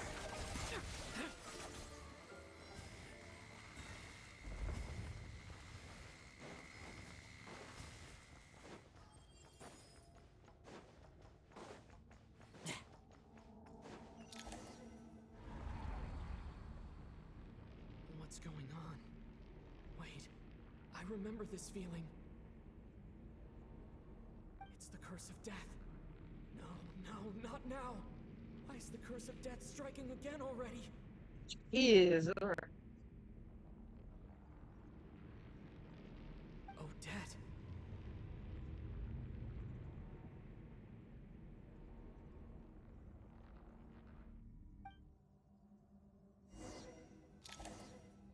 Jeez, really? Yeah, whatever's a pain. Is this the afterlife again? I need to find a way back to reality. Is that Odette's core Ignis? Could that be what just woke me up?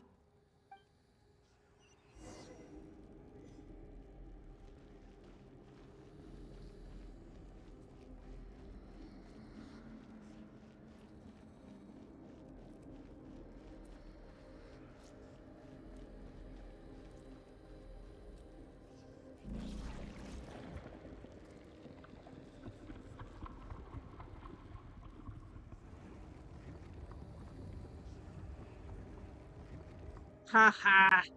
What the crumbs.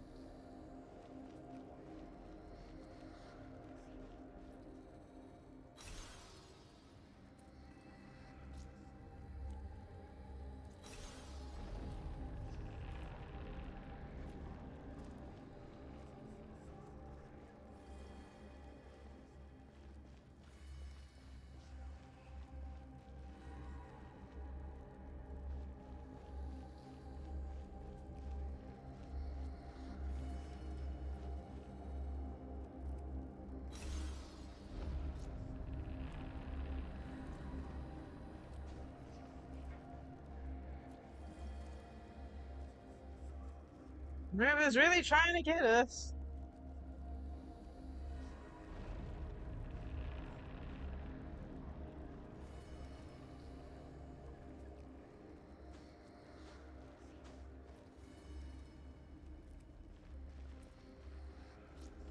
Pain that we can't run.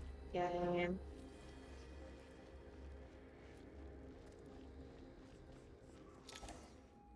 There we go. Did we get out? Odette? Odette! No signs of life. But past experience says that she should be resurrected before too long. Right? Did Odette intentionally use her core Ignis to guide my soul? I feel like something similar happened in a dream I had before. Thank you, Odette. If not for you, my soul wouldn't have found its way back to my body so quickly. And I might not have woken up so soon. But I'm sorry. I don't have time to protect you. I have to use the time you bought me to get Paimon back.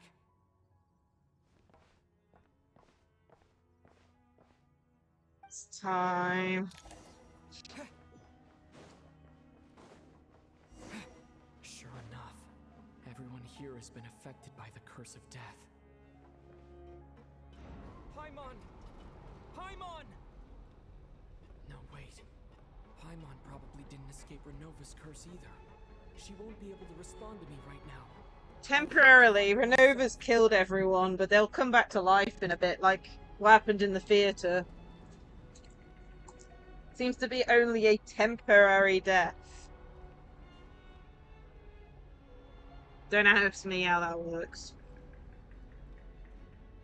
Mitya! Is this the laboratory he works in? What happened here to trigger the curse of death again so soon? I'll have to ask him when he wakes up. Finding Paimon has to take priority now. Going.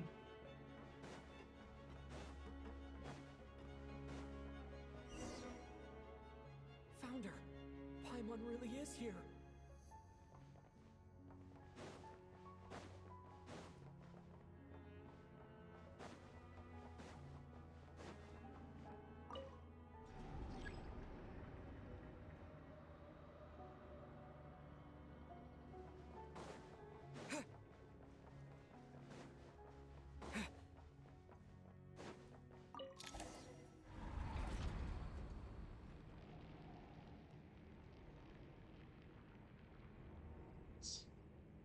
Round 2. Oh.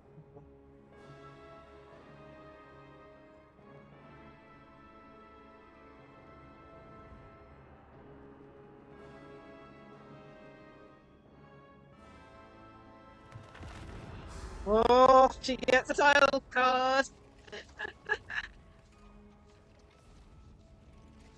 You don't learn, do you? Renova. Yeah, we finally got to Renova.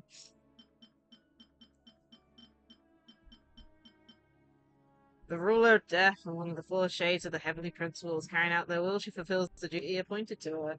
For what reason does death come? Only because the destined hour had arrived. You've already been involved in one mass death, and now you show up at the scene of another.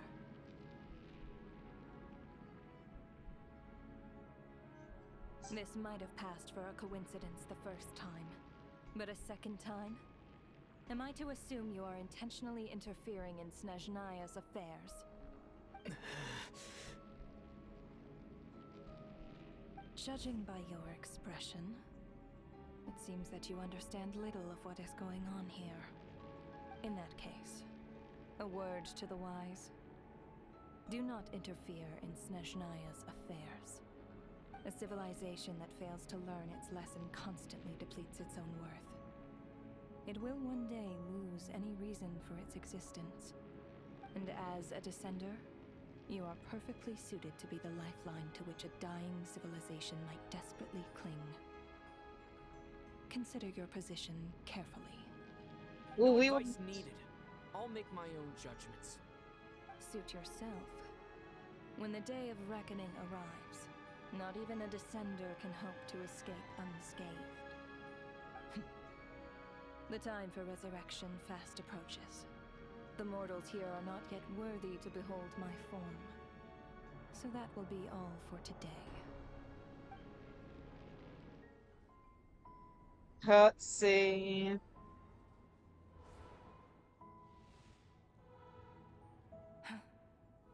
That thing is coming with me.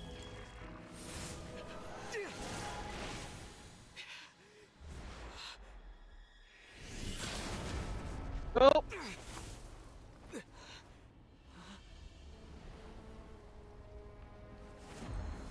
Oh! He really is going. You awoke sooner than I thought. The curse of immortality is stubborn, unable to enter the ley lines, yet not content to remain a spirit. Ruler of death. What do you want? You perplex me. Both you and you.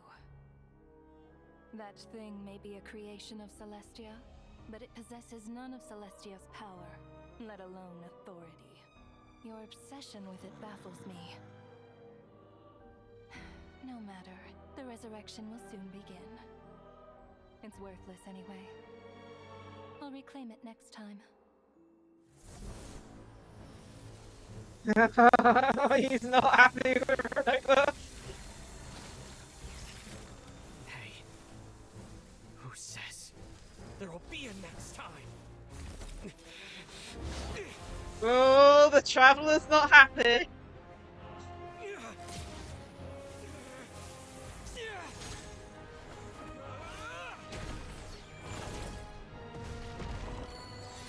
Don't forget there's people just randomly around here.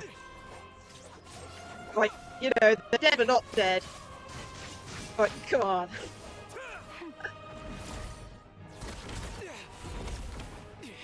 Jeez.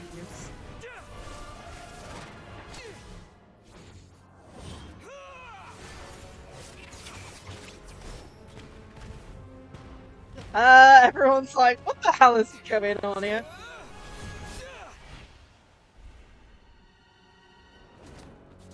Oh,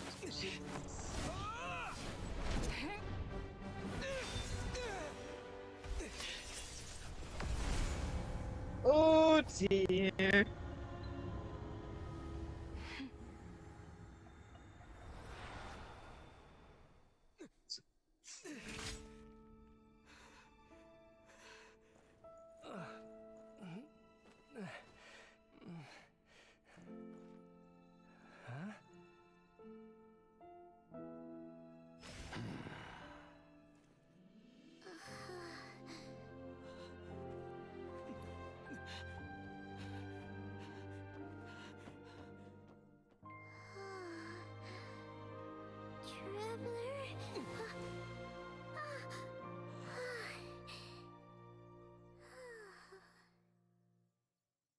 No.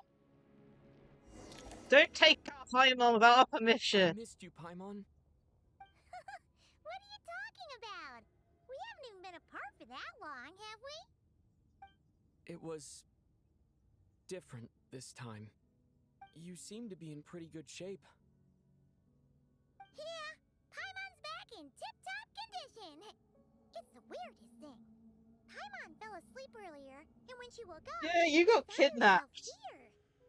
The jester and that guy talking to him used some kind of energy on Paimon. And she could kind of feel it canceling out that other thing that was making her feel unwell. So, Mitya helped too? Apologies for leaving in such a hurry at the theater earlier. I was in a rush to verify some theories. Rest assured that your companion is perfectly safe. We reversed the effects that the experimental energy had on her. The jester specifically instructed me to do so. I suppose this is our first official meeting, Traveler. I could not let Paimon suffer in her condition for a moment longer, and so I simply took her without explanation. I hope you do not mind. Well, you definitely gave me a scare. For my part, I hope you don't mind that I beat a few people up on the way. But why would a big shot like you care about what happens to Paimon? As I said when you first arrived in Snezhnaya, we once spent some time together. in the distant past. Oh yeah, you did mention that. It, Paimon did think you seemed strangely familiar the first time we met. I'm afraid the reminiscing will have to wait. Mitya, let us continue with the report. What conclusions, if any, did you reach from conducting the final experiment of our energy research ahead of schedule? The good news is, my hypothesis regarding the Ruler of Death has been verified. As for the bad news, I recommend we suspend the experiments and Project Mistleton until further notice. Currently, we have no means with which to make a breakthrough. I say this purely as a scientist, guided by reason alone. I will trust your judgment. We shall put the project on hold until the Ruler of Death has been eliminated. Jeez. What are you guys talking about? You want to get rid of Renova? Like, how? By killing her? By whatever means necessary, so long as it removes the threat she poses to us. Until then, everything we do will be in vain. After what just happened, I've ascertained Renova's goal. Or rather, the trigger condition for the Curse of Death. Okay, let's hear it. What she's doing is blocking Snezhnaya's technological progress, preventing us from possessing any means with which to threaten the heavenly principles. Just like the little lapdog she is. So, any ideas, research, or experiments that lead to technological progress can trigger the curse. Interesting. Just And of now, course, for they have instance, amnesia I was set afterwards. to launch a final phase energy experiment ahead of schedule. If the experiment was successful, we could have achieved a crucial breakthrough. As expected, though, the moment the experiment began, all the researchers, technicians, and witnesses died from the curse. All that effort, not to mention the energy and materials we relied on Project Snezhnaya to gather for us, went to waste. In the end, nothing was gained. Does that mean something similar happened when we were at the theater? That's right. During the performance, I thought of an important breakthrough regarding the experiment, and wound up dragging everyone into this. So the nature of the curse seems to be something like, when moments of technological progress occur, all life in the vicinity is taken away. What a violent method. Of course, that meant the curse was normally limited to the Armory Palace. Since outsiders are forbidden from entering, this mass death phenomenon went unnoticed. Until Odette came along. I believe she was the first witness. The Curse of Death was triggered just before she infiltrated the Armory Palace that day. But you mentioned something about a final stage experiment. Doesn't that mean you've actually made some progress? That's right. Even with the gods locking certain key components out of reach, humanity can still advance technology in incremental steps accumulated over time. But, as I'm sure Renova anticipated, even incremental progress has its limits, a point where the truth you're seeking must be put to the test in an experiment. You mean the experiment you were just about to do? Yes, we were at a critical juncture, a moment where the quantitative was about to translate into fundamental qualitative change. With this single experiment, we could have brought everything we've worked for to fruition. And that would But be now, after already being forced to fumble around in the dark all this time, it feels like we've truly hit an impenetrable wall. As long as Renova's Curse of Death persists, we won't be able to advance the experiment or obtain any results. And with Project Snezhnaya having been in effect all this time, at our nation's current strength, repeated trial and error is simply unsustainable. Only by eliminating Renova first will it be possible to continue advancing our plans. But she's the ruler of death! She can just kill whoever she wants, right? That's gotta be the scariest power ever! Is it even possible to beat her? We'll see. But one thing's for sure. She definitely can't just do whatever she wants. The best proof of that is me, standing here, very much alive. You're saying... Wouldn't it be easier to just kill all of us researchers for good? Why resurrect us over and over again? Yeah. Why let us advance our technology to this point? So, you're saying even the ruler of death has limitations we don't know about? Exactly. And I think that's where the key to our breakthrough lies. Regardless, the ruler of death has always been an obstacle we must overcome. Indeed, we must face life, death, time, and space. After all, our goal is the heavenly principles. The Fatui want to challenge the heavenly principles? For a long time, I've had a vague suspicion the Fatui and the Tsaritsa were targeting the heavenly principles. But hearing the Jester admit it is still a shock. No wonder the Tsaritsa's goal has always been kept a secret from the people. What kind of road will that lead Snezhnaya down? In that case... Lord Jester, I would like to request some leave. I'd like some time to organize my thoughts and go over the data. Granted. Get some rest, put the experiment out of your mind, and take care that the curse of death doesn't affect any civilians. Yes.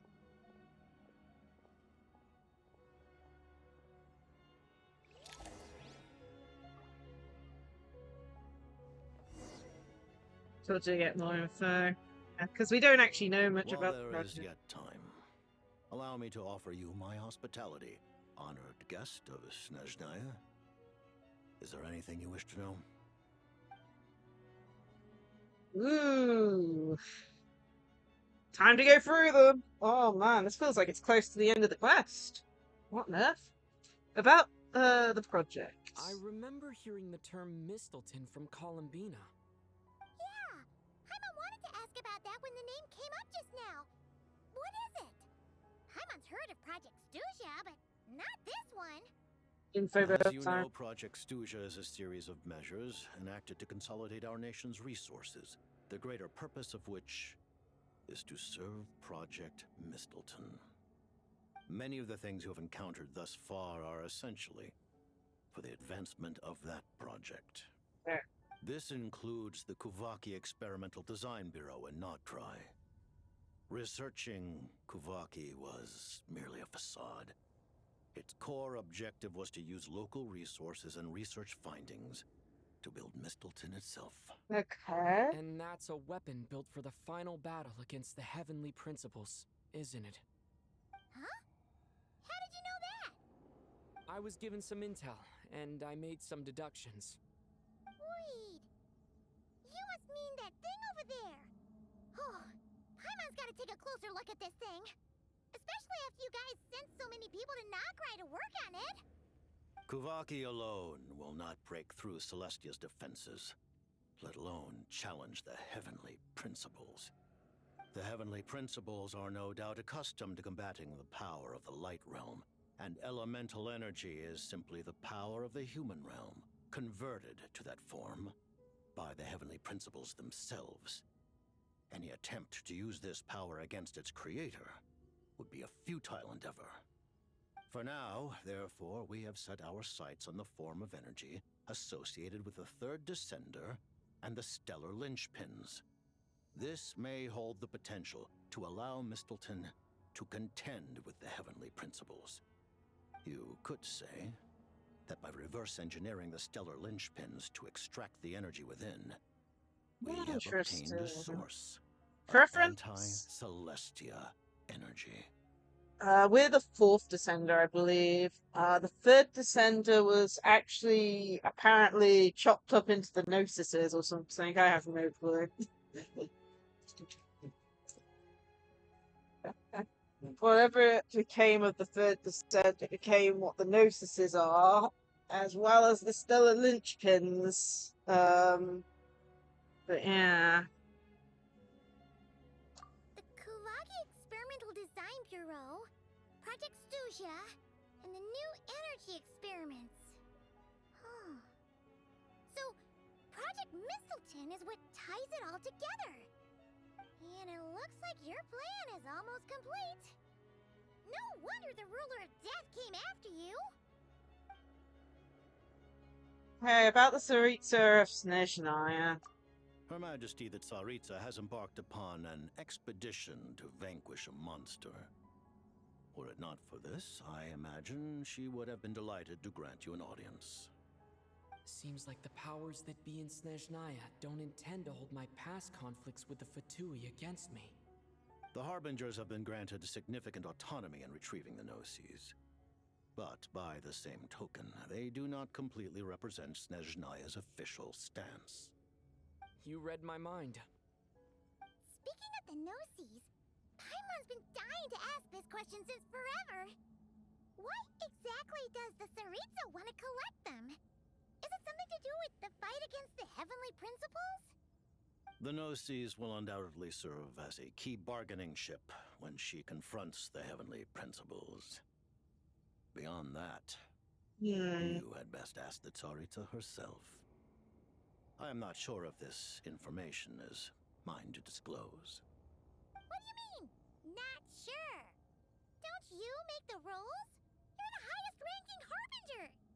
I mean, I'm pretty sure the Tsaritsa's like above him. Taking on the Heavenly Principles is something most people wouldn't even entertain in their wildest fantasies. Why is the Tsaritsa so fixated on this? ENVtuber today. Civilization is nothing but an illusion. Something whose very existence can be negated at any moment.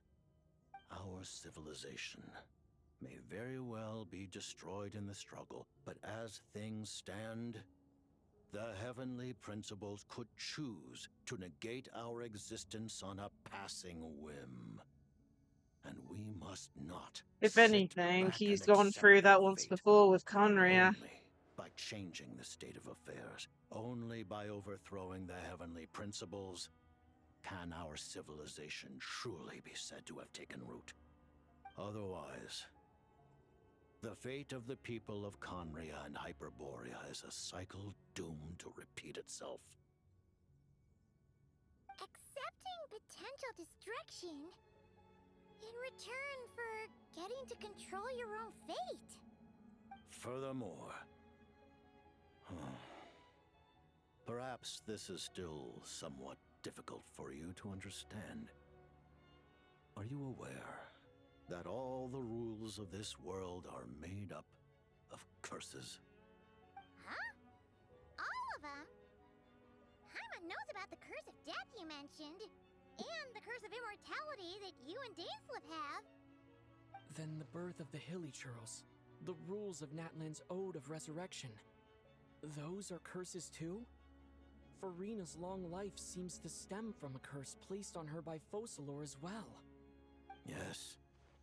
Even a god's love for humanity is a curse the Heavenly Principles inflicted upon the gods.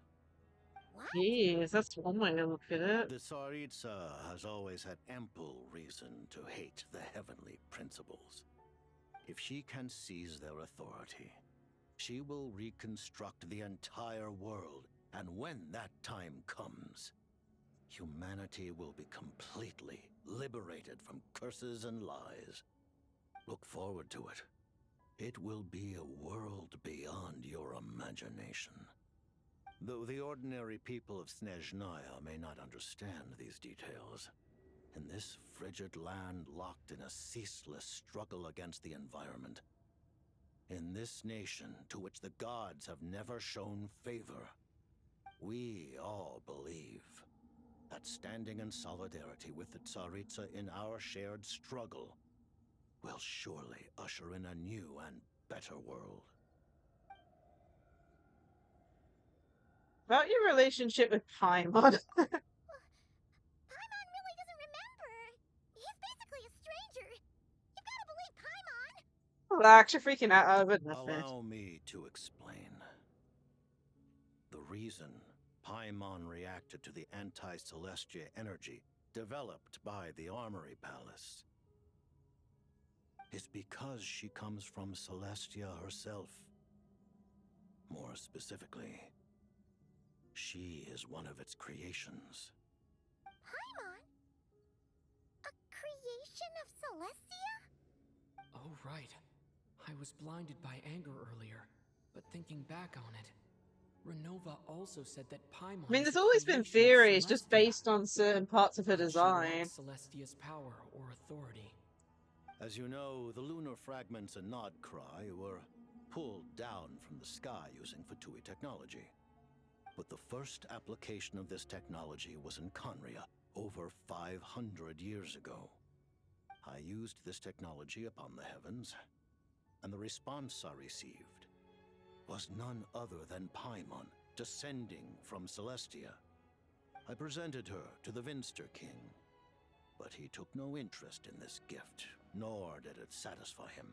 You dragged Paimon down. Then took up temporary residence in my palace until, of course, the arrival of the Cataclysm. Wait, Paimon's a little confused. You're talking about things that happened in Conria 500 years ago. You're saying Paimon was there for that? That means Paimon's at least 500 years old. Paimon doesn't remember any of that. Falling from the sky?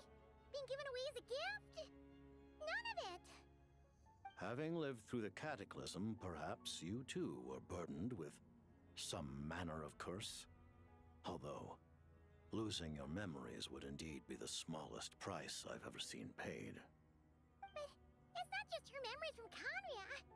Paimon doesn't even know how she spent the last 500 years. She only has memories from the past few years. No matter how hard she tries to remember. What was Paimon like back in Conria? Did she know a whole lot because she came from Celestia? Was she super smart? Unfortunately, when you arrived in Conria, your consciousness was like that of a newborn infant. None could say what kind of being you once were in Celestia. During the time you lived in Conria, your personality was no different from what it is now. No. Well, it's from Celestia. Celestia is slightly lower down than the moon. That's so fun. No surprise that the Vista King was exactly taken by your charm. Paimon's plan to get her memories back and become super smart is ruined before it could even start. Even though Paimon lost her memories, she still feels weirdly close to you for some reason. That must mean you took pretty good care of Paimon back then, huh? On the contrary, I completely ignored your existence. I was entirely focused on my struggle against Troptatir the Wise. But now, as I see it, it is as if you are the only sane thing that survived that era of insanity. Paimon is the only sane thing. Noted. Man, Paimon's gotta stop projecting friendship on everyone she meets. But, Traveler? Even though You're our best creation of friend. Celestia now, you still want her, right? You're still You're not going to Paimon. abandon her? You're still our emergency queen, Paimon. Don't worry about it. And you're not the heavenly principles. Oh, phew. That's a relief. Paimon's just learning about this, too. She's barely even processed it.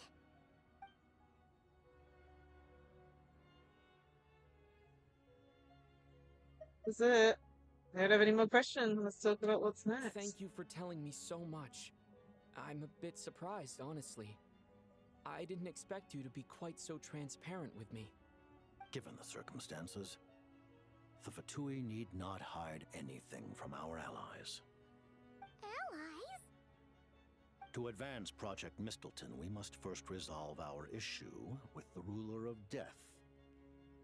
And if I presume correctly, you have no intention of letting her actions go unpunished either, do you? That's right. Ever since she said she intends to reclaim Paimon when we next meet, I figured reconciliation was out of the question. Against an opponent of this caliber, deliberating over our allegiances would waste time we do not have. We must join forces unreservedly with whomever we can, if we are to stand anything like a fighting chance. You're going to challenge the Ruler of Death? Just for Paimon? But Paimon's only... No buts. I won't back down when it comes to you, Paimon. Thank you. Aww. Thank you. Oh, gee. Now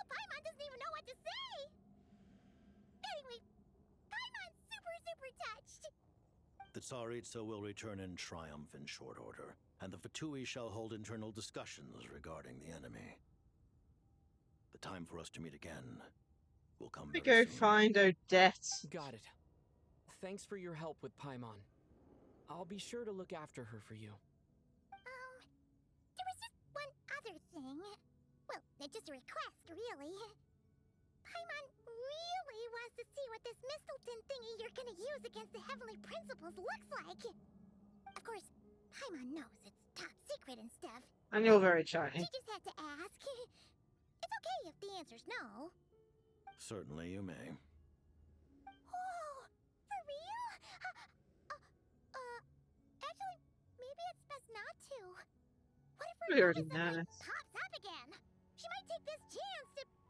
While the technology is not yet fully developed, it has nevertheless reached the stage where Celestia's creations are unable to damage it. In that regard, you may rest assured. Okay, so we get to have a look at it. Wow. No wonder Paimon felt so out of sorts recently. Even though it was super far away. Alright then. Paimon Paimon's wants ready to take a sneaky peek at this top secret super weapon.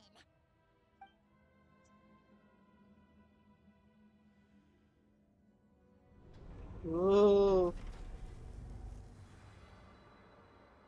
It's like a lance of some sort. No.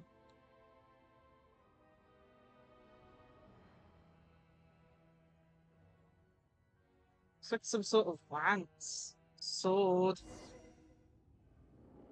Wow.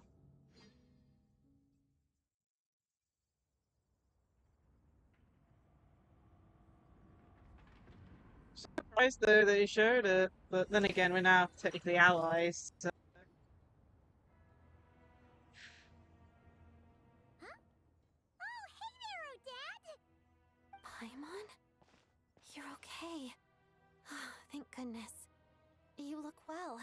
Have you recovered? Long story short, yep, Paimon's all better. What are you doing here? Were you waiting for us? That's right. When I woke up, I wanted to go in after you, but the guards had woken up as well. It would have been tough to take them on alone, and there was no easy way to sneak past them. So I returned the way I came and waited for you here. It was thanks to you that my soul found its way back to my body so quickly. Thank you. Huh. That actually worked? Nice. I just figured I'd try my luck when that ominous feeling struck me. Yeah. Really, you should be thanking this thing instead. Anyway, and now that things here are all taken care of, I have other things I should get back to. Probably apologize to everyone you knocked out. And probably the same for me too. Dear me. Feels like it's supposed to be Director in. Chuganov, you're back. We just received notice that Project Stuzha has been suspended, so we've convened an emergency meeting. This is the preliminary plan. In addition to expanding production capacity, we've also discussed feasible layoff plans to optimize Is he revenue and actually gonna expenditure do it? structure. Our calculations indicate that the factory's profits will increase by at least 30%. Just give the word, Director. That won't be necessary. My goodness, Leave he's the actually. energy for those who need it. Whether they use it just to get by or to run a business, that's up to them. Start preparing to halt production and lay off the staff. Make sure the workers are able to land on their feet and that they are duly compensated. Thank you all for your hard work during this time. Am I hearing you right? Why? After all the tough times we made it through, now is exactly when we should start to turn a profit. I just suddenly don't want to do this anymore. Huh. Does there have to be a reason? Iskra, it's time to rest. Dear esteemed members of the Rokot, given the effects of Lelic's radical actions upon our organization's reputation and social stability, a decision has been made to permanently withdraw this codename from use. Considering that Lelic did what they did for the benefit of the people, the Rokot has nevertheless negotiated with the authorities, ultimately securing a waiver for all penalties due to them. Lelik will be suspended for a period of time. Depending on their future performance, they may be allowed to adopt a new codename and continue acting as part of the Rokat. The purpose of this notice is to remind everyone once again that motives and methods are equally important when one operates in the shadows. Even with Project Stooge's suspension and our interim operational victory, we must guard against complacency and rashness and work to consolidate the progress we have made so far. We act only for the greater glory and solidarity of our nation. May the aurora shine ever on, and the tundra always stand firm. We act only for the greater glory and solidarity of our nation. May the aurora shine ever on, and the tundra always stand firm. Looks like it's finally over. You mean for us? Just thinking out loud.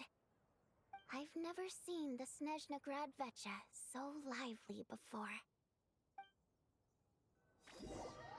Feels like there's too much longer left. If so, I never once thought I'd come here. go to I Signora's understand tomb. everything now, Rosaline. Let's play the music here.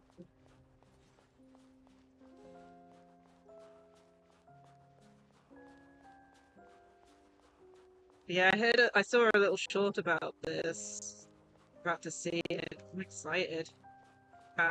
Excited is going to see songs too. I've seen Spirit Seeker performed many times, including by your mother. Why do you bring that up all of a sudden?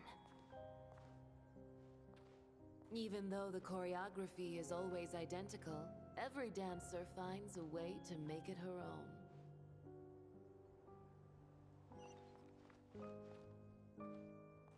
So you actually want to talk to me about ballet? I just think it would be a pity if the dance was lost to history. She didn't teach it to you, did she? That was an unusually subtle taunt for you.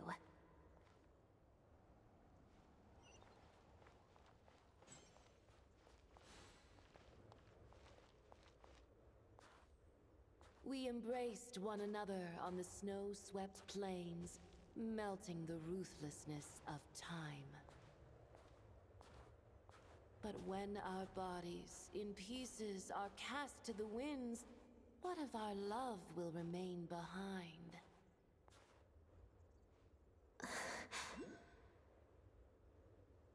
Don't tell me you can't sing. Shush.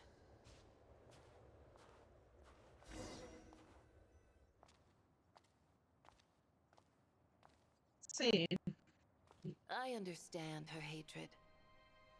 The Fatui robbed her of the life she should have had. I never opposed her dancing. Yet still I became an enemy of her ballet. I'll just keep my distance. Many despise me. I'm used to it. You're certainly not one to shy away from confrontation. But children, they need a different approach. I'm hardly the most maternal figure. Yet, she is a child. In my experience, while a father commands authority, he must still yield to love. You should tell her what you think about her dancing.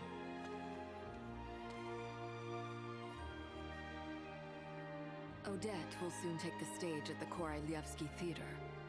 This could be your chance. Geonosis secured. It went smoothly. I'll be there. Have them send me an invitation.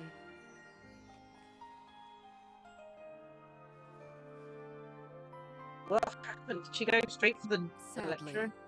things didn't work out.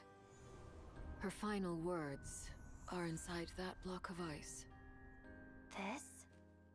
Aren't these for monitoring her subordinates? Not yours. This one isn't her witch's flame. But my two worlds flames. The two worlds flames can burn away memories. It was my parting gift to Rosaline.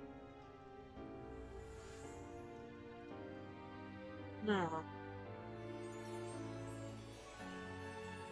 If all goes to plan, she and I will both live to see that Tsaritsa succeed. I believe she'll find peace. But if anything happens to me, she needn't follow in my footsteps. The cryo energy will fade away in time. Then the two worlds' flames will burn away all memories of the Fatui. She'll be free to dance. She deserves this. I will handle the aftermath. That's what it was The for. choice is yours, child.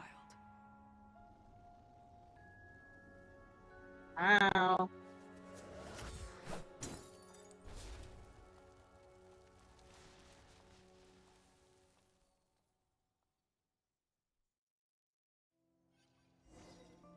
Oh goodness, this game. Fresh air at last! Paimon's head isn't spinning anymore, and the fever's all gone. Paimon's finally free to fly again! Yes, I'm free to check out everything. It's nice to finally know where Paimon came from, too. It did make Paimon a little nervous at first, but it's such a relief now. Like, who cares if Paimon's a creation of Celestia? She's probably not anyone that important. Probably just That was a bit glitchy. fun or something. And like you said, That lagged a little bit. you're not gonna just... Hey! Hurry up!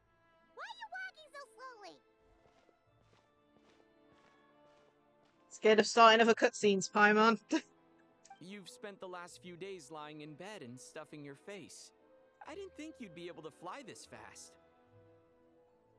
Says who? Paimon's as agile as ever. They don't call her White Floaty for nothing. Paimon originally wanted to check out the bookstores in Snezhnaya, but she's more in the mood for flying around right now, so let's save that for later. Wait, they've got light novels from Yai Publishing House here too. Huh? And this is Paimon's favorite mystery story from Frontier. So much for not going to a bookstore. The local Snezhnaya books look pretty interesting too, but also kind of heavy. Hey there, how are you? Having a good day today. I thought you were in the mood for flying around. Yeah. I can read while she flies. Get on your bed. Look at these two dolls. Which do you like better? All right, boss. We'll take both. Paimon. So far, so good. Oh, I Feels thought we were only getting one. All right, fine. I'll pay. There you are. Thanks for visiting.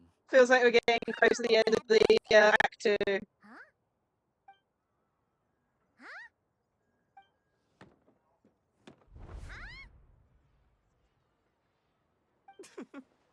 How many layers does this thing have? And what are you laughing at?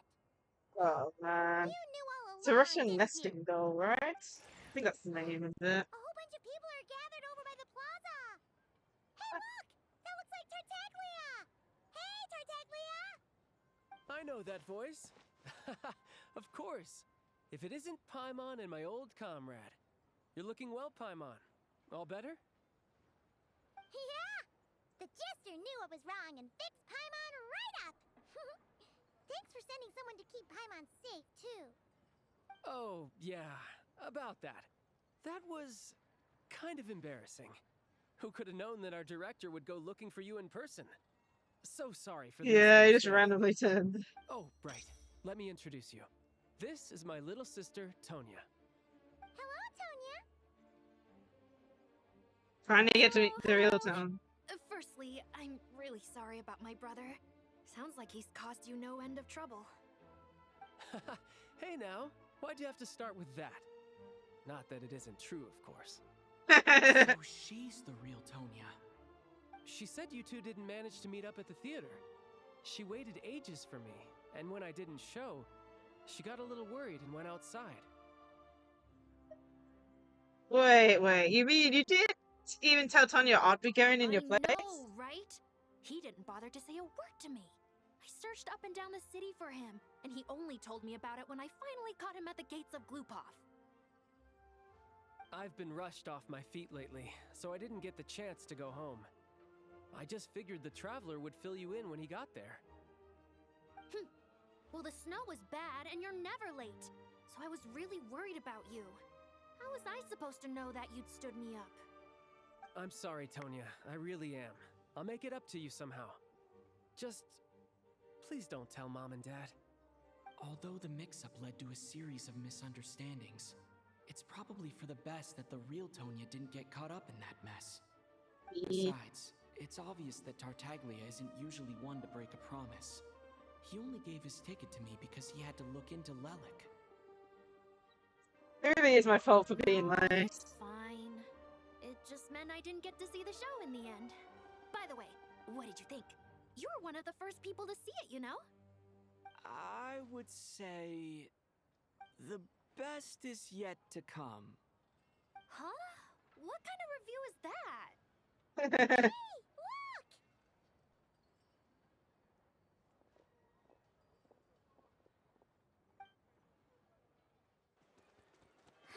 Oh no, oh no, the lag!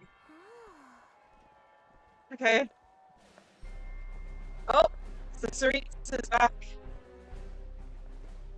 Man, it's really cutscenes.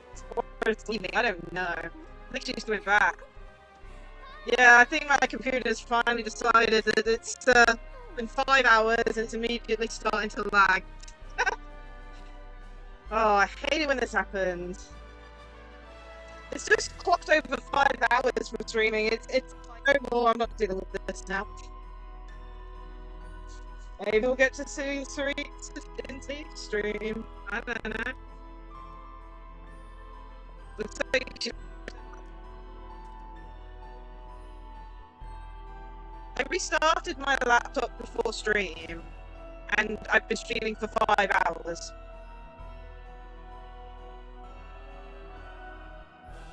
To make sure it tries to not overheat. Recently. Of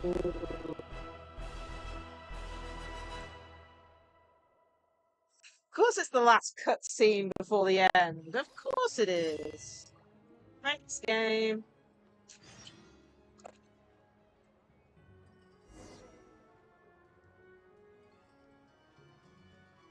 Not too bad at the moment. It's a metal laptop case, so like you know, the shell of the laptop's metal, so it kind of badly. I can check to see how bad the graphics card is. So that's the one thing I can check. Let's have a look at Task Manager.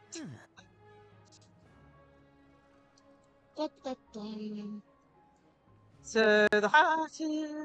oh, it's not too bad at the moment. It's saying 78 degrees for the graphics card, which I've seen it as bad as 80, so it's just a bit below it. It's just strange. I think it just... that along with like the OBS like encoder thing, it just can't... probably, well, for one thing, I do not have any knowledge on laptops in relation to that. I can dismantle a computer fine, but not a laptop. How do I get along? Plus, everything seems to be working now. Well, I'm certain I've left a deep impression. Well, honestly, I'm probably gonna have to get a new one anyway at some point, because I had a notification the other day pop up from, what was it, HP saying, oh, we're gonna stop doing the parts for your laptop soon, so yay. Well, it's not like you dismantle a laptop and you know, as soon as you do that, you pretty much void the warranty, don't you? I've never dared dismantle a laptop. Eventually I'll have to on my previous laptop.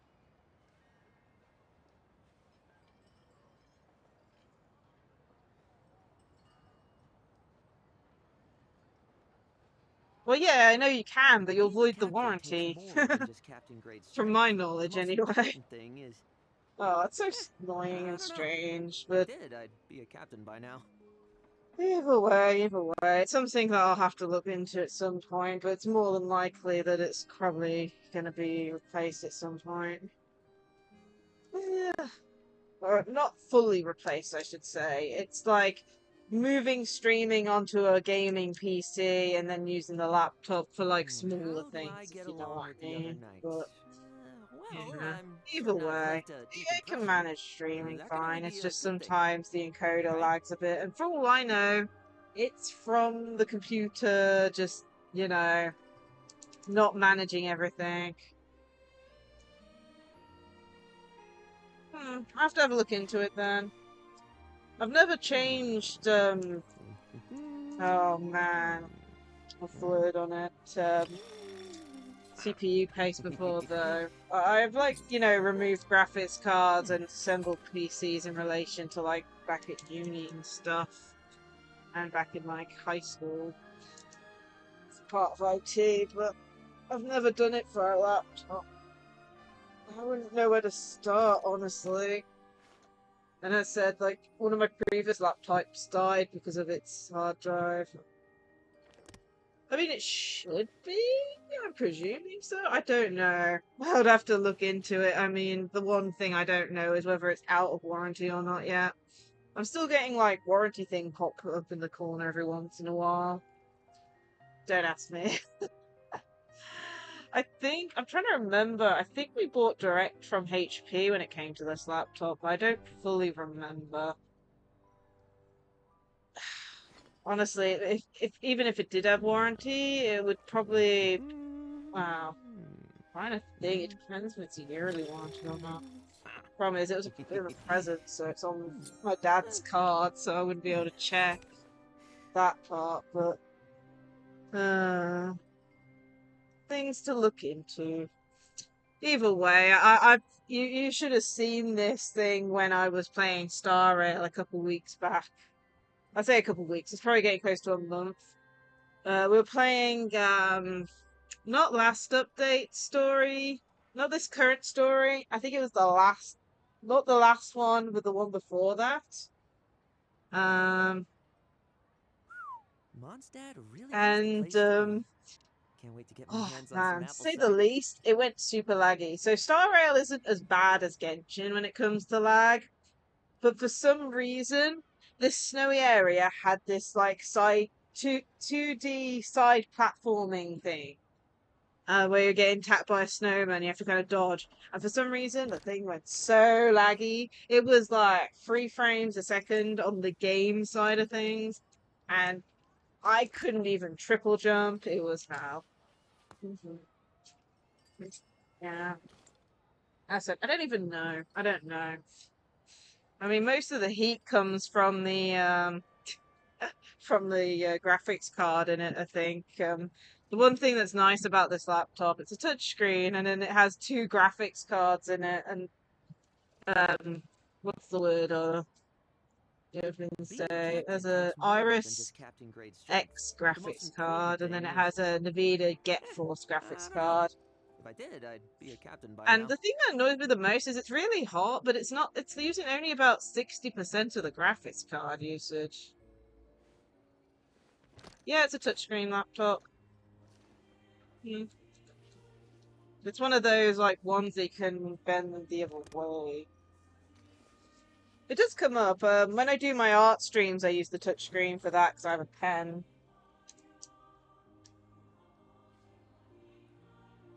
Honestly, I don't even know how to live without a touchscreen. I even remember once it was my dad's laptop and all this. Mondstadt really is the place to be. Can't wait to get my hands on some apple cider. It sounds like I'd need to get a professional to do it, right? Basically. But either way, it's something I'll have to look into. Honestly, I don't even dare doing. You know how with touchscreen ones you can kind of bend them the other way around to flatten them out.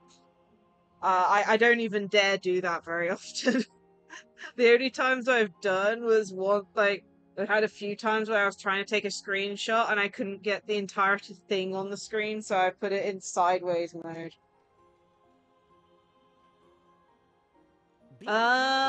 Give me a sec. It says it is. I don't know. I get If I did, I'd be Nvidia captain Get by now. Force RTX 3. Any other details? Oh, RTX 350 laptop GPU.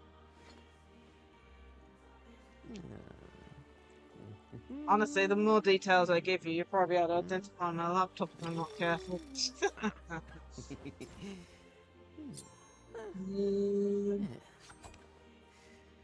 Yeah, 3050. Yeah. It even has that's where I got the temperature reading from, because it actually has like a temperature gauge on it, which I think is cool. And honestly, I believe it when it comes to the temperature, just because of how warm it can be on the outside from time to time. Just feel like it gets hotter more often than it used to, but yeah. It's definitely something I have to look into, having the thermal paste and stuff cleaned out. Yeah, I'll have to have a look into it.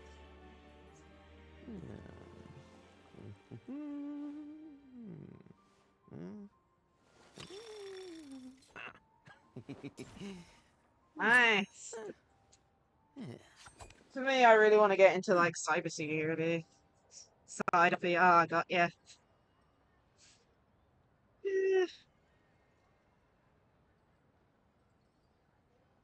So far, like the only problems I have with my laptop is I keep on running out of storage space. I have to keep removing my streams, of course, and I don't know. If I did, I'd be a captain by now. interesting. Yeah, I'll have to have a look into it at some point. Problem is, I absolutely hate the thought of someone else having anything to be fixed of mine. Probably not in a while. I don't even. I know there's junk files because every so often I'll just go on and my awful security software, the cafe, keeps on coming up saying, yeah. I'm actually not sure about the GPU drivers. That's something for me to look into again. I do keep my laptop fairly up to date, although the Windows side of things, I keep the security updates going, but I have to say no to some of the stuff because my goodness, half the stuff. Yeah, unfortunately.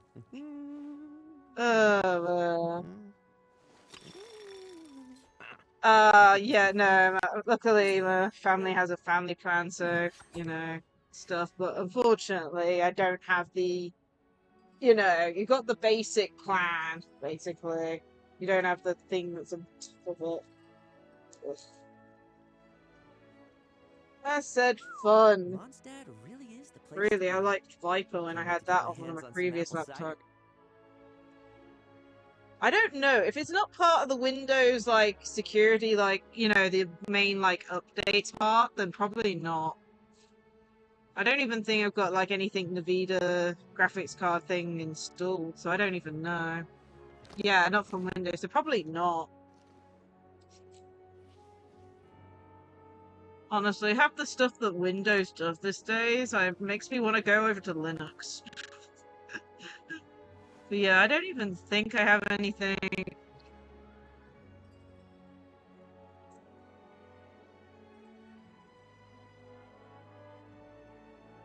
We'll search the web for Nvidia, but I don't think I actually have it for it.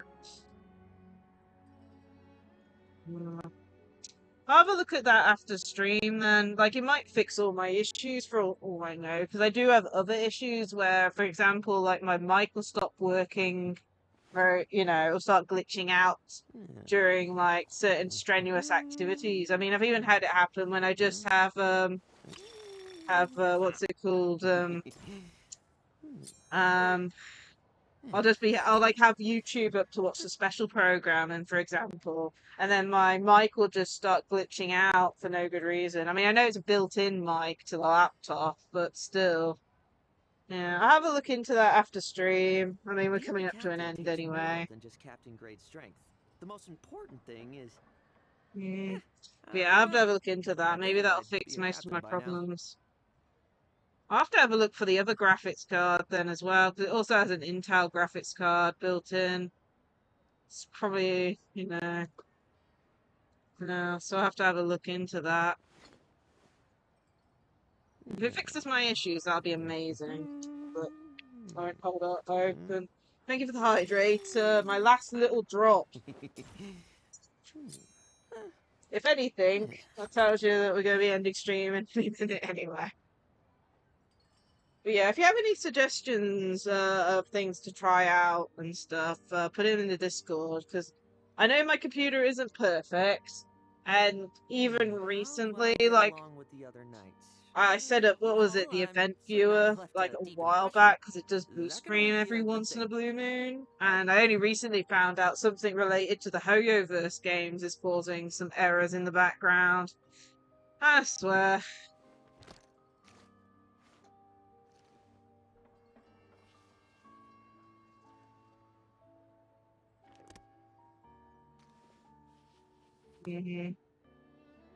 Yeah, I'll have a look. I'll take a screenshot of your message, and I'll try and remember to do that. Promise. I'll probably make a system restore point beforehand just to make sure, because I don't want to break it badly. Always, whenever you do anything major, always make sure to make a system restore point. It is extremely important to do so. I'll probably also back up all my documents as well, and to just to make sure. Be a captain by now. Oh, man, but yeah, that's just because I want to make sure not to lose anything. It's knowing my luck. It's like, I don't mind if I have problems, but if I'm trying to fix someone else's computer, that's fine. If I fix my own computer, it's not. I'll be in a mental pile. But yeah. Oh man, stuff for me to do. That's gonna be fun. Probably talk to the techie in my family as well. Be my dad to see what he thinks on the matter as well. But honestly, a disk cleanup would probably help free up space anyway, because I haven't done that in like years. And honestly, I probably need to back up my computer anyway at some point soon too, because still traumatized by my previous laptop a little bit.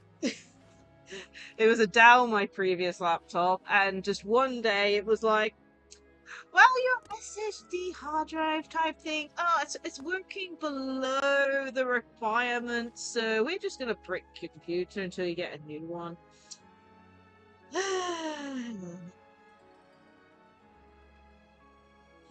For me, I've been using, it's just a basic hard drive, but it's, was it CC-Gate? Yeah, Seagate. Along with the other knights. They're the ones I've been going with for the last couple of years. That can only be a good thing. But yeah, I do need to get a solid state drive at some point. The problem is half the time they're just too expensive. Yeah.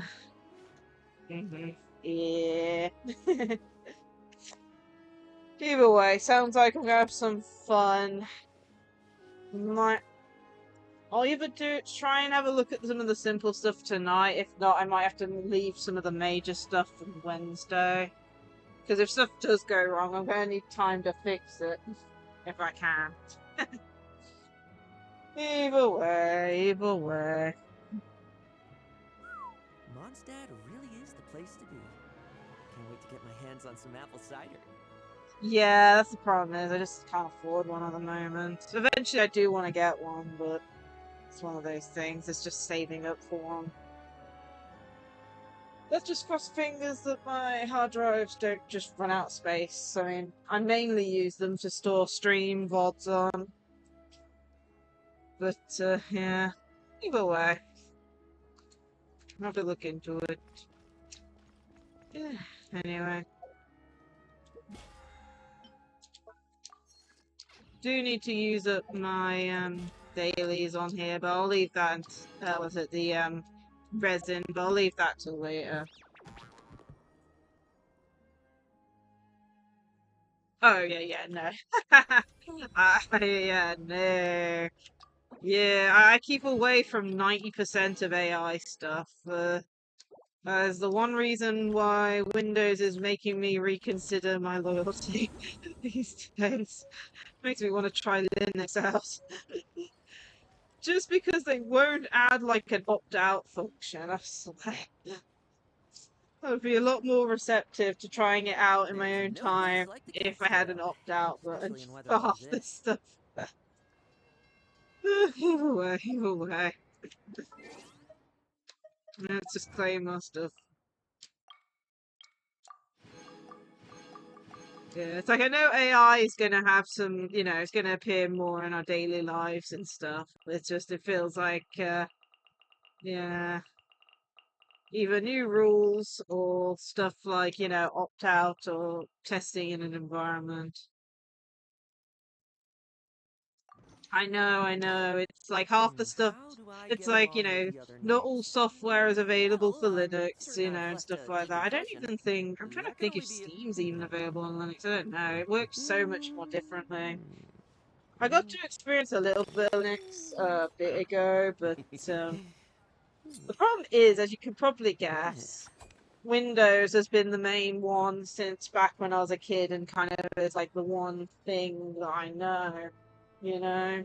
Switching operating systems is almost like changing how a bike runs. How to pedal a bike. But, I have thought about testing it out, even if it's just like running it on like a virtual machine and stuff. But I'd need a better PC. I wouldn't be able to do that on my laptop. I do have an old desktop that I'm trying to get back and running. It was like an old gaming PC back in Windows 8 time frame, but I'm still trying to get that working. The hard drive died on it. I would have loved to have kept Windows 8.1 working on it, but unfortunately, because of how it died, we recovered it using its own methods. We did make a backup, mind you. We made a backup, recovered it using its own methods, and it pretty much installed all the firmware from it.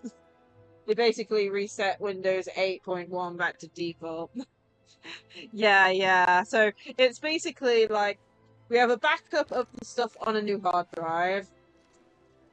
The old hard drive, we've done that, trying to get it to work. That actually did fix it and get it working, but of course it uninstalled all the firmware and stuff in relation to Windows 8.1. So it's still 8.1, but half the stuff don't work because it ain't available anymore.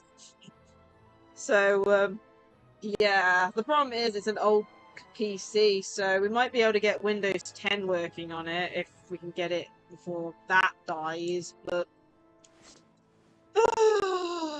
the world, I hate it. Why is, like, I don't even know anymore. Sometimes I wish, like, half the options from, like, Vista and Windows 7 era aren't even available. But, yeah. Well, there is a bit of delay. There is a bit of delay on stream, but yeah.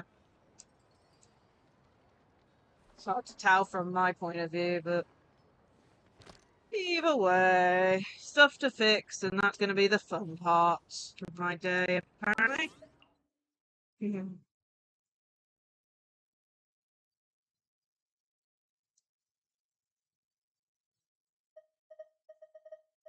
I mean, those two things are just older things, I said. As long as this laptop keeps going, we're fine, but it's been going for quite a while. As a note, I got it about a year before I started streaming, so it's probably getting close to maybe 5 years old, this laptop. Maybe younger, I don't know. I don't have the specific date of bought or setup, but it's been going good. It definitely needs some improvements done to it, though. I'll definitely look into that NVIDIA graphics update thing, see what's going on with that, because I don't think I've got anything installed in relation to that graphics card. So yeah, I'll have a look into it. Yeah, but thank you for it, and if you have any other advice and stuff, feel free to put it in the Discord. I don't know where you can put it. I don't really have a tech support chat, but feel free to put it in like the stream update section or something. I don't know. But yeah, I'll have a look into it and see if I can test some stuff out. As I said, my main thing is just making sure I don't break it in the process, if you know what I mean. It's the reason why I haven't tried out any of the dual streaming on OBS, because the main way is like installing a third-party plugin, which I know it's third-party by default, but yeah. Yeah, I'll keep you informed. Either way, that'll be it for today's stream, I believe. We finished off Act 2 of the Snezhnaya Archon Quest. Surprised we got it done as fast as we did, because normally, if I see people posting a video for 5 hours long thing, I normally take a bit longer, but still. Managed to get it done, and that was the main part today. We'll quickly go over this week's schedule. It's actually quite a busy schedule, ironically, now that I've got all these tech issues to deal with. So I'll quickly go over it. The schedule will be posted later today as a note. Is my diary gone? There it is. So, excluding today, of course. So, Tuesday we're going to be doing that collab with Poseidon and a few others. Persona OST tier list collab stream, and that'll be at 6 p.m. my time, I believe. I'll probably be setting it beforehand, so I want to make sure not to be late. No stream Wednesday. I said I'll probably deal with most of the stuff you mentioned on the Wednesday, since I'm not streaming that day. Thursday, we're going to be doing Genshin Impact. There's an event on this one here. As you can see, it says 6 days remaining. So I'll be doing that on the Thursday at 8 p.m. I'm hoping we can get it done within that time frame. Cross fingers. I mean, if not, I might have to change out with a Friday stream. And then Star Rail at 7 p.m. on the Friday. As a note, Thursday and Friday are more up in the end. That's what I've got down for the top start times, but I don't know. Yeah. And then Saturday, Sunday is Splatoon 3 Splatfest, which I didn't realise was this weekend until I noticed again. It's like I spotted it a couple weeks ago, like a month ago or something when they announced it, but I forgot it was this weekend, so 6 streams this week. That's all I've got. Oh, man. But yeah, hopefully I can calm down a bit the streams next week and stuff. But yeah, Splatfest will be at 9 p.m. on the Saturday and 7 p.m. on the Sunday. So that's what the schedule's looking like. As I said, Thursday and Friday are a little bit more up in the air than the rest. It will either be the times I've listed or early morning streams. Basically, it's what happens on the day, the day before, if you know what I mean. But yeah, hopefully the schedules will be posted later today. But yeah, I hope everyone enjoyed today's stream. Let's go find someone to raid. Now let me reload my app up. But yeah, it sounds like I'm gonna have fun trying to work out fixing laptop a little bit. Hopefully it'll at least help it load a bit faster. And I know there are junk files it can get rid of, because, as I said, my antivirus software keeps on trying to get rid of stuff. The problem is I want to be very selective on what I get rid of. For example, I obviously don't want to get rid of cookies because I don't want to lock myself out of any of my stuff and things like that. Anyway, here are the raid messages. Here are the socials. And here is my throat. But yeah, we'll have to see. And like I said, I'll probably be making a system restore point beforehand. It's always best to do that before you do anything major on a computer. Right. Anyway. See here then. Raid channel. But yeah, I'll probably have a break after this. We have been going 5 hours. Then I'll deal with the schedule. And then I'll have a look at dealing with the other things in relation to my computer. But yeah, I just hope that any drivers I install of that won't break anything.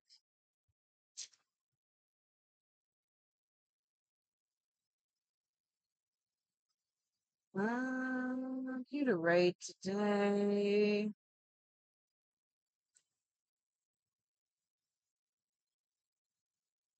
Let's go raid Extra Grace. Don't think we've raided them in a while. It says long time no see, so I'm guessing this is their first stream in a while. So let's go send the support their direction. Looks like they're playing Hollow Live Dreams. It looks to be a rhythm game of some sort. So let's send the support their way. Yeah, it sounds like I'm going to be busy on my laptop, but yeah. Honestly, I said I've had hard drive issues with previous computers, so I'm trying my best not to cause that problem on this one. I don't even want to know how many system store points I've created over the years.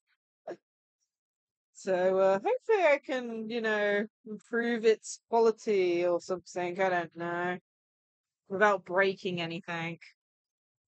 So I also want to make sure I don't break stuff relating to my streaming setup and things like that. So that's gonna be fun. Yeah, man. But given the drive a clean, just of deleting old files and stuff, perhaps reorganizing it sounds like a good idea anyway. Especially with the amount of times I have to like stream, remove the stream onto the external, and then and stuff like that. So hopefully it'll help quite a bit. And especially that driver thing with the graphics card, I'm hopeful with that. Anyway, looks like we're about to raid out any second now, so I hope everyone has a great rest of their day, and I hope to see you all in another stream. Bye all. Bye.